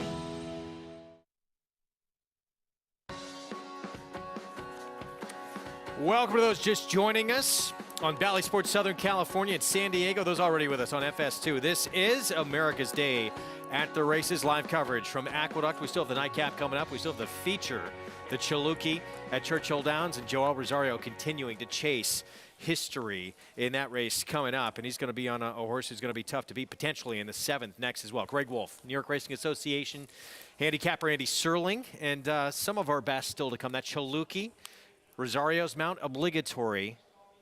Last time tried to come from very, very far out of it and was sort of a non-impact. And it was a race where the race kind of fell apart, to be honest. So she really had no excuse. She's a bit of a Jekyll and Hyde.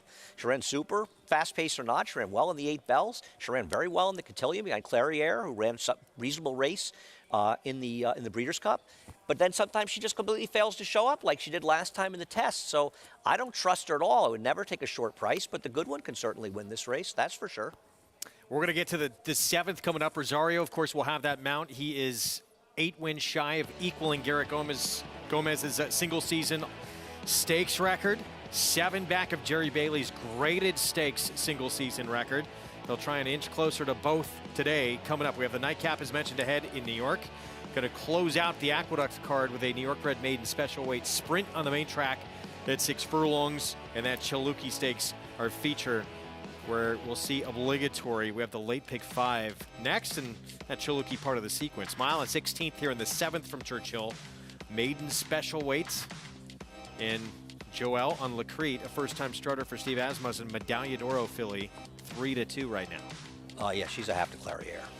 She is. And her dam, of course, a multiple Grade 1 stakes winner as well. So there's a lot of pedigree. Ogden Phipps and personal ensign winner, Test as well.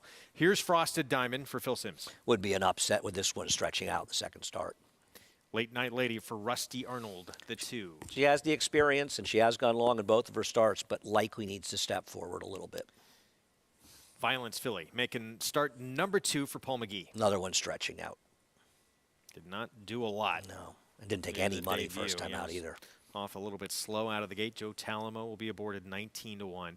8-1 on opening night, and at least she's gone a mile. It was at Laurel last time out. Interesting trainer change to Ron McQuett, but gets from Kelly Breen, who's a very talented trainer as well. Here's the one with the big pedigree, as you mentioned, have to Clairiere. And Clairiere won going long first time out, but Clairiere is a Grade 1's horse. We don't know if she is yet. She's overbet, but she can win. Not easy to do, going 2 turns in a mile and 16th in that debut, even if you have that pedigree. Lagarity for Kenny McPeak. I am betting on this horse. Kenny McPeak has outstanding numbers stretching horses out. 2-year-old stretching out in the dirt and maidens, 14 for 53, 418 ROI, Greg, over 5 years. Dan produced Elusive Fate, graded stakes placed on dirt. And here's Dunvegan Doll, blinkers on for McPeak as well. Greg, I think that you've done your job today. You managed to pronounce this one. So I respect that. And my sweetness, don't ask me to do it again. Outside with Jimmy Baker and Julian Leparoux. So that's the move at Churchill. Horses that are running the turf and when they try the dirt for the first time. It's a first foal from an unraced dam. The second one was actually second dam was okay on the dirt. So maybe there's some pedigree, taking a ton of money. 5-2, yes, second choice from an 8-1 morning line. Take advantage of the Twin Spires bet back offer. Place a win bet, select races Thursday through Sunday. You'll get your bet back up to $10 if your horse runs second or third. You have to opt in, and those bonus funds credited every Monday. Download the app or go to twinspires.com. Joining us live on site under the Twin Spires, let's go to Frank Lyons. Thank you, Wolfie. This is a very good maiden special weight for 2-year-old fillies, and the horse is getting all the play here. Was 8-1 on the morning line, is now down to 5-2. Is the outside horse My Sweetness, who's by Candy Ride, out of Sweet Assassin by Tap It. Julian worked her last Saturday, and she worked super. I can see why they're going to why they're making a play on this filly. In her first race on a yielding or a good turf course at Keeneland, she made a terrific run. It was a better than looked race, so I'm going to go with the 8 on top, and then the 5 is by Medaglia d'Oro out of Cavorting. I'm sure you've heard all the boys talking about this one.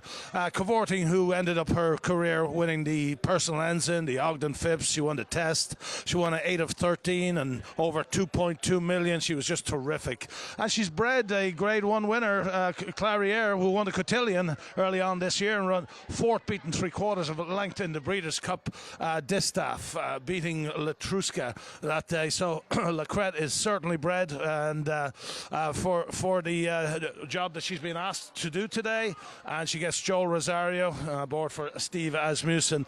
Then I think the 2 Late Night Lady looked very well. Also the 6 Lagarity ran well. She's run well in both her starts. She's by Connect, who Kenny McPeak has had some terrific success with the offspring of Connect. So far, she paid $175,000 for this one. Has had 2 starts so far and looks to on the stretch out today, going from 6.5 furlongs, 6 furlongs to a mile and a 16. So it is a terrific race here.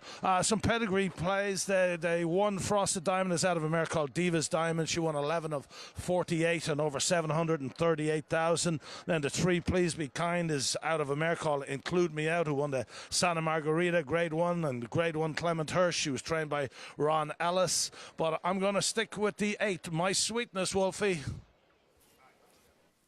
Frank, thank you. Public liking this one as well, despite having debuted on turf, making her dirt debut. Let's check in with our Hall of Famer, Gary Stevens. Yeah, I actually had wanted to talk to Frank for just a second, just to see how cold it is back there, because I see you bundled up, and I wish I was there with you, Frank. We had a lot of fun this summer there at Churchill Downs. Look forward to the coming summer. Not this winter, but anyway, I'm a little bundled up here myself in California, believe it or not. Air conditioner's been off. The heater's been off here at the Man Cave in California, and that's why I'm bundled up. We had some water damage here, and they're renovating this house right now. But when I'm next to Frank out there, I listen to what he has to say, especially with these 2-year-olds. And this is the part of the year these 2-year-old fillies maybe were a bit bigger than some of the other ones. They waited on them until this time of the year. And these are the ones you really look for that are getting their late start. They're going to be 3-year-olds, and that's why the late start with them. But yeah, the 5-horse Lacrete, there's some fillies in here with some great pedigree. But I'm going to listen to what Frank had to say because, look, full disclosure, Frank, you're the agent for Julian Leparoux, and whatever Julian tells you, he's a great judge. So I'm just going to follow you right now, Frank. You're there. You got eyes on him. You see him in the paddock. You see how they're warming up. And, Greggy, what he says, you follow. That's all I can tell you.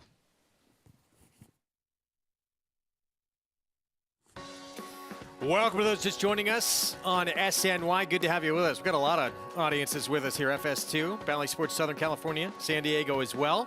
And now our new audience at SNY. Greg Wolf, Andy Serling with you, Gary Stevens, Frank Lyons as well, Maggie Wolfendale. Got the whole crew here. We got the 7th coming up. Late Pick 5 begins here at Churchill. And one filly in particular with a very big pedigree in this race. Right. I mean, they're betting the pedigree on the number 5 horse, Lacrete, who is a half to Clairiere, a very, very talented Grade 1 winner. The Cotillion ran competitively in some of the biggest 3-year-old races this year and 4th in the Breeders' Cup. The dam herself, a multiple Grade 1 stakes winner, but she's also going long first time, and that's not easy to do. Clairiere did it, but that doesn't mean this filly will do it. I'm very interested in the 6, Lagarity, in race number 7 at Churchill. They're going to do.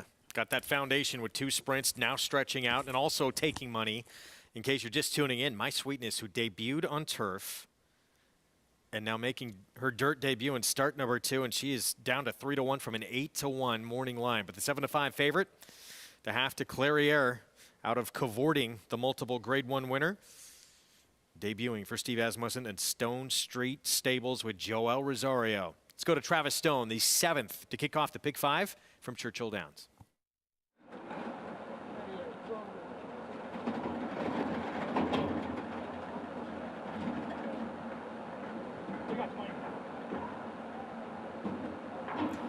There in the gate. Good Francis, and there's opening night. Settle down. Ready. And they're off. Lacrete with a quick beginning. Just like that in front in the first few jumps. Late Night Lady's going to show speed as well, and these two are head-to-head early. My Sweetness comes away third and tucks in toward the rail where Frosted Diamond is as they head into the opening turn. Lacrete, with that good quick beginning, has opened up to lead by a length and a half. Now it's 2 already.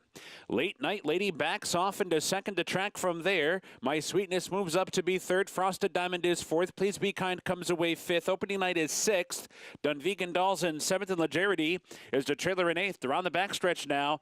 At a sharp opening quarter in 23-2, it's Lacrete showing the way down the backstretch run, unopposed and uncontested with 5 furlongs to go.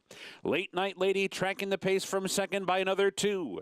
And then it's My Sweetness going head-to-head with Frosted Diamond. They're together third and fourth, both trying to inch forward just a bit. A margin of 2 from there back to Please Be Kind. And then it's Dunvegan Doll down toward the rail. Lagarity moves up while wide, and now Opening Night is the trailer. So they're on the far turn. Lacrete the leader by 3 still. Late Night Ladies in a drive trying to keep up in second. The half-mile time in 47-4. Now the lead is 4 for Lacrete round the far turn. Late Night Ladies in a full-out drive second. My Sweetness is racing third. Frosted Diamond toward the rail is fourth. Opening Night comes wide off the turn fifth. Lagarity is there too. Top of the stretch. Lacrete the leader by 4, heading for the 8th pole. Stick is out. Opening Night runs up into second. Late Night Lady gives way from third. Frosted Diamond is fourth. There's a 16th to go. Lacrete still clear by 4. Opening Night finishing with interest. Lacrete gets a little bit tired late, but this race was really never in doubt. Lacrete, most impressive all the way up top. Opening Night has to settle for second. Then it was Late Night Lady, Lagarity, or Dunvegan Doll. Can I book my Oaks future wager? That was impressive. First time out, not easy to win going 2 turns in your debut.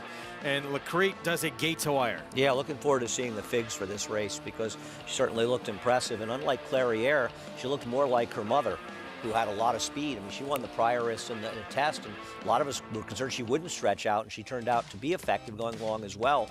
She had speed. She dominated from start to finish. A nice-looking debut, and the opposite of Clairiere, who made a big run from the back of the pack to win her debut. Yeah. Mom, you're talking about, of course, Cavorting, multiple Grade 1 winner. As we're back in New York, we have the nightcap coming up. Sprint on the main track for New York-bred maidens, and this is Catching Cupid. I think this is a very, very vulnerable favorite. New York comes out of a race that I kind of want to see it again to believe it, and rode a gold rail that day. I think this one's vulnerable to short price. Irad Ortiz Jr. looking for a 3-win day on this long shot. And a trainer who's been heating up a little bit. Why is Irad riding this horse? Makes you think. Right? Turf to dirt, and where the debut came. Here's Class AJ. Didn't like this one. Was on the good rail on October 22nd when finishing second. Big price next door on a first-time starter, Boss-Ship Street Boss for Chris Englehart. And one of the 3 foals from this dam did some running. I like the Street Bosses. More in the turf, though. Raw Courage next door. 14-1 Javier Castellano for John Toscano Jr. Second off the claim is disappointed some short prices for the previous trainer. Hit the board against Run Curtis Run. It was a race taken off the turf. Here's a first-timer for Cleveland Johnson, Central Banker 2-year-old. Very live. 10-1. Jalen Samuel is riding for Cleveland Johnson at 10-1. Some good works. This is a very, very live firster. Yeah, big gate drill as well on the Belmont training track. 9-1 Unique Unions for Rick Schosberg. Another interesting horse. This horse made the lead before being eased. Something went wrong, and this one's taking a little money, too. Could be dangerous in the front end. Taking money, Hot Rod Rumble, Jose Lezcano, and a speedy 2-year-old for Steve Asmussen. Yeah, I think this horse is dangerous. I actually picked this horse on top. I might have taken a shot with a 6 if I had to change my picks. Last time out was against the track. Caveman took money in his debut in a straight maiden race at Parks. Yeah, but it was a 5-horse field. Maybe against New York Breds will wake up, but not with my money. And 7-1 outside Thrill of It, John Terranova. Yeah, comes out of a very weak race overall, but did run better first time out. Dylan Davis aboard for John Terranova there. Blinkers going on for start number 3. That's your field for this finale here in New York. Let's head back downstairs to Maggie Wolfendale. And while, guys, I have no problems with your current 6-5 heavy favorite in Catching Cupid. He looks great here for a trainer I have the utmost respect for in Charlie Baker. A little interested in a few long shots. And actually one taking a little bit of play here is number 7, Unique Unions. As you guys are Can we just pan over here? We have all the Clear Star stable guys here, and as soon as I said that, they started jumping up and down. I love the enthusiasm. You can't not love it. But Unique Unions, I don't know exactly what happened for him to be pulled up in his last start, but he came back immediately after that and worked a bullet. Now we see Manny Franco pick him up, and he was the horse my eye just kept going back to. He's this solid, robust, really well-conditioned horse that I like the way he's put together too. He does look like your out and out dirt sprinting type. I like what I'm seeing from him. I loved what I saw from him out in the warm-up too, moving well out there. We'll see if Rick Schosberg can get this guy on track here in his second start. I'm going to take a shot in the dark. It's the last race. Why not go out with a bang with the horse facing New York Breds for the first time in his second outing? And number 9, Caveman, probably not a very strong field there at Parks, but it's a big, good-looking son of Dortmund, who this is the first time I'm seeing a progeny of Dortmund, and he was a big horse himself, so there's really no surprise in that. But Mariah Montoya, her horses always ship up here looking fantastic, and I just thought maybe against the New York Breds here, he looked really fit. That race probably got him where he needed to be, and he could move forward from it. As number 10, Thrill of It, I think he ran in a race last time, was restricted, that RNA type of, or sold for $45,000 or less. I think that was a pretty strong group of those types, to be honest. So he's back with New York Breds. He puts a shortcut blinker on here for John Terranova. I like the way he behaves. Sometimes his horse has a propensity to be a bit of a bad actor. He's very calm and settled today with those shortcut blinkers on, Greg. Maggie, thanks. They are loading up 7-1 on that outside runner, Thrill of It. Meanwhile, Catching Cupid still the 6-5 favorite, but you're against. I won't be surprised if he wins, but I think he's a very, very beatable horse in here. He ran a good figure, but he had the absolute best of trips in that race to do it.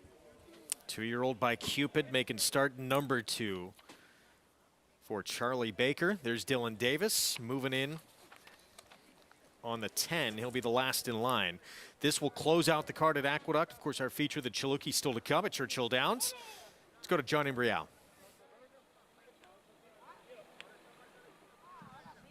Set for the start of race 10.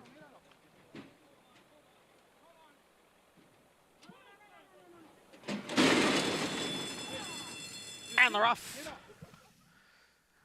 Hot Rod Rumble broke well. Now my last mission moves up at the rail. It is Catching Cupid, and Unique Unions is right there. Unique Unions. And my last mission and down at the rail is Catching Cupid, so it's 3 of them across with Hot Rod Rumble racing in 4th. Caveman has moved down towards the rail and is running in 5th. Far outside Thrill of It is next in 6th. Clash AJ is in 7th. Boss Ship is next in 8th. On the outside is Always Charming, and trailing the field is Raw Courage in 10th. The quarter 22 and 4/5 seconds. Unique Unions and My Last Mission. The two of them are right together. Hot Rod Rumble is on the outside and racing in third. In behind it is Catching Cupid, along with Caveman, and on the outside, Thrill of It off the turn into the stretch, the half and 46 and 3. And it is Unique Unions who is spurting clear here. Unique Unions has a 3.5 length lead. Hot Rod Rumble is giving chase in second, then Thrill of It and Caveman. They're coming down for the 16th pole. It is Unique Unions with the lead, and Manny Franco has a 3-win Saturday. Unique Unions takes it over Hot Rod Rumble, then Thrill of It and Caveman. 12-1, hugs all around, and big day, as you heard, for Manny Franco. 3-win afternoon, and a horse you pointed out showed speed in the debut. Something went wrong and was ready to roll today. And the whole crowd was there, and Maggie showed him before the race. Congratulations, guys, though you're not listening because you're cheering, and that's exciting. This horse ran very well, Greg.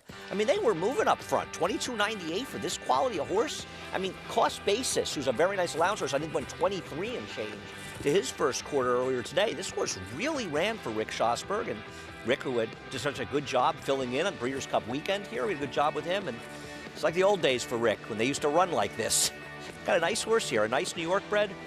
I had a feeling Catching Cupid was a phony, and he was. Separation here from this field as well. 7-8, 10-9, 12-1 over 3-1 over 6-1, 22-1. Completing the superfecta. That was Jackson showing some talent. That was Maggie's horse, the Caveman, right? Yeah, I think that one she was interested in.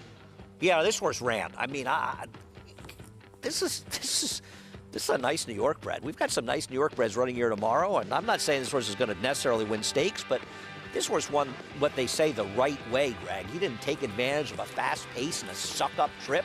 I mean, look at the other speeds, right? One of them was the 6-5 shot. He was done at the 3/8 pole. The two horse abdicated and they hit the top of the stretch. This is a very nice performance. Congrats to Rick and all the connections, all 500 of them. Maybe 2 winner circles for him, Greg. There were quite a few down there. They picked the right day to come out, though. That's a little confident, too, being in the winner's circle for the race, right? That's they must have known. Jinx, right? Next time, share the information, please. 3-win day for Manny Franco.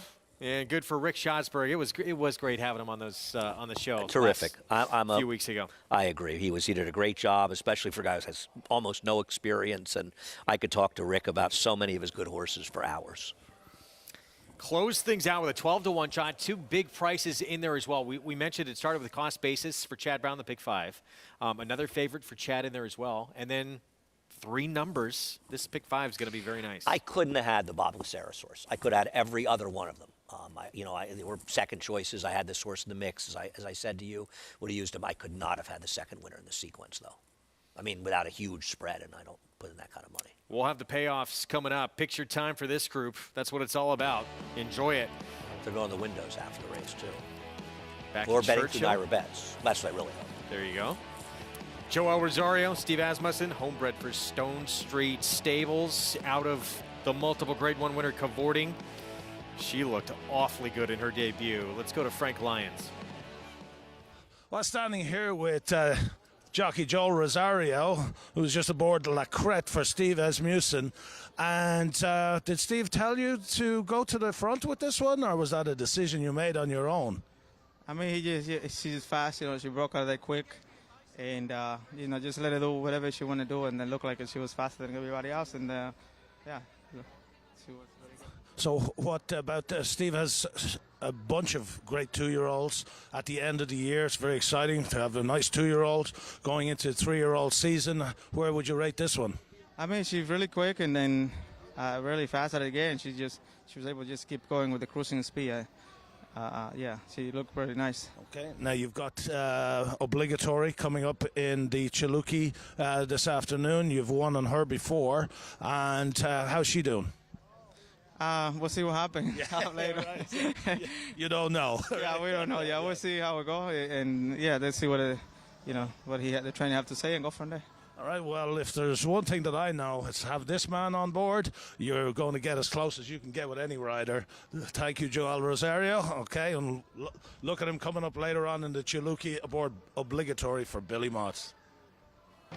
Frank, thank you. I know it's early, but could the 2-year-old champion filly be looking for a new pilot down the line? Probably not just yet. I said it's but, early. But it's not bad if you're Steve Asmussen to have this one. And I mean, listen, it's early. And like I said, I want to see the figs. Joel And I know you agree with that as That's well. why I say that. I'm teasing. Yeah, I know.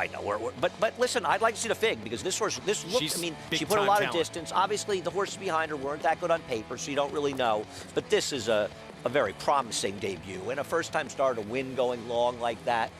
She's got the pedigree to do it, so she might be one to watch. But we'll talk tomorrow on the show when we see the speed figures. Back to New York. Let's wrap up the card.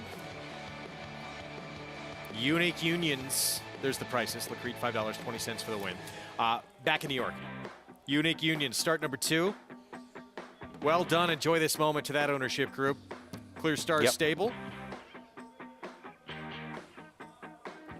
That's come out to the track, see your horse run like this one did, and then get to enjoy it with a group of friends, and have a really nice 2-year-old as well. They all bet to win because the double paid $280 and change for $2 with a $6 horse winning the other leg. I mean, it's almost 4 times the parlay. Pick 5, you see there, $11,128. Pick 6 carryover? No, pick 6 was hit. Big favorite won the 5th? I can remember. I think 42,000 what I saw. We'll double Wow. check it. The favorite won the first leg, Yeah. Let's take a look at the pick 5 follow along. Started with the cost basis. If you like Chad Brown today and his 2 favorites, you could have gone single and deep all around. You gave out Scuttlebuzz. You made a case for Unique Unions. Life is great. I mean, it was a wide open maiden race. Had run decent last time out. Parlay was over 3 times. The payout was over 3 times the parlay. But as we said, the last winner was really bet to win. As we look at it more closely, this was incredibly easy to have. $4. I'm actually glad because I didn't play the sequence. I'm glad that I couldn't have had the second win in the sequence without a massive spread, and I could not have put this ticket together. Well done. Yeah, if you had this. Not easy to do this afternoon. Nice score for those who had it. Feature still to come. Grade 3 Chilookie at Churchill Downs. Brad Cox hoping to have a say in the matter. With Matera, Florent Giroux will be aboard. Had to deal with She Dares the Devil last time out, and that put an end to her 3-race win streak. We'll see if she can get back in the win column. Coming up in a feature still ahead. Good Magic's in front. Good Magic pulls away from Sobomini. Good Magic's gonna win his first race, and he's gonna do it in the Breeders' Cup Juvenile. Good Magic to the front of the field in the Toyota Bluegrass to win it. The champ is back. Good Magic in a good-looking performance. 800,000, 75, 875, 8.5. Pete, 775,000. Thank you.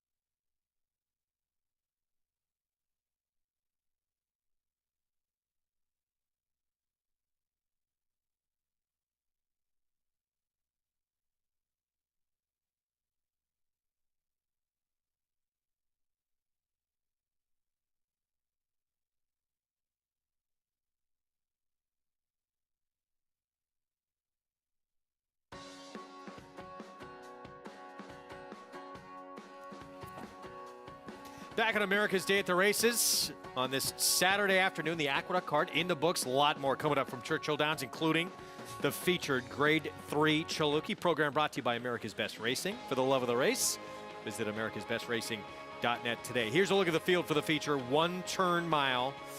And Matera, Miss Bigley, obligatory. They all vie for favoritism in here. Matera, Brad Cox had this filly on a roll. She won 3 in a row, and then she had to deal with She Dares the Devil. Right, and the horse that finished second and third are coming back on Thanksgiving Day on the in the $500,000 stake at Swell City that day. I like the cutback from 2 turns to 1 turn here. Here's what bothers me a little bit, just a little. That last race is so much better than the other races from a speed figure standpoint. Did she really step forward that much, or was she being pulled along against a better field? We'll find out today. But based solely on her last race, she's a huge player in here. Meanwhile, coming in from the West Coast, Miss Bigley for Phil D'Amato, who had some big trouble in her last performance. With more on that, let's go to Gary Stevens. Yeah, Miss Bigley did have some big trouble in her last race. Right at a critical part of the race, was making a huge move, what looked to be a huge move, and didn't just steadied hard. Lost all of her momentum. She's kind of a one-pace looking filly to me as far as what I can see. And when you see this trouble entering the 5/8 pole, boom, Juan Hernandez has to steady hard, jerked completely out of her position, and gets her back in stride. Now it's going to move to the out around horses. Does she hang a little bit? I don't know, but for a horse to overcome, sometimes we consider trouble more than what it really was. I'm not saying that here because she did encourage some trouble, and she's got that big long stride. It's tough to get them rolling again, and she did pick up a little bit, and then the last probably 16th of a mile was just kind of running in place, and you know, not that impressive. It wasn't a big speed figure. This was a grade 2 she's coming out of. But I give her a good chance in here today. I think that trouble was significant. And the 1-turn mile, I think, is going to help her today. She's not going to be going around that turn, but it's a filly that you don't want to get stopped. I think she needs to get into a rhythm and continue on and not get stopped and just keep moving forward, guys. All right, Gary, thanks. Well, more on that feature coming up in a little bit. That's race 10 on today's card. Miss Bigley, one of several contenders in their feature race on the card this afternoon. Coming up next, we have a filly who costs more than just about anybody we've seen on any card all year long. Center aisle, $1.5 million. I knew there was an OXO horse in the race. And when you said there was a horse that cost a lot of money, I knew it was 1 to 5 to be an OXO horse. 8 to 5 on center aisle. Listen, I didn't like her last time, so I was wrong. But I don't really love her in this race. At the end of the day, she was able to get clear on a track that was very kind to speed, on a wet track, not surprisingly, at Keeneland. And she has run some good races, so there's talent in there. But I really think that it's a much different race today. You've got speed from Slam Dunk. You've got speed from Farsighted, potentially speed from the 7, Miss Mosaic. So I don't think she's going to be in that same controlling position. Now, that doesn't mean that she can't win. She's won rating before. But she's also a horse that's made a career out of disappointing at short prices for trainer Chad Brown. I think last time she had all the best of it, and today it's going to be much tougher. Now with Palo Lobo, start number 2. Short price once again. Joel Rosario will be aboard, and it'll be interesting to see where he places her in this race because, yeah, usually she's not out in front. It was a tepid pace last time, and I think Joel was able to take advantage of it. I don't think that's going to happen again today, but I could be wrong. Meanwhile, Sunpath, 2 to 1, second choice on the board. She's been off since the grade 3 Honeybee back in March at Oaklawn. Yeah, Brad Cox has very good numbers turning back overall. He's 30% with 171 starters going from a route to a sprint with a 211 ROI, which is a remarkable number for a guy like Brad Cox. Huge number. Coming onto the track, we'll see Recoded first. Rafael Bejarano for Eric Foster, a 7-time winner, 4 of those wins here at Churchill. But a big price. She's going to look longingly at that green stuff that they put it inside of the course because that's her preferred surface. Slam Dunk next door, 7 to 1. Shug McGahee going out for Shug. She lost to a good one in Miss Brazil 2 back. She's a little bit of an in and outer. Sunpath we just talked about, Munnings filly for Brad Cox. I like Sunpath in this race. Something went wrong in the Honeybee, giving her some time off. 8 for 21 off 150 to 300 day layoffs, turning back on the dirt. Center Isle, she's got a long way to go to earn back what she cost. As she absolutely does. We'll see. I'm against this favorite. If Frank likes her, she's a cinch.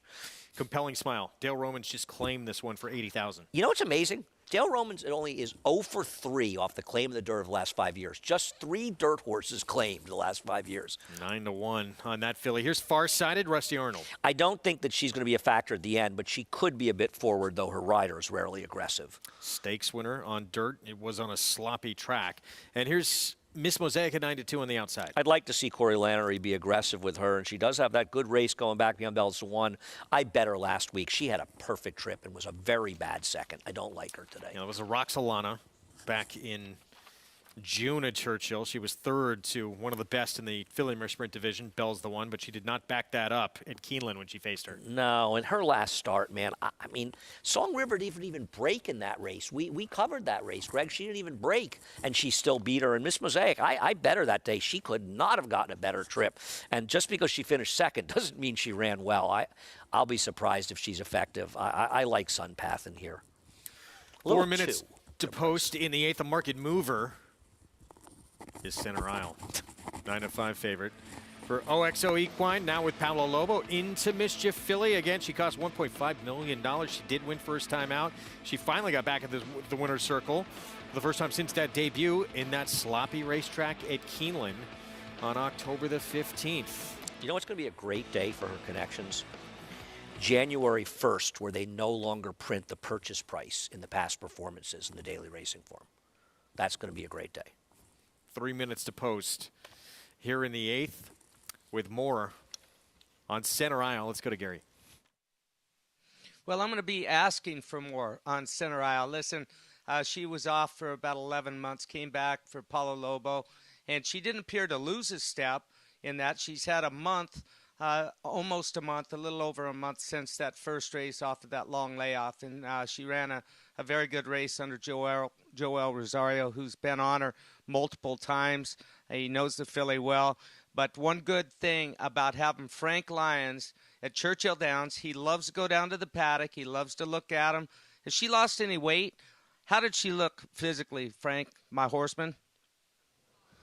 She looked fantastic. She is by far the best looking filly in the field. I love the way Center Isle looks. She was a winner last time out at Keeneland. And I think that's the advantage that she has, that Sunpath hasn't been out since the 6th of March in Oaklawn Park. And she's a kind of bigger filly. She's carrying a little weight. I wouldn't be surprised to see if she just needs a race. She needed a race first time out. She finished second at Keeneland. Then she came back to win her next 2 starts, including a 12 and 3/4 lengths winning at non-winners of 2 at Fairgrounds. But Center Isle looks great. But I'll tell you, I know, Andy, that you picked Miss Mosaic last week, and she ran second to Song River. She got well beat by Song River. She gets some extra ground to run today, and she gets an extra furlong. And I think that's really going to suit Miss Mosaic, who looks tremendous on the racetrack, only coming back off a week's layoff. So I'm going to say that Miss Mosaic is going to jump up and run a huge race, but I wouldn't be surprised if Center Isle won this race, won it easily, or even Sunpath. Sunpath gets Lasix for the first time, a daughter of Munnings at the Tappan Mare Touch the Star, owned and bred by Juddmonte. This is a very nice 6.5 furlong race, and we'll throw it back to you, Wolfie. All right, Frank, thank you. Sunpath, the 3, Center Isle, the 4. Frank believes major players in this race, so does the public. Top 2 choices on the board. Let's take a look at this Juddmonte filly. Sunpath, again, the long layoff to contend with here, cutting back in distance, and the only 2 times she's sprinted in her career. Well, she was second in her debut, and then she won, broke her maiden on this track, going 7/8 in start number 2. I like this filly for Brad Cox off the layoff. As I said, I pointed that out. 5 to 10 month layoffs, 150 days to 300 days. Brad Cox is 8 for 21 when he comes back and he cuts them back from a route to a sprint in the dirt. So he's not using races like this as a prep. I mean, obviously he's looking at bigger races down the road. But the fact, what I get from that statistic is he has them ready. And I thought she showed enough talent as a 2-year-old. And to be honest with you, you talk about that race, maybe she's a little better around one turn, Greg. And also maybe we're going to see Essential Quality in May sprinting. I'm kidding. I'm very bitter about him being retired, by the way. I don't. Why did he need to be retired? I can lend Godolphin a few bucks if they're short. I just was really looking forward to him coming back next year. Would have loved to see him as a 4-year-old, no question. See that those 3-year-olds continue their rivalry. That's the thing, you know. It's one thing, and there's a number of them are coming back, and I'm excited that Hot Rod Charlie's coming back. I think you're going to see Hot Rod Charlie aggressively Medina Spirit's coming back. For it. Medina Spirit coming back. You know, Life is Good. There were a lot of good 3-year-olds this year. I just wanted to see Essential Quality. And as you know, I'm not Essential Quality's biggest fan, but he's a really good horse, and I really want to come back. I'm looking forward to Midnight Bourbon, the Clark race on Friday, coming back, and obviously he's running against Maxfield, but he seems to be really developing for Steve Asmussen. I mean, you don't want to compare him to a gun runner, but maybe he's a horse that's stepping forward. I mean, Gun Runner had run in big races, but he never ran those big figures. His real race that turned it around for him was the Clark when he won it as a 3-year-old. And I think that Midnight Bourbon could have an excellent 3-year-old year. Steve Asmussen, does obviously well with younger horses. He's really good at improving horses as they get older. Loading up here for this 8th from Churchill, 6-5 favorite remains the $1.5 million Daughter of Into Mischief here. Center Aisle. She went gate to wire in the slop at Keeneland in her first start in 11 months. Can she move forward off it here under Joel Rosario? And what will be the tactics here on the fast going? She's the first one in. I mean, maybe he'll be aggressive. I just didn't think she was fast enough to make the lead in this race. Joel still going to try and chip away at that stakes record coming up with the feature. That's in the Chaloki. He'll be on obligatory. But here, Center Aisle, who before she ever ran, there were big expectations here with that kind of price tag. We'll see if she can go back-to-back in her comeback here as a 4-year-old. I love Chaloki. And I was wrong. I thought she was a Wayne Lucas. I appreciate Bailey correcting me. She was a Bob Baffert horse. Appreciate that correction. And she was a tremendous horse. Was upset in the Breeders' Cup Juvenile by Wayne Lucas. But, man, was she a good horse. Let's go to Travis Stone, race 8 from Churchill.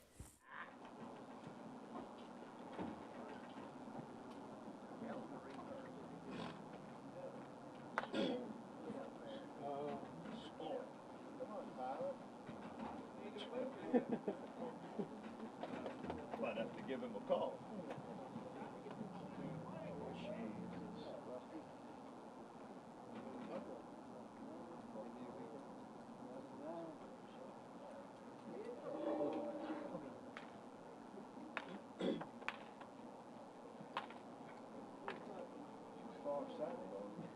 Far-sighted from the gate. But mine was going to be worth getting, but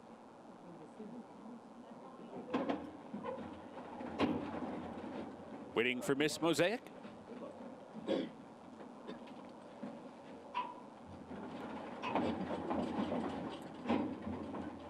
They're in the gate, and they're off. And Center Aisle breaks alertly from mid-pack and fires out fast, secures the lead as they cross over.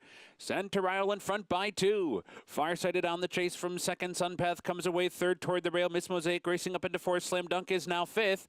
Recoded down inside 6th. The early trailer, Compelling Smile. The clear-cut leader is Center Aisle. In front by a length, heading for the far turn run. Farsighted on the outside, pokes up to grab second. Sunpath with a good spot. Covered up inside, running along in 3rd. Miss Mosaic is perched out there, 3 wide, 4th, and moving up into 3rd now. Compelling Smile is going to try and follow her. Slam Dunk's right in the thick of it, only 3 lengths behind, and Recoded is the trailer. An opening quarter in just 23 seconds flat for Center Aisle, who's on cruise control heading for the quarter pole. Confident right at the top of the stretch, comes a little bit wide. Miss Mosaic's launching a rally, forced to go wide off the turn. Sunpath cut the corner nicely. Compelling Smiles in behind them, racing for the 8th pole. Center Aisle is set down for the drive now, and she responds just like that. Center Aisle opens back up. Miss Mosaic in a full-out drive, so too Sunpath, not in a drive at all, is Center Aisle. She gallops home to win it by 2. Center aisle from start to finish over Miss Mosaic, Sunpath, and Compelling Smile. Joel Rosario able to get to the front. No one put any pressure on center aisle. She goes gate to wire. No, I mean, it looked like a race in New York when one rider goes and everybody else grabs. There was speed on paper, but there wasn't speed in the racetrack. I didn't like center aisle. I was dead wrong about her. I actually don't think that Sunpath ran badly for a return race, considering how slow the pace was. She galloped out very strongly for what it's worth. But center aisle starting to look pretty good, but she's gotten 2 very, very good trips in a row. 4-7-3 finish. Coming back as a 4-year-old now, back-to-back wins. 2 different racetracks, 2 different types of tracks, sloppy, fast going, but both common denominator. Doing it on the front end, Gary Stevens. Yeah, and I'll tell you what, Joel Rosario, what he's doing, he's staying out of his horse's way. We see too many times jockeys trying to invent things during the race. I was guilty of it at times. He's so much in the groove. He's been in the groove all year long, but all he's simply doing what Bill Shoemaker told me his biggest weapon was, stay out of their way and be a passenger. And he's being a passenger until the 8th pole on 90% of the horses he's riding right now, riding with a ton of confidence, and why not? He's the man right now, guys. Joel, it's his world. Likely going to be collecting some hardware very, very soon. The first ever Eclipse Award in his career. He is the odds-on favorite. It's almost hard to believe he hasn't won an Eclipse Award. Not that there were undeserving winners in other years, but he's such a good rider, and I couldn't agree more with Gary. That's the thing. That's what I always loved about Mike Smith in those big races. He doesn't get in their way. You got a speed horse, you let him roll. Center aisle, back as a 4-year-old. Now she's a perfect 2 for 2, flaunting some big speed. Now with Paolo Lobo for OXO Equine. We're going to take a break. More Rosario in the feature to come. Stay with us. De Marchelier offers breeders a rare opportunity as the only son of emerging sire of sires, Dubawi, standing in Kentucky. His picture-perfect pedigree includes 9 Grade 1 winners under the first 3 dams. Dubawi and his sons and grandsons at stud have established stars on both turf and dirt. Now his first foals have arrived. De Marchelier, standing at Claiborne Farm. This season at Oaklawn, we've got more of everything. More of the top thoroughbreds in the world. More days of live racing starting Friday, December 3rd. And the largest purses in our history. All at a completely reimagined Oaklawn. Come be a part of this historic season at Arkansas's only casino resort. Irish Hill and Dutchess View Stallions proudly standing the ultra-fast, multiple stakes-winning son of Uncle Mo, King for a Day, who took the Sub-Barton Stakes at Pimlico in his first start at 3. King for a Day, who'll rule supreme in the Sub-Barton. And the only horse to outrun 2019 3-year-old champion Maximum Security. Maximum Security has been defeated. King for a Day by a length. Sire maker extraordinaire Uncle Mo's King for a Day. Visit IHDVStallions.com to book your mare today. Racetrack Television Network brings you every race, from every track, on every screen, every day. With monthly packages starting as low as $5, RTN gives you great value and access to more live HD streaming and race replays than anyone. Visit RTN.tv today to sign up and watch on almost any device, including Roku and Amazon Fire. Use promo code TRYRTN for a 5-day free trial.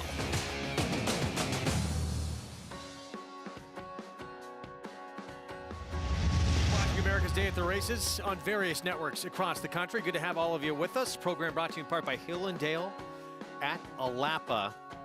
Such high expectations for this filly, costing $1.5 million at auction. She won her debut. Tried her in some tough spots.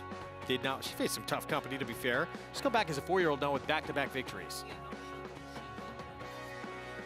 She was also unlucky in some races. She got completely eliminated the break of her second start. She ran a creditable race behind a very slow pace against Frank's Roquette in her next start. She was running 90-plus Myers early in her career. She's not as good as those races, and she's had very good trips, but she's getting it done in her last couple of starts. Doing it on the front end in both of these races. Coming back now as a 4-year-old, Joel Rosario aboard for both. Pick 5 hens there for $2. 8:07. We still have the feature, Chaluki, to come. Right now it's race 9, however. And the 9th 6-furlong sprint allowance race, 3-year-olds and up who have not won 2 lifetime. Tulane Trist, Cherie DeVoe, Into Mischief, 3-year-old. The one to beat right now. Yeah, getting a little bit of class release or competition relief off of second off the layoff for Cherie. Next Friday, Clark, grade 1 at Churchill Downs, and one of many expected to line up in that race, Maxfield for Godolphin. Stephen Foster winner. Last time he was at Churchill Downs. Can he collect another big one? 4-year-old son of Street Sense, 7 for 10, $1.5 million earned already in his career. We'll preview his chances when we come back. No sport in the world brings the wins home like racing. It's one-of-a-kind, high-speed, high-stakes action, and Naira Bets takes you there. Place your bets and watch the races live from anywhere. With Naira Bets, make easy, secure deposits and promotions every day to earn reward points or cash. Download the Naira Bets app or visit nairabets.com.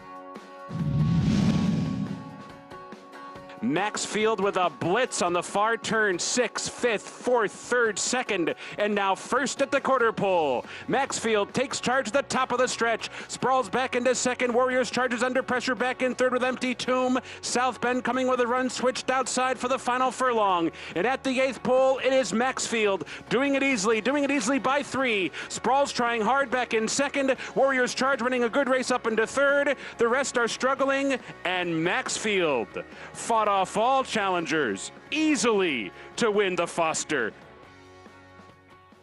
That was the last time Maxfield was at Churchill Downs. He was 2-5 in that race. Won like a heavy odds-on favorite should. Swooping move, easy time of things. Can he get another grade 1 before he heads off to stud? You know, I like the fact that his connections have stepped back and didn't run the Breeders' Cup Classic, but he couldn't win. And they're trying to get, believe it or not, his first grade 1, I believe, since his 2-year-old season, the Breeders' Futurity. It's a realistic decision by them. It's a really nice horse. He's got a huge fan base that he's not as good as they think he is, and he's not as good as the best horse in this division. I think he's going to have a tough time with Midnight Bourbon, personally. Midnight Bourbon, 3-year-old, now late in the season, who showed this summer his tenacity at Saratoga in the Travers in that duel with Essential Quality. Right. He's going to be. See, now, King Fury, I read, is coming to New York. Independence Hall, I think, is coming to Cigar. We'll see what plays out. I think Midnight Bourbon is just, I mean, the thing is, okay, as Travers, he had the run of the race. It was a moderate pace. The track was very kind of speed that day. So you want to say, okay, that race, you know, he had all the best of it. But I thought his second place finish in the Pennsylvania Derby, a race that's turned out to be super productive. That's him far outside. Yeah, I mean, Hot Rod Charlie interfering a carrying bit. him out a little bit. But I mean, you think of the race Speaker's Corner and Todd Pletcher's horse American Revolution ran coming back from this race. I thought he really ran. He didn't get the lead. He chased a good horse in Hot Rod Charlie, who was very good when he was on the front end. I just think Midnight Bourbon is turning his career around. He's really stepping forward. He always had some talent. Ran very well when he ran the Preakness and was second behind Rumbauer, surviving a very fast duel with Medina Spirit. I'm a Midnight Bourbon fan. I like this horse. I haven't seen the PPs, but I think it's going to be tough. And it's a Grade 1. And we saw that Steve Asmussen, pretty much the owner of Grade 1s, all of them.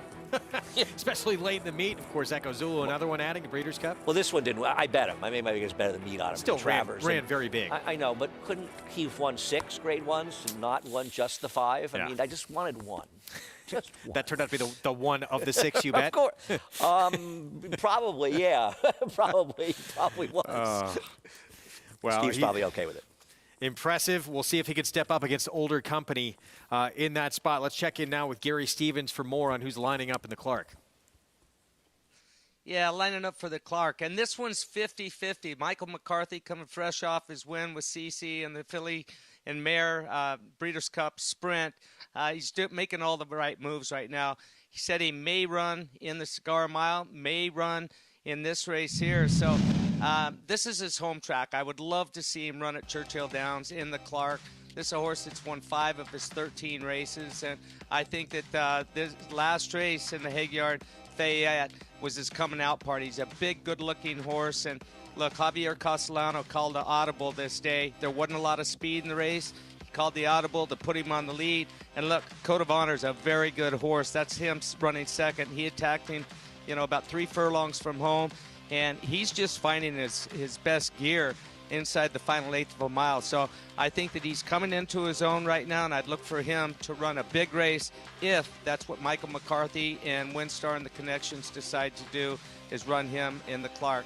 If not the Cigar, I'd give him a shot in there too, guys. Would love to see him in New York, but if he winds up going to the Clark, it's going to add a little extra intrigue to that race, coming off a career best figure on that off track at Keeneland. Yeah, I think he'd be a mistake if he runs in the race to Clark. Arguably the best race he ever ran was his second career start in the National here at a mile. Now, to be fair, he also ran, and he won the Jerome, but not with as big a figure. But he ran a 101 Beyer figure, which I think was the fastest 2-year-old Beyer figure that year, actually, or at least up to that point. Super impressive.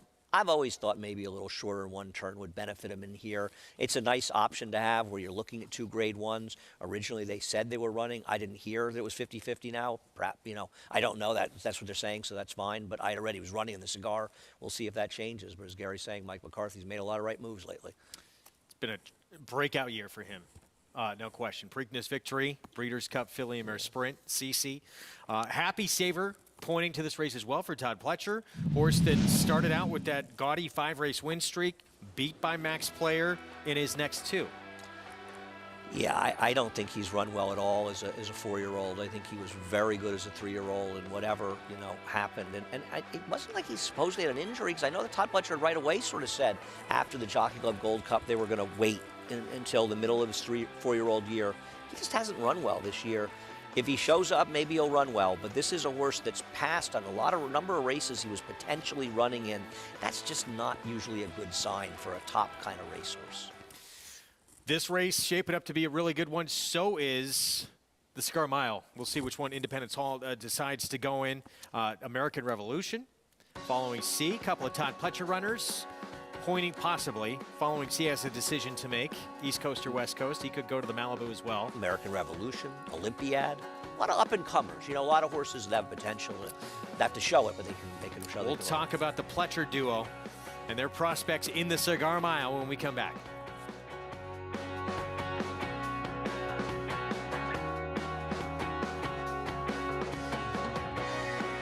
Horse of the Year Gunrunner is off to one of the most exceptional starts at stud in recent memory.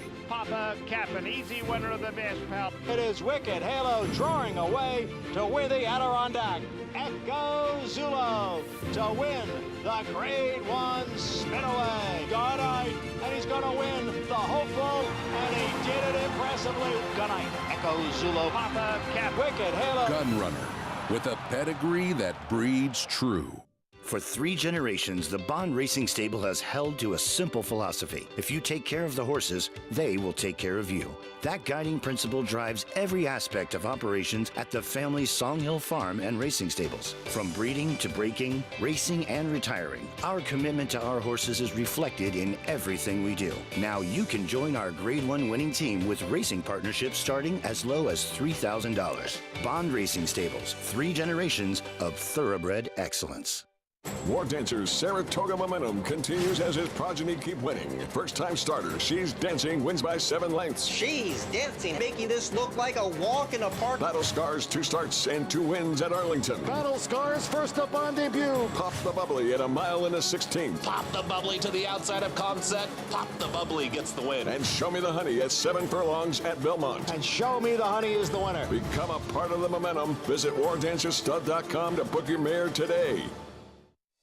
It's America's original sport, and no one covers it better than America'sBestRacing.net. From the sport to the lifestyle, the best races, horses, and destination venues, cocktails, gambling, fashion, and more. America'sBestRacing.net is a sport for you.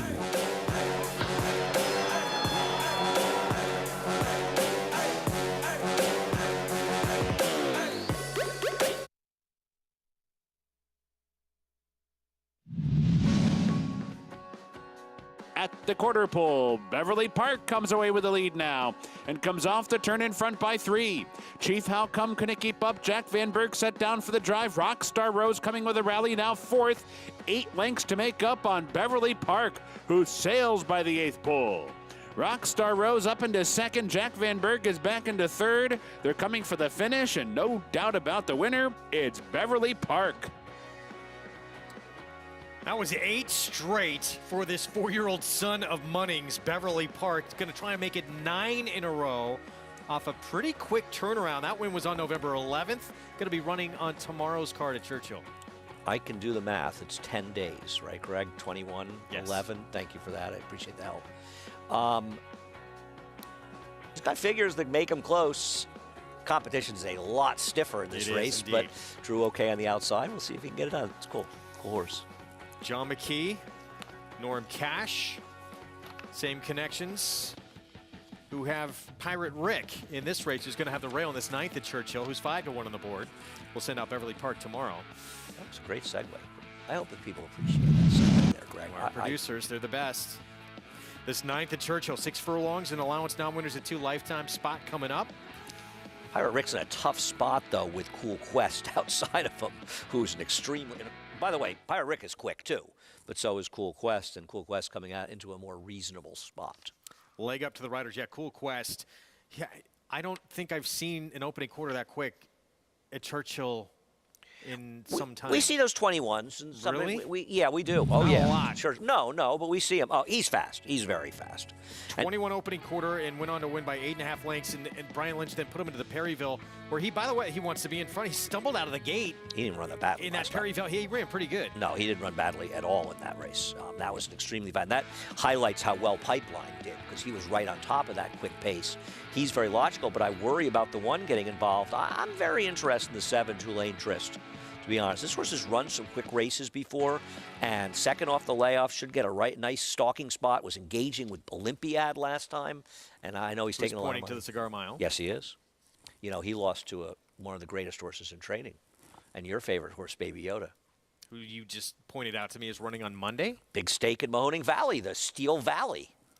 You'll be watching, Greg. 114 you and I will be texting. Buyer for Baby Yoda, and that went at Saratoga. And to be fair, in the Vosburg, he blew the break in there. I don't think anybody assumes he's going to run those kind of fast numbers again, but he's got some talent. I'm curious to see what he does in there. So this race here, Cool Quest, who we both believe was very talented and ran better than it looked in that Perryville, gonna take some heat early in this race, right? It just feels like, I mean, assuming Pirate Rick breaks, McKee can't rate him from the rail. He's got to go, and they're two extremely fast horses here. Now, and I'll tell you something else. Gulfstream Way, I mean, I know he's going to be made in 75. He's not slow. That's the 6 horse, so we'll get to in a minute. Here's Cool Quest. He'll get post 3 and Julian Leparoux. Right, we've covered him. He's quick. He's the better half of the entry. Coming out of that stake to Perryville, the other half of the entry in here, ready to answer, blinkers on. Yeah, he looks a little bit slow, but he has a complementary running style to the one as a closer. The rail to this other speedster, same connections as Beverly Park. It's just hard in this situation because he's got to put away, duel with Cool Quest, put him away, and not hold off any closers, so can he get a winning trip? Tyler Gaffalione on name rejected. I want to know what the story is with the name. What name was rejected? I don't need to know. Hear me? It was Greg Wolf, actually, and they said you can't. It's a very famous man. You can't use his name. Hear my song, Maiden Win at Keeneland last start.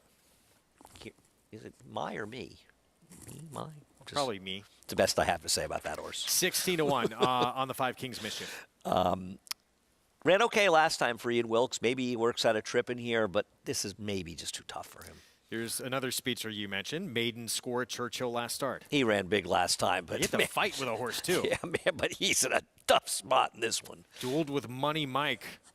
That's right. All the way into the stretch in that race. Tulane Trist at 2-1. I like this one. I think could get a good trip. Second off a layoff for Cherie DeVoe. I agree with the public and like the money this one's taking. Like him. Joe Talamo, a 19-1 shot here. Pledge of Allegiance. Just doesn't look fast enough. He's faced a couple of really good horses last two. Yeah, and maybe cutting back a little in distance. Cody's Wish, who beat him, getting his act together. Olympiad before that, the aforementioned. Actually finished ahead of Tulane Trist, two back. United and Resolute, 8-1 outside. Rosario not on a favorite. Strange. This is an odd horse. He must want to ride for that crack Tom Amos barn. 1 for 14. Likes to be third, though. 3 minutes to post here in the 9th at Churchill. Take advantage of their bet back offer. Place a win bet on select races Thursday through Sunday. Get your money back up to $10 if your horse runs second or third. You have to opt in, and the bonus fund's credited every Monday. Download the Twin Spires app or go to twinspires.com. 8-5 on the entry in here. Cool Quest, I would think, taking the majority of that money. Let's go to Frank Lyons. Thank you, Wolfie. Yeah, Cool Quest. Last time out, he stumbled. He went the whole way to his nose and got up and took a hold of the bit and kind of ran off in that Perryville. Julian didn't have enough of a hold of him. He's came back to work very well here. You know, there's only one way to go with this horse, and that's to the lead. And if he does get headed, you know, he's not really a horse that has a lot of heart and doesn't really like to battle. He likes to be in control of everything, but he looks like if he breaks, he's definitely going to be in control here.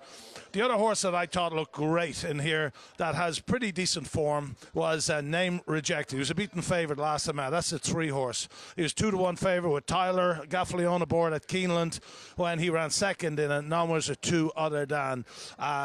He duelled in that race and he was just denied there at the last bit. Also then, the other horse that I have to mention is Tulane Trist from Cherie DeVoe's barn, owned by David and Gordo.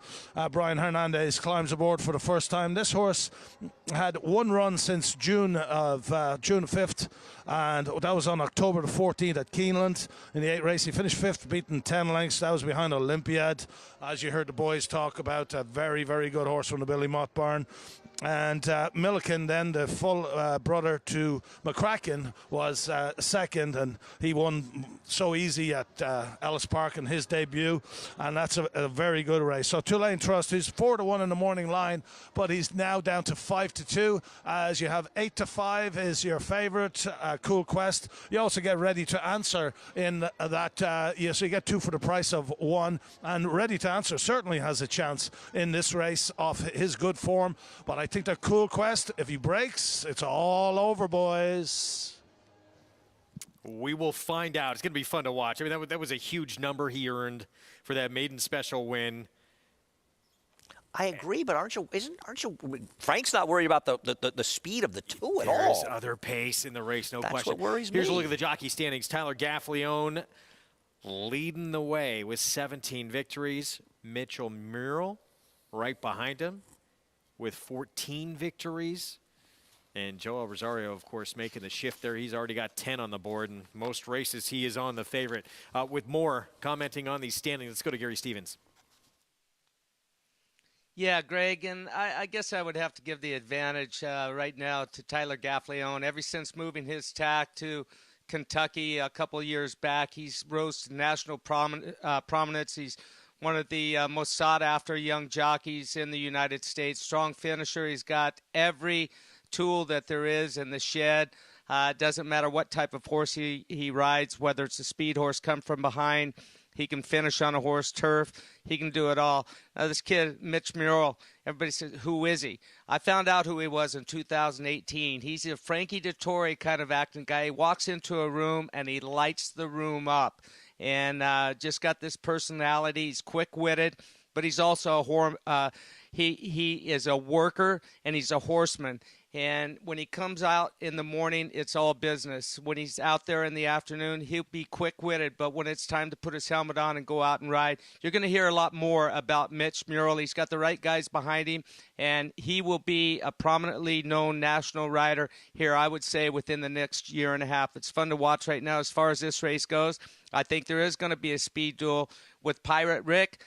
Down there on the inside draw, Cool Quest, they're both fast. So I'm going to talk about and throw in the two leading riders at the time, Name Rejected with Tyler Gaffalione and Gulfstream Way with Mitch Murrill, both showing the ability that they can probably come from just off of it. All right, guys.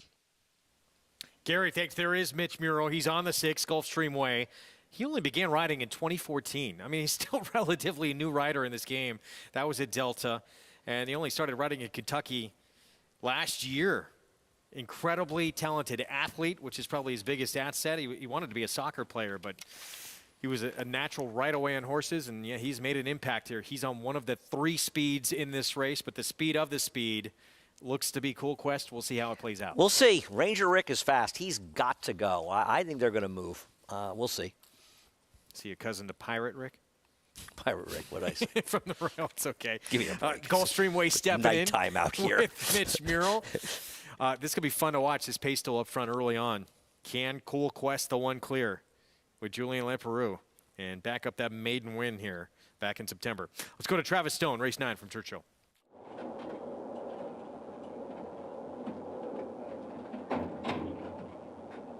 Waiting for King's Mischief, Pledge of Allegiance, and United and Resolute.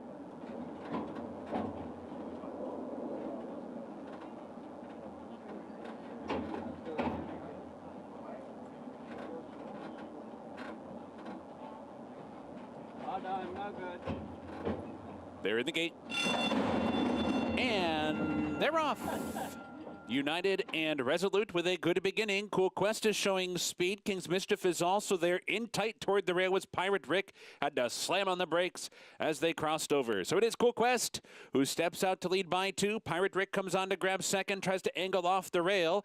King's Mischief is racing in third, ready to answer, comes away fourth. Gulfstream Way is fifth. United and Resolute in 6th. Name Rejected in 7th. 5 lengths back. Two Lane Tryst in 8th. Hear My Song is 9th by 4. And Pledge of Allegiance is the trailer. Far turn run. Cool Quest throws it down early. Rattles off a quarter in 21 and 1/5 seconds. There's 3 furlongs to go, and it's Cool Quest in front. Pirate Rick is hard in the chase, running along second. Gulfstream Way within striking range third. United and Resolute wide on the track, but rallying from 4th.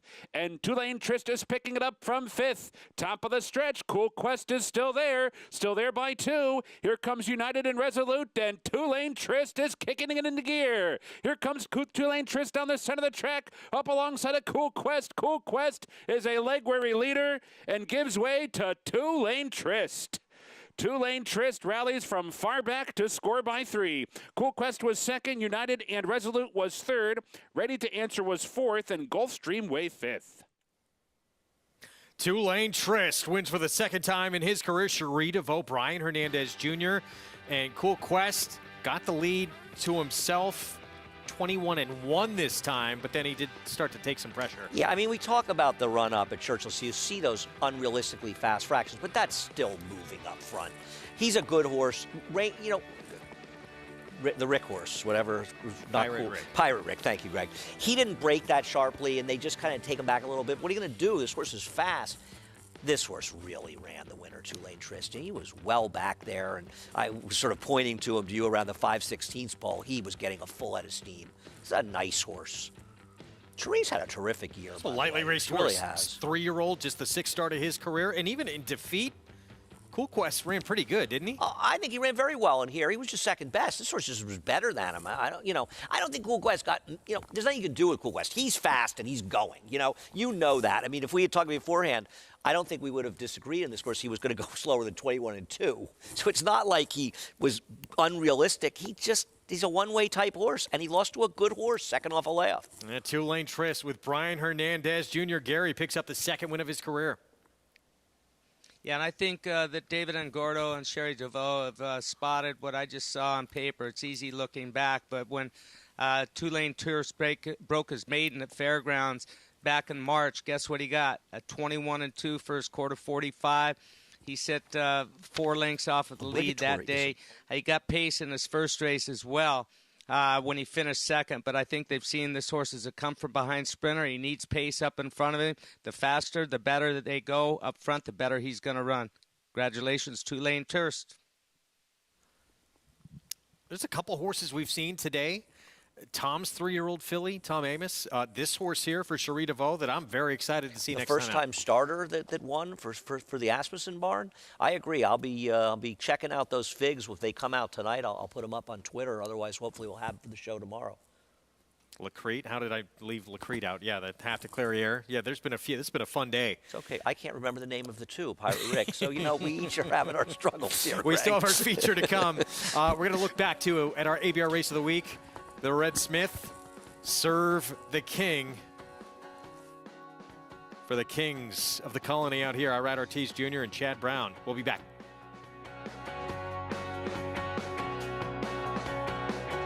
The Run Happies are running. The Run Happies are winning. But it is all happy soul. It will be run to daylight. And Run Up will make every pole a winning one in the sorority. Breathtaking move around the far turn. Nifty maneuver between horses. Through traffic, swung wide, kicked on, and Smile Happy the winner. Don't miss out on the stallion value of a lifetime. Call Bernie Sams right now and book your mare today. Eclipse champion Run Happy, standing at Claiborne Farm.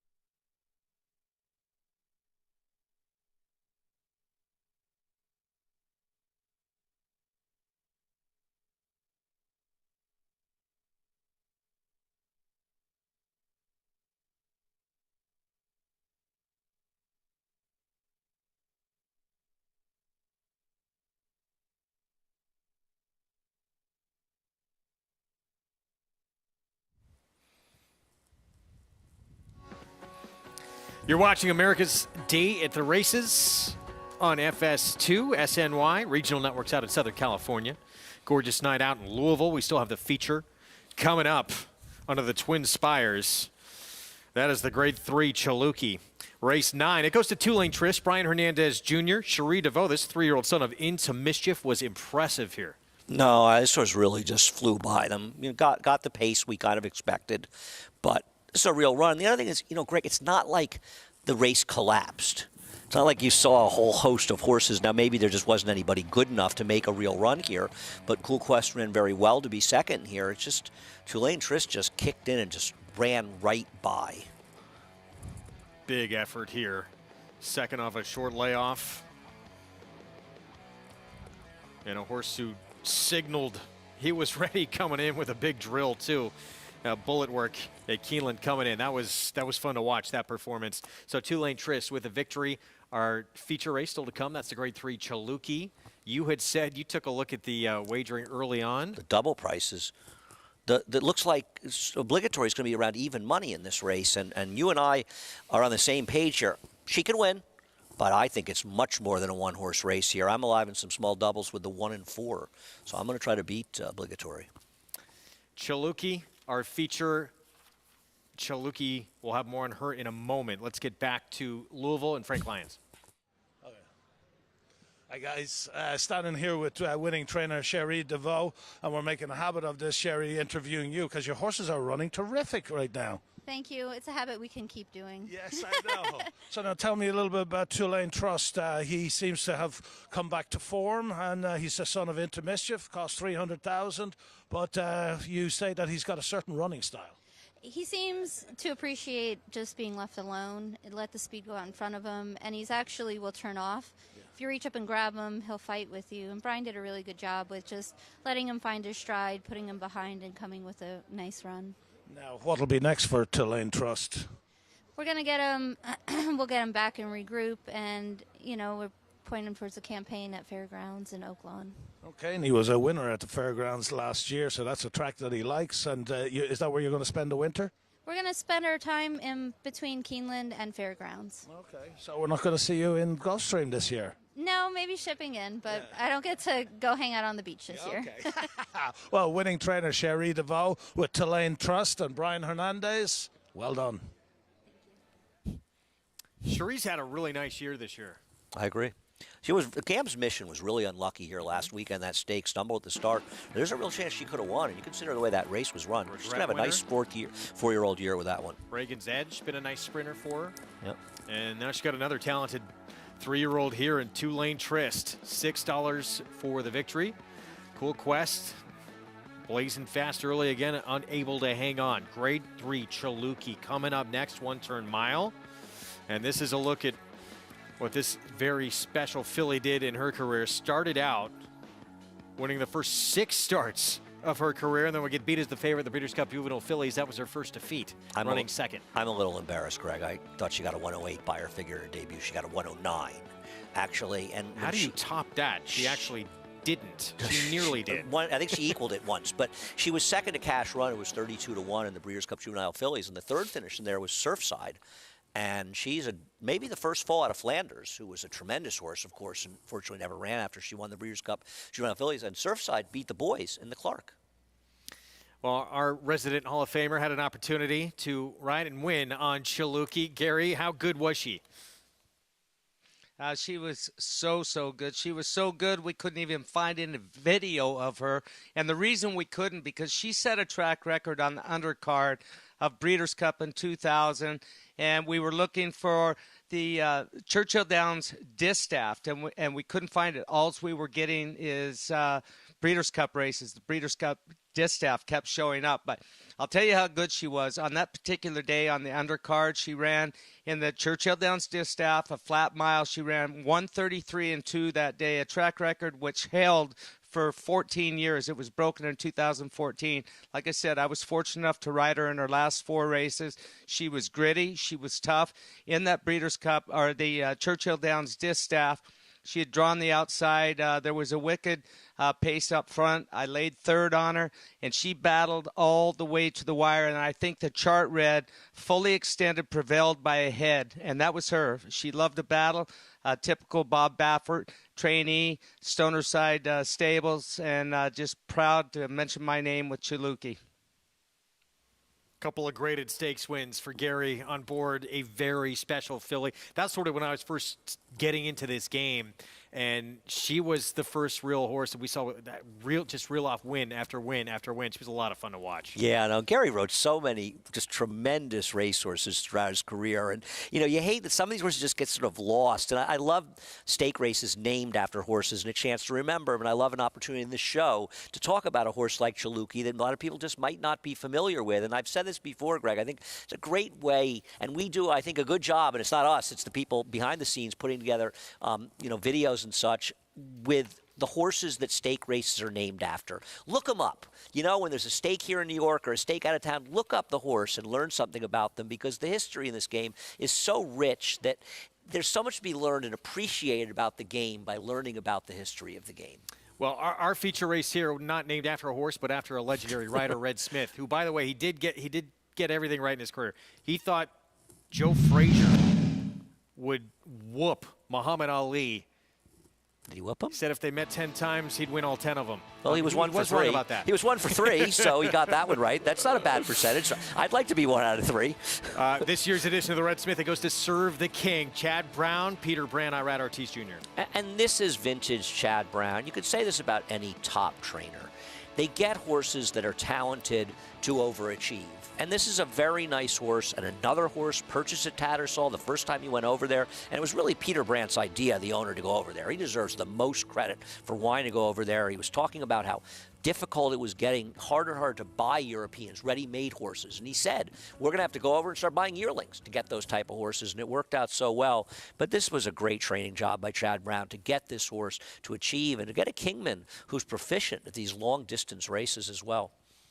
And now we're seeing more and more people taking that same path. Yeah, I mean, it's been so successful. Why not? And I love seeing people do it. And it's a great infusion of talent. And I'm really interested to see, and I've said this before, how is DeMarchelier going to do at stud? He's standing at Claiborne Farm. He's getting a chance, a son of Dubowie. And I think if DeMarchelier proves to be an effective sire at Claiborne, we're going to see more of these horses get stud deals, and I think it'll enhance the program. And with the Turf Triple that we offer here and these lucrative purses, there are more and more opportunities for turf horses in this country.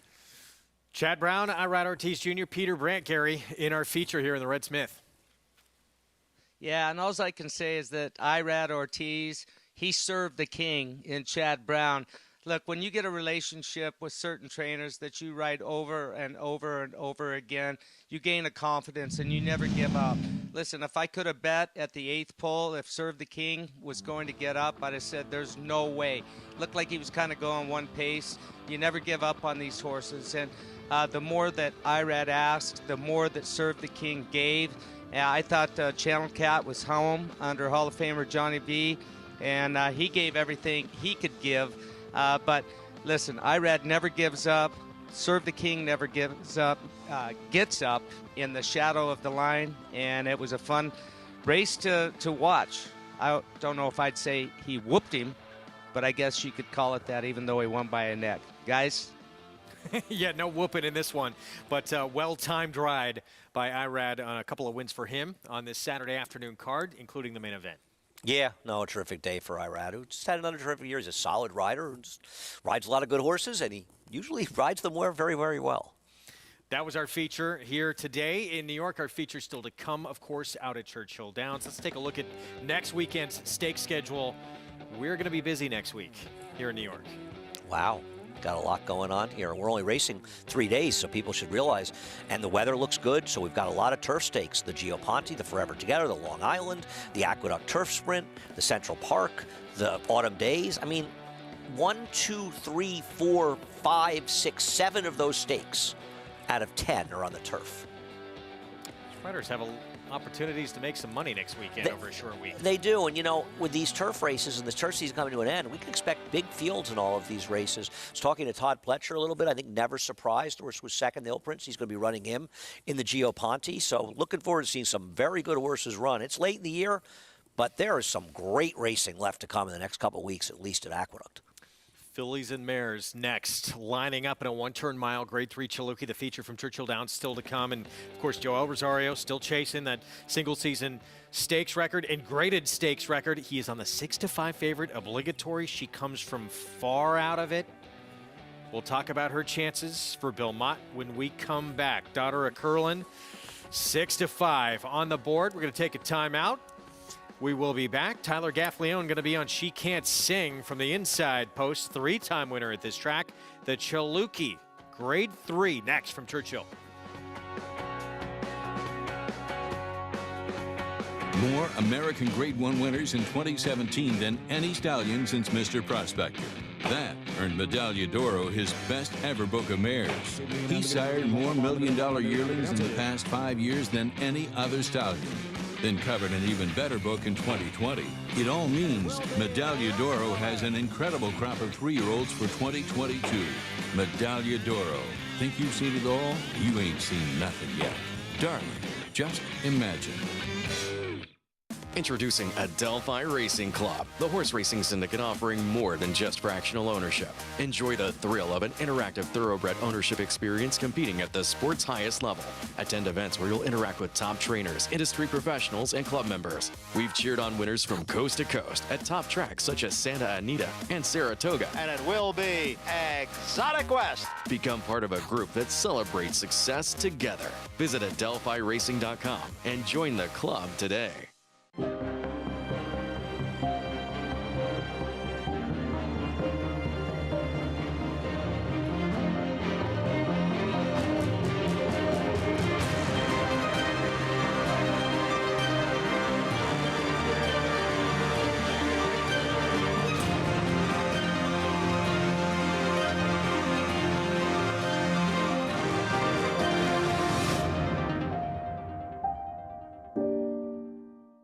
Racetrack Television Network brings you every race, from every track, on every screen, every day.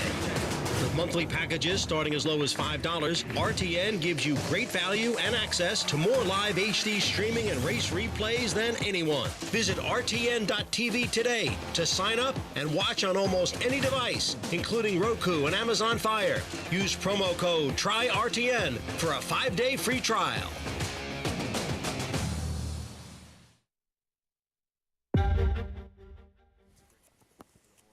Mr. Gaines built it. He built it with the horse in mind, and everything about it is just natural to the horse. The history here runs deep. I just hope we can add a page to it. The Gainesway roster at the moment is a very youthful roster. We have a lot of young horses. With that youth, you never know where the next great stallion is going to come from. Stallion, like Tappet, comes along once in a lifetime. We all realize we would be extremely, extremely fortunate to ever be around another horse that good. But it's our goal. It's our goal to try to get another Tappet. He was an extremely highly accomplished 2-year-old. Tappet! Tons of horse all the way around the track, comes home for a cruise in the futurity. I've loved Tappet. First crop I remember seeing Start and Bound at the first 2-year-old sale. She worked 3/8 and worked awesome. I was like, that's a really neat filly. Tappet as a stallion, he's unbelievable. You know, 8 champions, and he's like fine wine. He gets better with age. The goals are straightforward. We're going to expand our stallion roster through syndication. Anthony wants to aggressively build this stallion roster. And really buy stallion prospects at a younger age via yearling sales, 2-year-olds, or even breeding our own at home. Right now, we're really focusing on that because, you know, Gainesway's been an unbelievable consignor as long as Brian's been in charge. Now we're trying to bring Gainesway to the forefront in all aspects of the industry. In my career at Gainesway, initially was building our sales program. In the Keeneland sales and Fasig-Tipton, you get pretty amped up trying to achieve your clients' goals. Last year, we were the second leading consignor of thoroughbreds in North America. That helps us all sleep better. Thank you, gentlemen. $1,650,000. Signed by Gainesway. We're ambitious to go get new stallions. We're ambitious to get very high-quality stallions. And we're ambitious to carry on a great tradition here at Gainesway that Mr. Gaines started. The Beck family has continued on. I'm excited about all of them. Caraconti's off to a wonderful start. I'm excited about Tappert's chances at stud. Horses like Tappet, who was a $1.2 million yearling and a classic winner, and is by Tappet himself. McKinsey as a stallion prospect is the first stallion prospect I was part of at Gainesway. He was always top class. His Whitney at Saratoga is one of my favorite races of his. McKinsey has won a Whitney! The Book of Mares he got was unbelievable. We're really excited about him at Gainesway right now. You never know where the next good horse is coming from, and as long as we're out there bringing them in, the sky's the limit.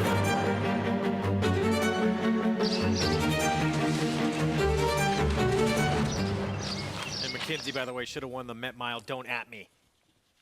Feature coming up. Grade 3 Chilooki. You could argue about that for about an hour if you want. Argue the rest of the show spending on that one. Obligatory 6-5 favorite. We'll get to her in a moment. We're going to start off on the rail here as they continue to come through the tunnel.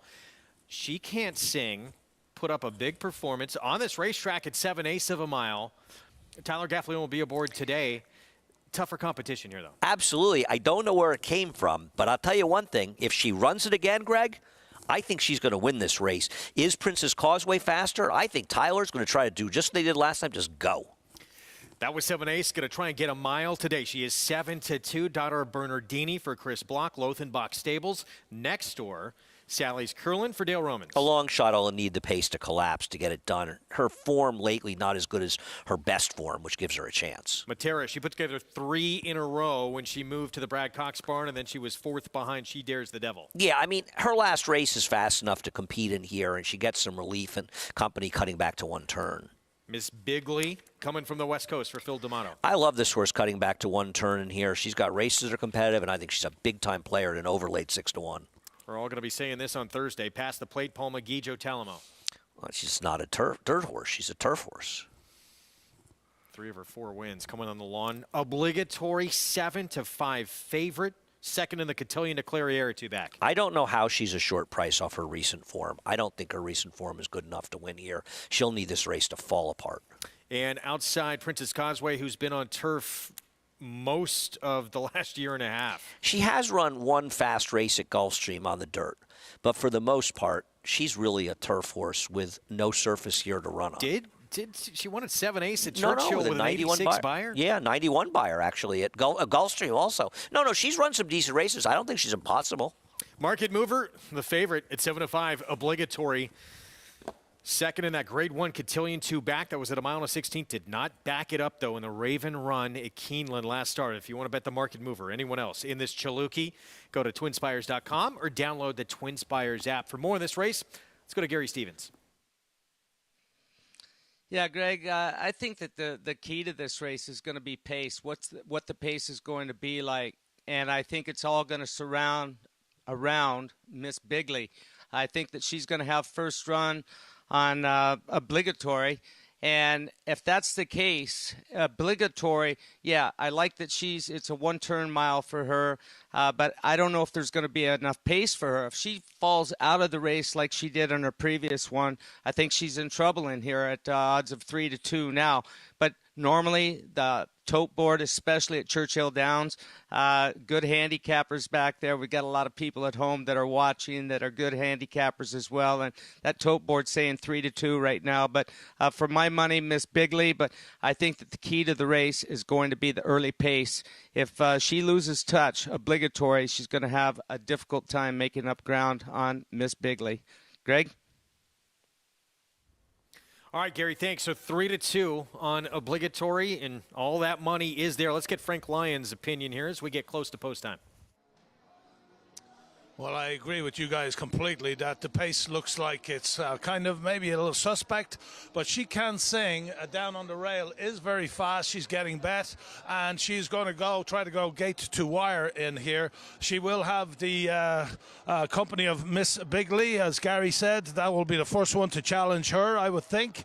And then obligatory will be late on the scene here under Joe Rosario, who rides obligatory for the first time. I said he had ridden her before, but he has not ridden her before. He rides obligatory for the first time today. Obligatory, who's 1-for-1 here, and Churchill, having won the 8 bells. She came from last that day and came with a flying finish there to win at 16-1. Well, she's 3-2 right now to win this race, and the second place favorite is the one She Can Sing, and she's at 3-1. And then the 2, Sally's Curlin. Well, she has the distinction of already won the Chilooki. She won it in 2019, so she looks to repeat that race, and she's got a good chance to do that. She'll be ahead of obligatory, I would imagine, come flying at the finish, but she has 7.5 lengths to make up on Matera, the 3-horse, who has won 3 of her last 4 and finished 4th last time out. She cost $1.4 million as daughter of Tappet out of Miss Macy Sue by Trippy. And then the other, no, I think I've talked about them all. I think that's it. So it's the 7 Obligatory, I believe, is going to get the win because she has 3 G1s next to her last 4 races, and that counts for a lot with me. All right, Frank, thank you. Yeah, 8-5. She was also only beat a half-length Grade 1 Acorn. Do you give her a pass Obligatory at all from that last start because she was all the way out in post 11 and it took her a little while to get over? No, I don't. I can't make an excuse for her. That race had a fast pace. Caramel Swirl made a big run in there. I think she was about the 8 horse. I could be wrong. No, I don't, actually. I really think she just didn't run at all. And I'm not somebody who draws a line through a race. You know, if you want to give me a concrete excuse and it makes sense, that's fine. But the other thing is, I don't want to draw a line through a bad race for an 8-5 shot. You want to tell me you think the horse had a bit of an excuse, the horse is 5-1, that's fine. We're talking about a horse that's 8-5, and the reality is, from a speed figure standpoint, her best races make her maybe the horse to beat in her best races. We don't know if the race is going to set up well for her. I just think they don't make her a standout. Yeah, I mean, like I don't think you and I wouldn't bet on her. I'm not going to be surprised when we're wrong and she wins this race. You're supposed to be betting against Obligatory in this race. I also think it was a bad sign when they didn't go to the Breeders' Cup filly and mare sprint with her. Why not? They were going to be cutting back off of a good effort, going 2 turns. She won the 8 bells when she cut back from a route to a sprint, so she's done that effectively. I don't know why anybody would have been afraid of Gamine this year. She clearly wasn't as good this year as last year, and I thought it was just a bad sign that they didn't go out for that race. Juddmonte, it's so important for breeding purposes to try to be in a race like that, and I don't trust her. She'll probably gallop. We will see. Look, we saw a pace setter set a hot pace in the last race, and a horse came from off the pace and ran that one down. That was Tulane Trist. Maybe we've seen some races where that you're able to do that, so it's not without the realm of possibility for Obligatory to make that big leg run here. Sure. She is going to be incredibly far back early, though. Her 8 bells was very good. She also got a much, much stronger pace in that race than she raced to get in here. Meanwhile, She Can't Sing from the rail, trying to back up what she did against Allowance Optional Claiming Company on this track in her last start back on October 2nd. And somewhat intrigued, I am anyway, with Princess Causeway outside getting back on dirt. You like her more than I do, but she does have some dirt races that are pretty good, and she also has the possibility to be forward. It'll be interesting to see if she goes or if Tyler Gaffalione is able to control this one. We'll see how it's run. I'm looking forward to it. Even in defeat, I got Matera's performance against She Dares the Devil running 4th. That was one of the best performances anyone's coming into last time. Cutting back, going to 1 turn. If she can build on that race, she may be the horse to beat if she can build on that race. Grade 3 Chaluki, our feature Obligatory. Joel Rosario trying to inch closer to the single-season stakes record. Let's go to Travis Stone. And they're off in the Chaluki. Good beginning for She Can Sing, so too Matera. These 2 fastest out of there. Mrs. Bigley's not far behind. Obligatory, and on the extreme outside, there's Princess Causeway quickly up to grab the lead. So Princess Causeway from that outside post veered out soon after the break, but nonetheless finds herself in front as they cross over. Princess Causeway, a 4-length leader. Matera's back running along in second. Miss Bigley is now third. She Can Sing toward the inside, advancing up from fourth. 6 lengths back to Obligatory. Another 8 from there to pass the plate. And Sally's Curlin is the last of them all. About 12 lengths from top to bottom. It's a quick pace for the mile. 22-3 for that opening quarter. And it's Princess Causeway heading for the half-mile pull in front and opening at the rail for She Can Sing. And she comes on through to challenge now. And Miss Bigley is right there too. Matera set to strike in behind while fourth, 6 lengths back to Obligatory. The half in a swift 45-4. So round the far turn now, Miss Bigley looking for the lead, and she grabs it. But Matera's come off the rail now and comes on to grab second. Princess Causeway back into third. She Can Sing fourth. Obligatory's getting underway now. Switched outside. Up into third now with 4 lengths to make up. Top of the stretch, Miss Bigley the one to catch. The leader by 2. Matera's coming on, and here comes Obligatory. Obligatory rallying boldly down the center of the track, and she has swept to the front. Obligatory inhales Matera and Miss Bigley. Obligatory on to victory. From off the pace, geared down winner by 2.5. Matera was second, Miss Bigley was third, then it was either past the plate or Sally's Curlin. Big move from Obligatory. She wins the Chilookie. Joel Rosario, 69th stakes win of the year, 49th graded stakes win. He's still not going to break the record. But when the 8 Princess Causeway ran off like that in the first quarter, and you heard Travis Stone say it was a very fast 22 and change, you knew that Obligatory had a real shot because she also hadn't fallen that far behind. And they were moving up front. I think that Miss Bigley ran very well. It's just the pace got a little bit hot for these horses. But at the end of the day, Obligatory ran today, and she showed up and won. She justified her favoritism. I'd bet against her tomorrow at a short price in the spot. But you know when she runs her good race, she's obviously capable of winning, and she won today. She brought it today, Gary, and Joel Rosario in the process gets a little bit closer to history. Yeah, and Andy, I just want to point out that the year doesn't end on Thanksgiving. It doesn't end after the Cigar Mile or the Clark. It ends December 31st, and there's a meet called Santa Anita. Starts on the 26th that I'm sure Mr. Anderson's going to have him real busy that day. He's going to find some spots. I'll bet you another beer like we did last summer. I already owe you 1 beer, so we may as well make it 2. But Obligatory, like Frank Lyons said, those graded races don't lie. She was a grade 2 winner. She outclassed these fillies. Joelle rode with a lot of confidence, and she was much the best today. Congratulations to the connection. Judd Mott Farm, Bill Mott, Joelle Rosario. Yeah, Christmas plans, I would think, already in the books for Joelle to be out on the West Coast, and it's going to be coming down to the wire at that point. I wonder if Bill Mott will think about shipping this horse out to California, run the Grade 1 Libre, which they run, I believe, now on opening day on December 26th. I'd have to think it's a possibility. You know, she hasn't won a Grade 1, right? No. Well, why would you? Grade 2, Grade 3, Grade 1 placed. I mean, that's what? That's 5 weeks from today. Why not? Or 5 weeks from tomorrow, I think. This was impressive. No, she was good today. She got a nice pace to run to, but she ran today. And she's just got a little bit of a Jekyll and Hyde thing. When she runs, she's good. In some races, she just hasn't really shown up. But she got the necessary pace today. Didn't show up in that Raven run at Keeneland. She showed up in a big way today. And Joelle Rosario, 69th stakes win of the year, 76th the record set by Garrett Gomez, 49th graded stakes win, 55 the all-time record set by Jerry Bailey. Getting a little bit closer. We're going to take a break. We'll be back. Nightcap from Churchill still to come right after this.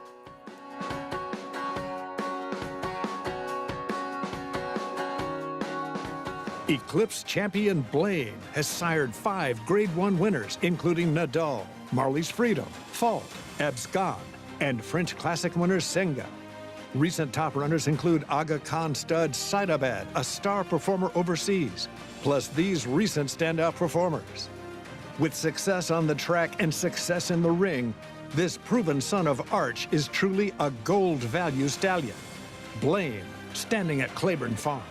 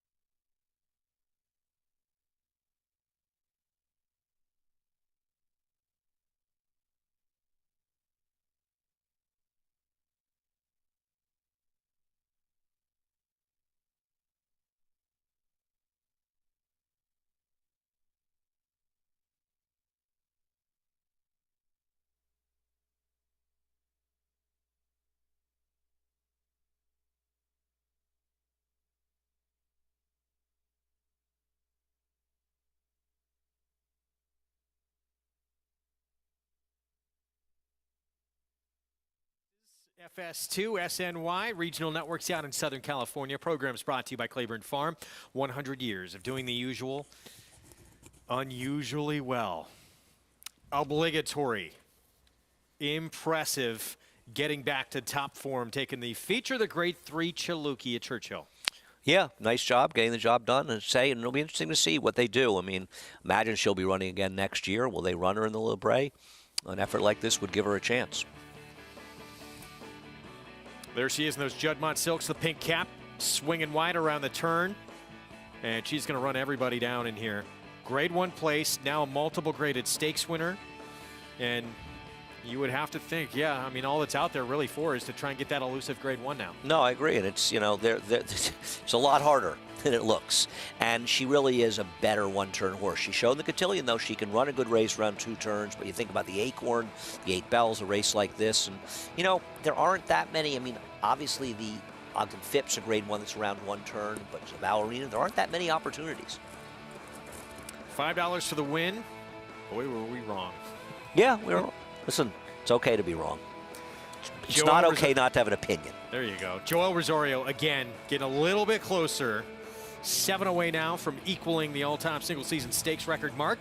Coming up in the nightcap, maiden special weight, 7 furlongs. Everyone trying to get that first win on the resume here for 2-year-old fillies. And even money, guess who's on the favorite? Joel Rosario for Steve Asmussen on a Union Rags filly. I smoked this one out. The horse that beat her last time improved her buyer figure from a 65 to an 84 in her next start. How's that for her? This will be start number 3. We saw this filly debut at Saratoga. She was odds on last start, got beat. We'll have more in this field coming up, and we'll have more on the history of the track Andy and I are sitting at right now, the Big A. Have to go back all the way to 1894 when it began. Stay tuned for that when we return.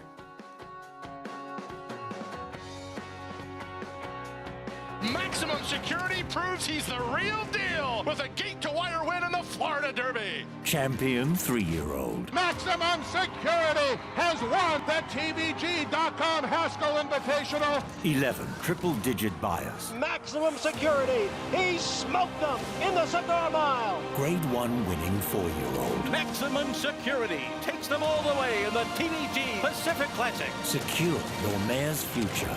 Maximum Security. Need help in finalizing your picks for the next race?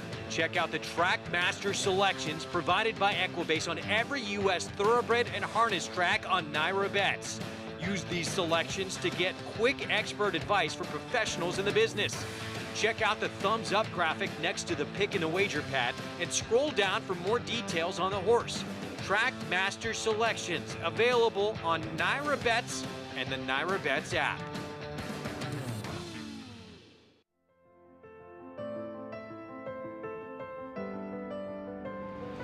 It's a domineering display by the ultra-talented McKinsey. McKinsey Preservationist Vino Rosso and Yoshida. McKinsey's in front. McKinsey, they've done it. McKinsey has it by 2. It's McKinsey in a dominant performance. Pure class in the Malibu.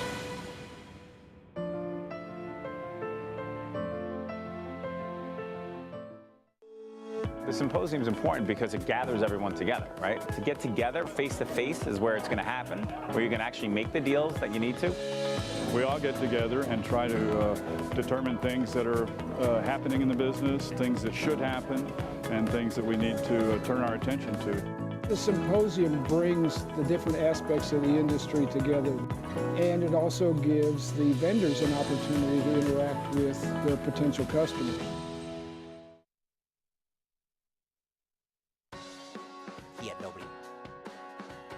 Confines of the 5 boroughs of New York City and faced intense competition from several other tracks located in the vicinity. True to its nature, the racetrack not only survived, but thrived. Aqueduct underwent an extensive 3-year overhaul and reopened on September 15, 1959, to much fanfare, as it was one of the most modern facilities of its kind. In 1960, Aqueduct presented its first Wood Memorial. The race is New York's premier prep race for the Triple Crown and remains one of the track's signature events, along with the Cigar Mile Handicap and Remsen Stakes. Aqueduct was the first and only track to have a triple dead heat win in a stakes race when Brownie, Bousset, and Wait a Bit hit the wire in tandem. In 1965, it was the site of the largest crowd ever to witness a thoroughbred race at that time in the Empire State, when more than 73,000 packed the stands to see Gunbow in the Metropolitan Mile. The legendary Cigar began his famous 16-race win streak at Aqueduct.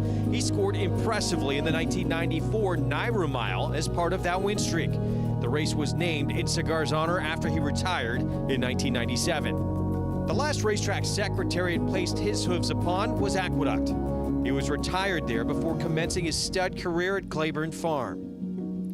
Aqueduct was the second track to host the Breeders' Cup in 1985 and was one of the first sporting venues where Pope John Paul II held Mass in 1995. Going all the way back to 1894, there's the Big A in Nightfall, and obviously the Wood Memorial, one of the crown jewels of this racetrack. 11 Wood winners have gone on to win the Kentucky Derby. 4 of them became Triple Crown winners. And horses like Monarchos that lost the Wood Memorial as well, and some very good horses. My first Wood was Bold Forbes, winning before he won the Derby in 1976. So it was here like grandmother. I could spend hours and hours, the Mig and I especially, talking about so many favorite moments at Aqueduct over the years.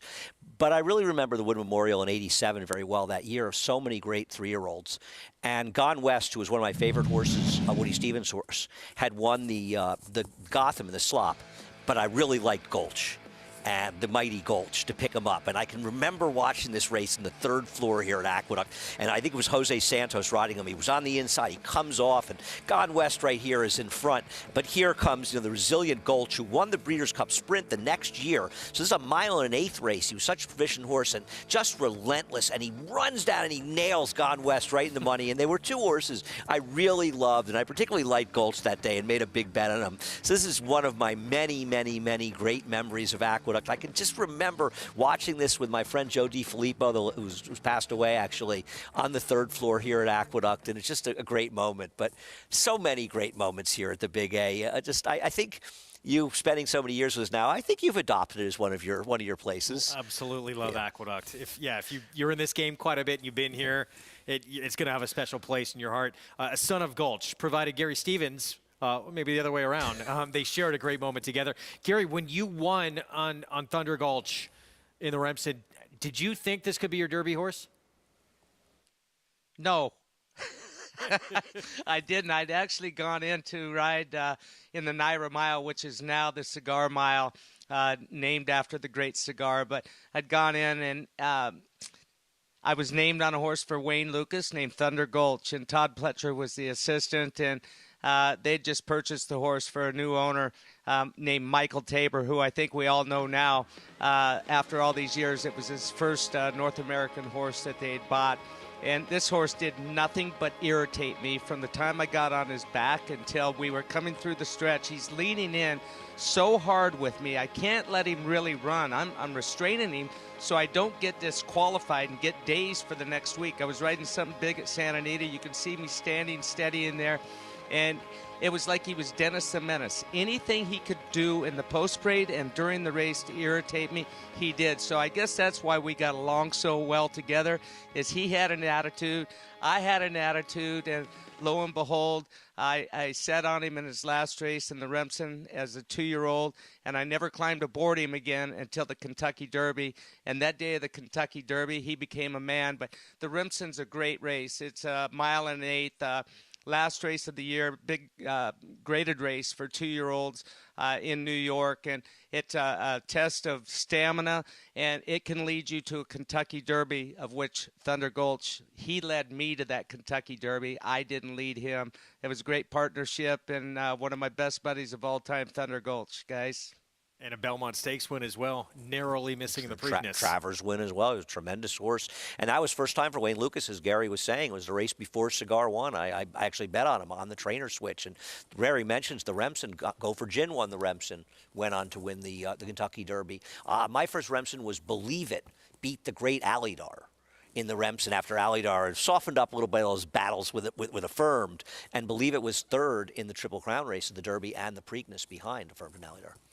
Some big ones still coming up at this meet. Great history here. If you can make it out to the track. Just take the A train. Yeah. You and I take the A train. We'll see you on it. No question. I actually just met someone today who said actually he's run into you several times on the train. John out from Bay Ridge. Cigar Mile, presented by Naira Bets. Look at this field that is lining up for our big ones still to come. Some big names out there, some very intriguing, improving 3-year-olds too for Todd Pletcher. I agree. I'm interested to see what American Revolution can do. We'll see if Following Sea comes in the race, Independence Hall. This is going to be a good race. American Revolution, you know, you have to always be careful. Sometimes sloppy track wins can get a little exaggerated. But it's not like this guy hasn't shown some talent, and I think you're going to see some very good things from this New York bred going forward. Do you prefer of the Pletchers if they both decide to go in the race? American Revolution cutting back or Following Sea stretching out? Oh. You can make an argument Following Sea. Well, here's potentially could have won that Breeders' Cup Sprint. Yeah, I didn't agree with that, but there are different arguments. My worry with Following Sea is he really a miler? You know, at 1 1/8 he just fell apart in the Monmouth race, and I wonder if they're going to be more inclined to go to the Malibu, depending who goes there at 7. I think he's very good, Following Sea. American Revolution, the more distance, the better. I mean, he just seems to get stronger and stronger the longer he runs. I'd love to see both of them run. It's a good situation to be Todd Pletcher, to have these two horses turning 4, and he's got another 3-year-old in his barn that I think is pretty good as well. Life is Good. Never heard of him. Yeah, you'll hear of him. He's got a date coming up with Knicks Go. They're on a collision course for that Pegasus. Knicks Go doesn't want any piece of Life is Good runs in that Pegasus. Will see. Knicks Go is not going to be running. I would bet anybody on that. Anybody, including Brad Cox. That's what they said about 1.25 miles, and he handles it's on it a okay. distance. He just can't handle that horse early. Without the early lead, Knicks Go, no bueno. We'll find out. He's not running in that race. I'm betting on it. Olympiad pointing to the Cigar Mile as well. His horse, we saw at Saratoga. He got outshined by his stablemate, Baby Yoda. Came back and looked awfully good at Keeneland. He did. And he beat a very, very promising horse as well to win this race. And I like Olympiad. Was he good enough to take a step forward? We'll find out. Bill Mott, he's got a pretty good history in this race when it was named the Naira Mile. And I think Olympiad's an improving horse. Looking forward to that race. Looking forward to a lot of the stakes coming up that weekend, next weekend. We've got, like, between that day and next weekend, I think we've got 14 stakes, many of them graded, coming up over the next. Mad rush, to the end of the season. Some big prizes still out there. Cigar Mile is going to be a lot of fun. Of course, this was the race last year where Kendrick Carmouche broke through and got the first Grade 1 win of his career on True Timber. Yeah, no, that was a huge win for him, of course. Seen some terrific Cigar Miles over the years, too many to name. Flat Out. Remember Flat Out winning this race at 1 mile for Bill Mott. We're going to be saying goodbye to our audience on FS2. Program will continue on our regional networks and on SNY as well. If you're watching on FS2, you can switch it over. You can watch on YouTube, New York Racing Association page, or on Naira Bets as well to see the conclusion of the program. We still have the nightcap coming up from Churchill Downs. Red Smith. Serve the king. These connections, they've been king in New York for a while. Chad Brown, Irad Ortiz Jr. with a multiple win day. Peter Brandt taking the feature. And more hardware. They're running out of room where to put it.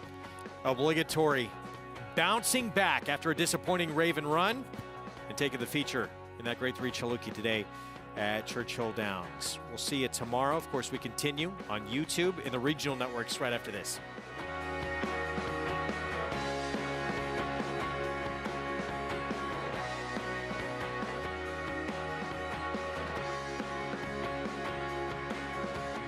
This one coming up next. Churchill Downs going to close out their Saturday card at 7/8 of a mile. Maiden special weight. Fabulous Fanny. Joel Rosario, Steve Asmussen, and a Union Rags filly making start number 3. Disappointed as the 3-5 favorite last time out at Churchill. That's not scaring anybody off here. No, I mean, I don't like when you see a horse losing at 3-5. But on the other hand, lost to a horse, we said, ran a 65 buyer, ran an 84 buyer the next start. The third place finisher came back, ran 8 buyer points faster. The fourth place finisher came back, ran 19 buyer points faster. There's a real argument that may be a much stronger race than it looks. But, you know, to be fair, Dale Roman's horse on the outside ran a 69 buyer first time out. The winner was a very impressive first-time starter at 14-1. Mostly were first-time starters that haven't run back. What's so bad about Dame Jovial, who lost to a 3-5 shot for Brad Cox in her last start? I don't think it's a one-horse race, so the two's the one to beat. 5 minutes to post in this finale coming up. We're going to get to the post parade here in a moment. It's race after race after race. Joel Rosario is on the favorite and the horse to beat. Well, he's a very good rider with a very good agent. You know, it was bound to happen when he went there. You know, we'll see. By the way, we forgot to mention, speaking of good riders, Tyrell Gaffleone, he's not a bad rider as well. I know Joel showed up, but it doesn't diminish his skills. That horse, that firster for Bill Mott, that was taking a ton of money. And a lot of his success with firsters is with fillies more than colts, and this is a filly. This horse is an interesting pedigree going back. Big gate trill at Churchill, 47 and 2, second quickest to 42 in the morning. Taking a lot of money in the face of this horse. horse. Couple of works back, must have been a good one. Yep. And there she is coming onto the racetrack. Cairo Prince filly out of a discreet cat mare. And as you mentioned, Gaffleone aboard. Here's Rhubarb Martini. Can't say I've ever had one. 46-1. No, but it does sound kind of interesting. This horse will have to improve off a poor debut. Here's the big favorite with Joel Rosario. Horse to beat here, no doubt, but that is more competition than just even money. Al Kahira, the intriguing first-timer for Bill Mott, taking money. You've got to respect the money this horse is taking right now, Greg. 3-1 from a 10-1 morning line. Another first-timer next door in the 4, Run the Tap for Kenny McPeak, a gunrunner filly. Is a half to a Grade 1 winner, Halliday, that won our 4-star Dave a few years ago at Saratoga, but more turf. Take a stand. At 10-1, Victoria Oliver will take charge filly. Didn't run badly, but it was a sloppy track last time, first time in the dirt. Yeah, distant third. The 7-ace at Keeneland, there she is. Rafael Bejarano will ride. Here's the 6 Camaraderie, Danny Pites. Cuts back a little bit after trying 2 turns last time, showed some speed. Dame Jovial. Here is the 7 filly with Jimmy Graham for Rusty Arnold, a run-happy filly. This horse has been betting every single one of her starts and has met some decent runners. Yeah, Tarabi first time out. Yep. Uguri. Glacken's Cause, 38-1. Raylo Gutierrez, and this first time started by Creative Cause. Right, a first fall from this dam, not taking any money. And here's the Dale Romans runner to the outside. You were just talking about filly by Speightstown. I mean, why is she such a big price in here? Her first race was okay. I don't know how strong the field was because they were first-time starters, and no horse out of that race has run back, or at least hadn't, when I handicapped this race a couple of days ago. That is a big number, 5-1. She was 7-2 morning line. Twin Spires take advantage of their bet back offer. Place a win bet on select races at Churchill Thursday through Sunday. You get your bet back up to $10 if your horse runs second or third. Little extra insurance there. All you have to do is opt in. Bonus funds credited every Monday. Download the Twin Spires app or go to twinspires.com. So, Fabulous Fanny, even money in here, but the 3 a must consider. And probably, just from a value standpoint, you probably want to go. Would you be looking at the first timer ahead of? I don't like or the 9. I'd rather be the 9 at 5-1 because I think that. Like I said, I wish I had seen some horses run back out of that race. And you know that Fabulous Fanny horses have come back out of that race and run extremely well. But once again, she got run down at 3-5 in her last start. This was her second start. This is it. Yeah, and horses like this are supposed to win. Having said that, as I said, the horse who beat her came back and ran 19 buyer points faster in her next start, as did the 4th place finisher. There's a chance. But was that her debut? It was her debut. Okay. I agree, but still, the 4th place finisher came back and ran better. The 3rd place finisher 8 points better. This may be one. See, these are, I consider a key race. And big separation there. Yeah, I consider key races not races that 2 or 3 horses came back to win out of. I consider them races where a number of horses came back and ran significantly faster from a speed figure standpoint. Let's go to Frank Lyons for more. All right, guys, basically I'm just going to repeat what you just said, though. So I think the Fabulous Fanny, the 2, is going to give Joel Rosario another win on the card and finish out the late double for him. He just won the Chaluki board obligatory for Billy Mott. He rides Fabulous Fanny for Steve Asmussen here. Steve is having a great meet as compared to Keeneland, where he couldn't win a race. He went like 1 for 43. He's won 10 races from 43 starters here already with 8 seconds. This horse finished second last time out. 2-year-old filly. She'll by Union Rags. She cost $400,000 as a yearling, or 2-year-old at the Timonium sale.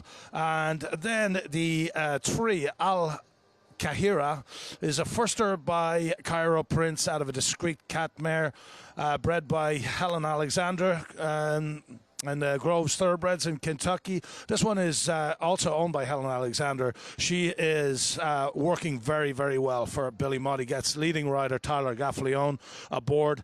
Then I think this at 7, Dame Jovial, who finished second last time out. Finished second in her last 2 starts. Second 2 starts back to Yuguri from the Rudolph Brissett barn. And that's a very, very good filly, that one, to be beaten 7 lengths by. That one is no disgrace. And then the 9, Liz Colvin, is a daughter of Speightstown, cost $120,000, owned by Spider Dignan of Paramount Bloodstock. This one was 3rd under James Graham, beaten 6 3/4 in her first race. I've talked to Dale Romans about this filly for a long time, and Dale has always been very high on this filly. Dale's 2-year-olds are running very well right now, so I give Liz Colvin a good chance, but I think it's the 2 horse here, Fabulous Fanny and Joe Rosario, for yet another win. Wolfie. Frank, thanks. And down to 4 to 5 now. We'll see if 3rd time's the charm for the big favorite. Let's go to Gary Stevens for more. All right, guys, I'm not going to argue with anything that any of you have said, and but if I'm going to throw a long shot in here, maybe one I'll bet a couple bucks across the board on. It's 5-horse Take a Stand, Rafael Bejarano, Vicky Oliver. They had a nice winner earlier on the card, and they've been on a roll for quite some time. Rafael Bejarano and Victoria Oliver. She places her horses well. Take a Stand looked great walking onto the racetrack. Had a couple of races in her now. So at a price, I'll Take a Stand with Take a Stand. Greg? All right, Gary, thanks. Andy, if you were down to your last $20 and you need money to get home, how would you bet this race? I was going to say I'd just steal it from you, but if my last $20, that's a reasonable question. I would bet 12 of it to win on the 9 and make a $4 exacta box 2-9. No 3 anywhere, huh? No. I don't like first-time starters. Horse's bet has drifted up a little bit. But it's not, I wanted the horse to come down. I just don't bet first time. But I'm not, listen, you said my last 20. I'm not going to spread to the moon. I would bet the 9 to win and bet a 2-9 exacta box. Okay, you're going to be stranded here, though, if you don't win. No, you'll open the door for me in the subway, which would let me in, because you're that kind of friend. So, Al-Kahira, 4 to 1. I mean, still, we say it a lot, too, and especially in these 2-year-old races. First-time starters, you got to pay attention to the board. Well, yeah, for sure. And then, the question is, listen, it's Tyler Gaffalione and Bill Mott. So automatically the horse is going to take a certain amount of money. You're talking about, with all due respect to Joel Rosario, Tyler is the lead rider there. Yeah. I'm not saying he's the best rider there, but he's a pretty damn good rider. And it's Bill Mott, got some workouts, and I don't like the horses drifting up. You know what I mean? I'd rather the horse was a bigger price and took the later money, because the early money is more Tyler Gaffalione, is more that kind of stuff. She may run well in here, and I hope she does, but I'm going to go. I just think the 9 at that price offers potential value. Finale on this Saturday card from Churchill Downs, and Joel Rosario, Steve Asmussen, with the odds-on favorite, the 2 Fabulous Fanny. Let's go to Travis Stone.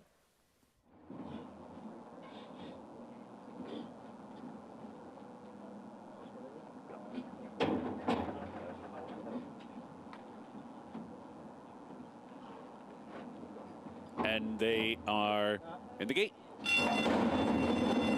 And they're off.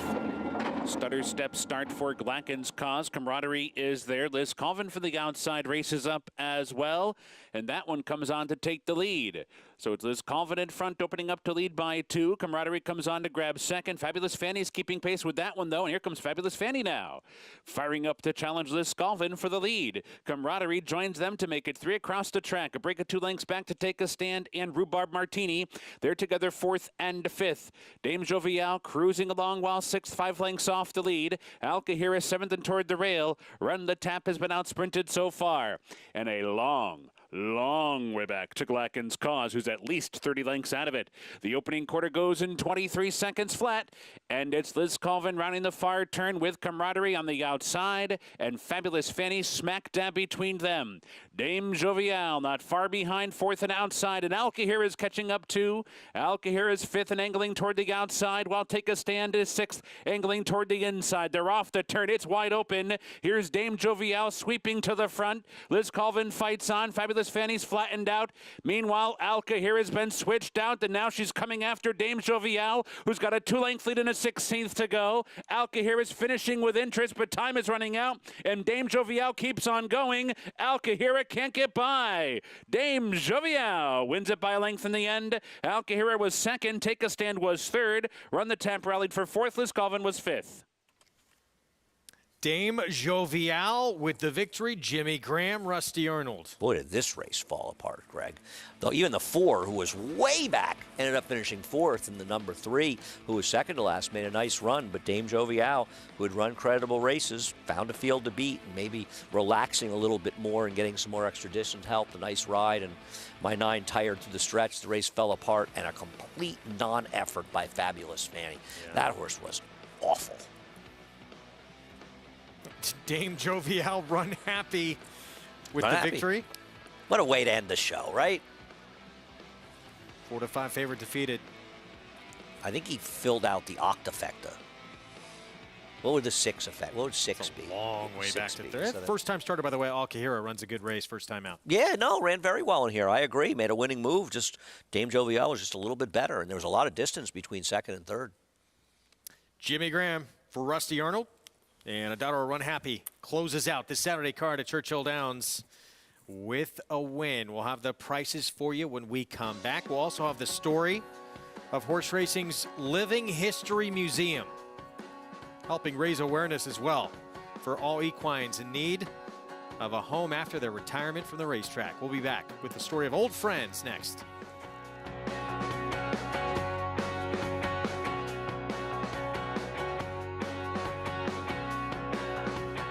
No sport in the world brings the wins home like racing.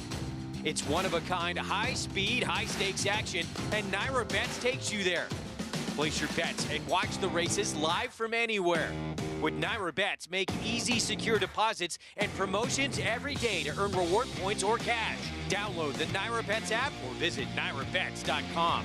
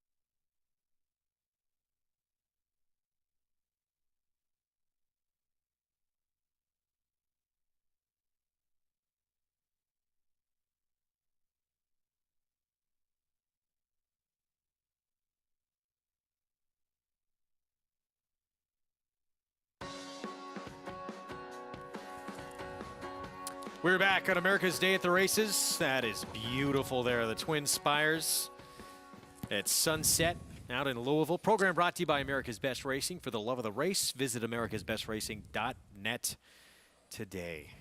The finale at Churchill, 7 ace for these 2-year-old fillies in a maiden special weight. Dame Jovial Career start number 4, run happy filly for Rusty Arnold. And Jimmy Graham out finishing this first-time starter who, Al Kahira, looks like she could have some talent for Bill Mott in her debut. Cairo Prince filly winds up second first time out. Long way back to the third place finisher. Take a Stand, the 5 for Victoria Oliver. Yep, a little bit of a run from Run the Tap. Came from way back that after Halliday. Interested to see, do you put a gun runner on the turf? We'll see. So Dame Jovial, $13.20 to close it out. $2 trifecta. That's a big trifecta. Kind of the exactas, almost $100 for, it was like $94 with a couple of 5-to-1 shots. $657 try for 2? For 2? Wow. $100 exacta, it's crazy. Big payouts, nice. All you had to do was have a strong opinion against the 2, which I didn't have, but you did. All right, that card in the books. Back in 2003, Michael Blowen set out on a course to house former equine stars where they could live out their lives in dignity and race fans could come to visit. Today, former standouts like Commentator, Affirmed Success, Game On Dude, and many others are living out their lives together at Old Friends. Summer. Hi, buddy. I'm described as the founder and the president. A better description would be I'm the butler. So I give them the carrots. And Affirmed Success is in this paddock here somewhere. I make sure that they feel good every day. He loves this, don't you? Don't you love this? Don't you love this? I'm reminded on a constant basis that nobody's coming to this farm to visit me. They're all coming to visit these great athletes. That's little Mike to the right and Game On Dude to our left. That's our $10 million paddock. Little Mike earned $3.5 million and Game On Dude earned $6.5 million. Right, Bridgestone, huh? This is my horse. This is Summer Attraction. Claimed him on Mother's Day, 1999, at Finger Lakes for $3,500, and he's been with me ever since. We've been together a long time, haven't we, pal? Huh? I just fell in love with him. Michael Blowen looks like a natural taking care of the horses, but this wasn't always the case. Throughout the 1980s and 1990s, he was a Boston Globe film critic who rolled his eyes at the thought of a Hollywood happy ending.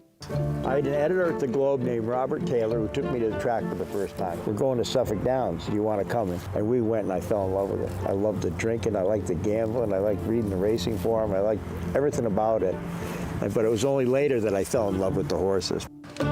Alphabet Soup, 1996 Breeders' Cup Classic winner. Here you go, George. This is pal, Gorgeous George. Hey, Alf, you coming over? But Alphabet Soup is so amazing. He survived cancer. We got cancer treatment for him, and he survived those. And he just turned 30. He's the oldest living Breeders' Cup winner. I got your carrots. He loves to get his back rubbed. Alfie, come here. Please? Pretty please?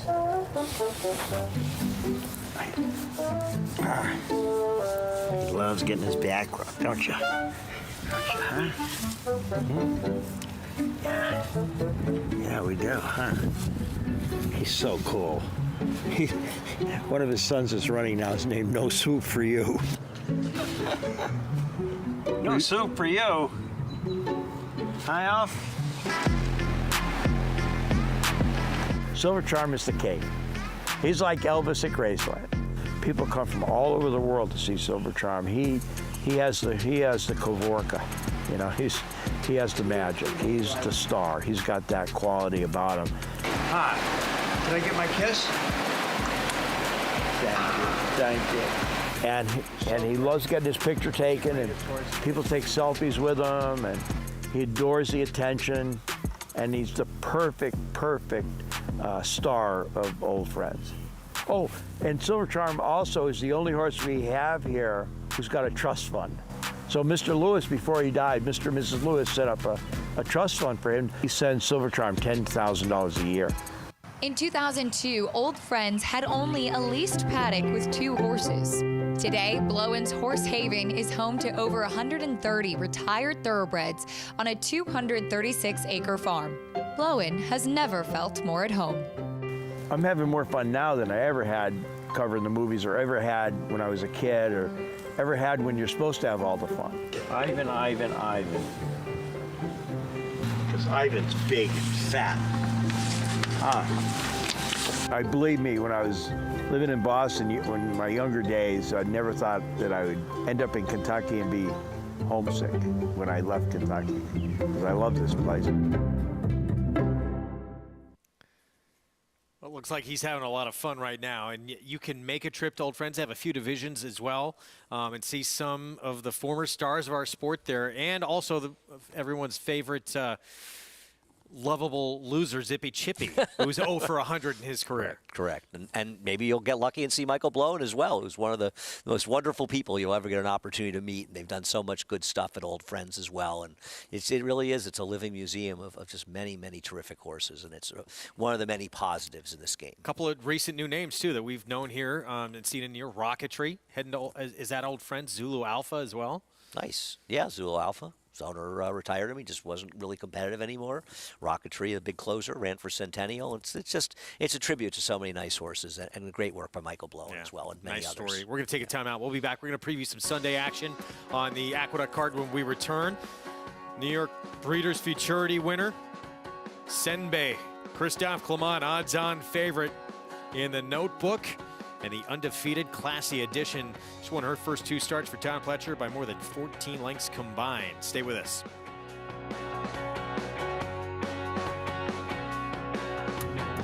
Everything revolves around time.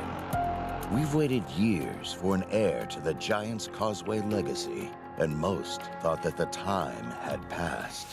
Not this time. With just 2 crops to race, Not This Time is on a historic path to becoming the long-awaited heir.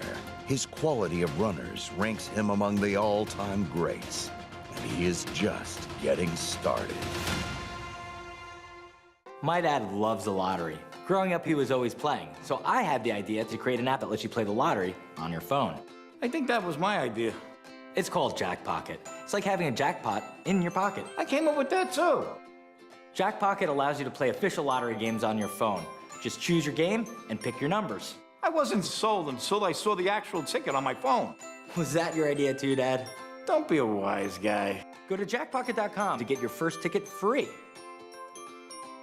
Nobody wants to fall into a safety net, but when adversity or hardship presents itself, it beats the alternative. Since 1943, the Jockey Club Safety Net Foundation has been serving those individuals and families in need across every facet of the thoroughbred industry. Help us continue to be the safety net and catch those most in need.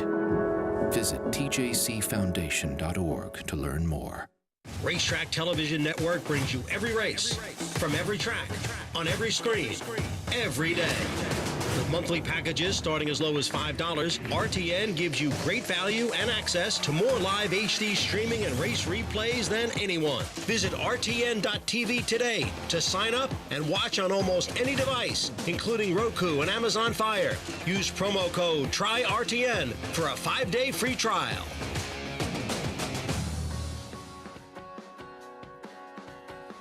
We're back on America's Day at the Races. Program brought to you where you can play it all. NYRA Bets. Download the app. Go to NYRABets.com. Our Sunday action at Aqueduct includes the notebook for 2-year-old 6 furlongs. Senbei, whose claim to fame, named by Acacia Courtney, 1-2 favorite for Christophe Clement. Doesn't really matter what she does the rest of her career. Once you've been named by Acacia. She figures to be stalking the speed of the maiden breaker inside of her, and she just looks too good for these horses. She looks like an overwhelming favorite. Handled Dafuski Island pretty convincingly in this win in the New York Breeders' Futurity. For Clement. Manny Franco, he had a 3-win day today. He'll be aboard. He's been the regular pilot. Love to see Manny coming alive. Dafuski Island gets a trainer change for this race to Cully Breen. Indeed. 7-2. Bustin Pietra. First time out for Bruce Levine. This horse took money in the debut. It was a state-bred 50 maiden claiming race, but won by 5.5 lengths. Now going to try Stakes Company. Saw Bruce Levine earlier. I said, the competition get a little steeper for you tomorrow, Bruce. He said, yes, it is. And he'll have to run faster. She will. She did last time, or he did, excuse me, last time. Yeah. I think he's going to run better than his 10-to-1 odds. He's going to have to deal with Senbei and hold that one off, but I think he's going to run okay in here. So he's going to get a little faster. See how forward he is. Senbei's quick, too. This horse is fast, too, though. I think he'll be in front. I think Senbei will be sitting second.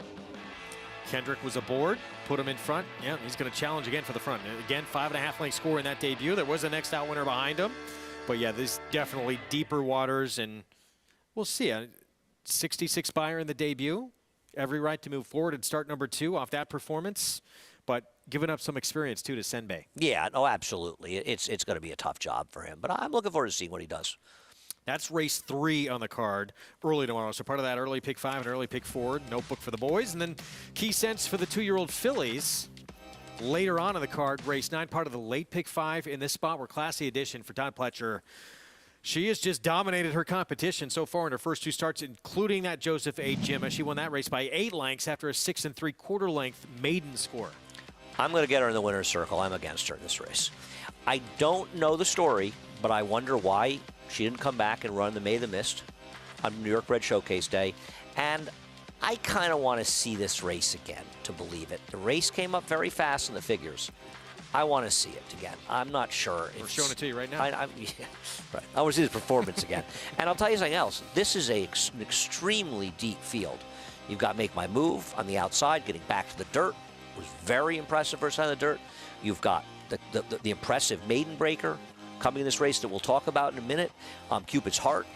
You've got Miss Alacrity on the inside for Wesley Ward, who hasn't been back in the dirt since breaking her maiden, and while the figure wasn't fast at that time, still a lot of time to improve. It's a deep field. Irad Ortiz Jr., he's been aboard each of the 2 wins. He'll be back aboard tomorrow. Yeah, Making My Move. That dirt debut was impressive for John Kimmel. Let's talk Cupid's Heart, though. Again, Bruce Levine. First time out, wins by 4 1/4 lengths. New York bred maiden special weight. She was the favorite in that spot. She got bumped a little, slow beginning. Here is that beginning, and she'd win easy. Yeah, I mean, she got a little bump, but mostly she just was slow. I mean, I was watching it and seeing what she just was slow. She made a sustained long run. You know, it's not like the race fell apart and she just sort of picked up pieces. She made a long, sustained 3-wide run, 4-wide run. This was an impressive debut, and it wasn't a slow race. 71 buyer for a debut winner that had that kind of trip. That's a square performance, and she's okay. It's not going to be easy, but one thing is, I don't think it's going to be a particularly slow pace. So she should get, she needs to break, though. You can't get left against these horses. Yeah, well, hopefully she can improve. This was back on October the 23rd. And not listed, I'm sure she's had some gate work since then, but no gate drills since that time. Making My Move, we talked about. Dirt debut for John Kimmel. Went off as the favorite. Short-priced, even money favorite. She dominated at Saratoga. She's fast. She drew well on the outside. And the track was... There weren't that many dirt races that day. It seemed like Speed did okay. They might have been the right horses, though, but Speed was overall fairly good. Horses weren't really close to Saratoga. She was good. And they tried the turf. She actually ran very well on the turf, but I like her getting back to the dirt. I like her chances, but I could see any of 4 horses absolutely winning. The 3 we showed, and Miss Alacrity on the rail as well, I think will run well for Wesley Ward. Blinkers coming off. She's been on turf the last couple of starts. Another one, just like the filly we just showed you. Dirt debut was big, but then they wanted to try turf. They did, but, and she's had plenty of time to build on that dirt debut. So if she can improve on it, she's a player in here. Good race. She ran okay on the turf, too. She won a stake. Yeah, right. For Wesley Ward, that's a good one. Key sense for the fillies. That is race 9, part of that late sequence. We're back tomorrow. Again, another early start, 11:30 a.m. Eastern start time on FS2 on our Sunday card. We'll see you for that coverage tomorrow morning. As we get back at it, Red Smith, our ABR race of the week, goes to Serve the King. 2-win day for Irad Ortiz Jr. and Chad Brown. Peter Brandt Silks, congratulations to those connections with the victory. Channel Cat tried to do it on the front end, but could not hold off the King. An obligatory bouncing back after that disappointing Raven run. And now undefeated at Churchill Downs. We'll see you tomorrow at 11:30 a.m. Eastern start time.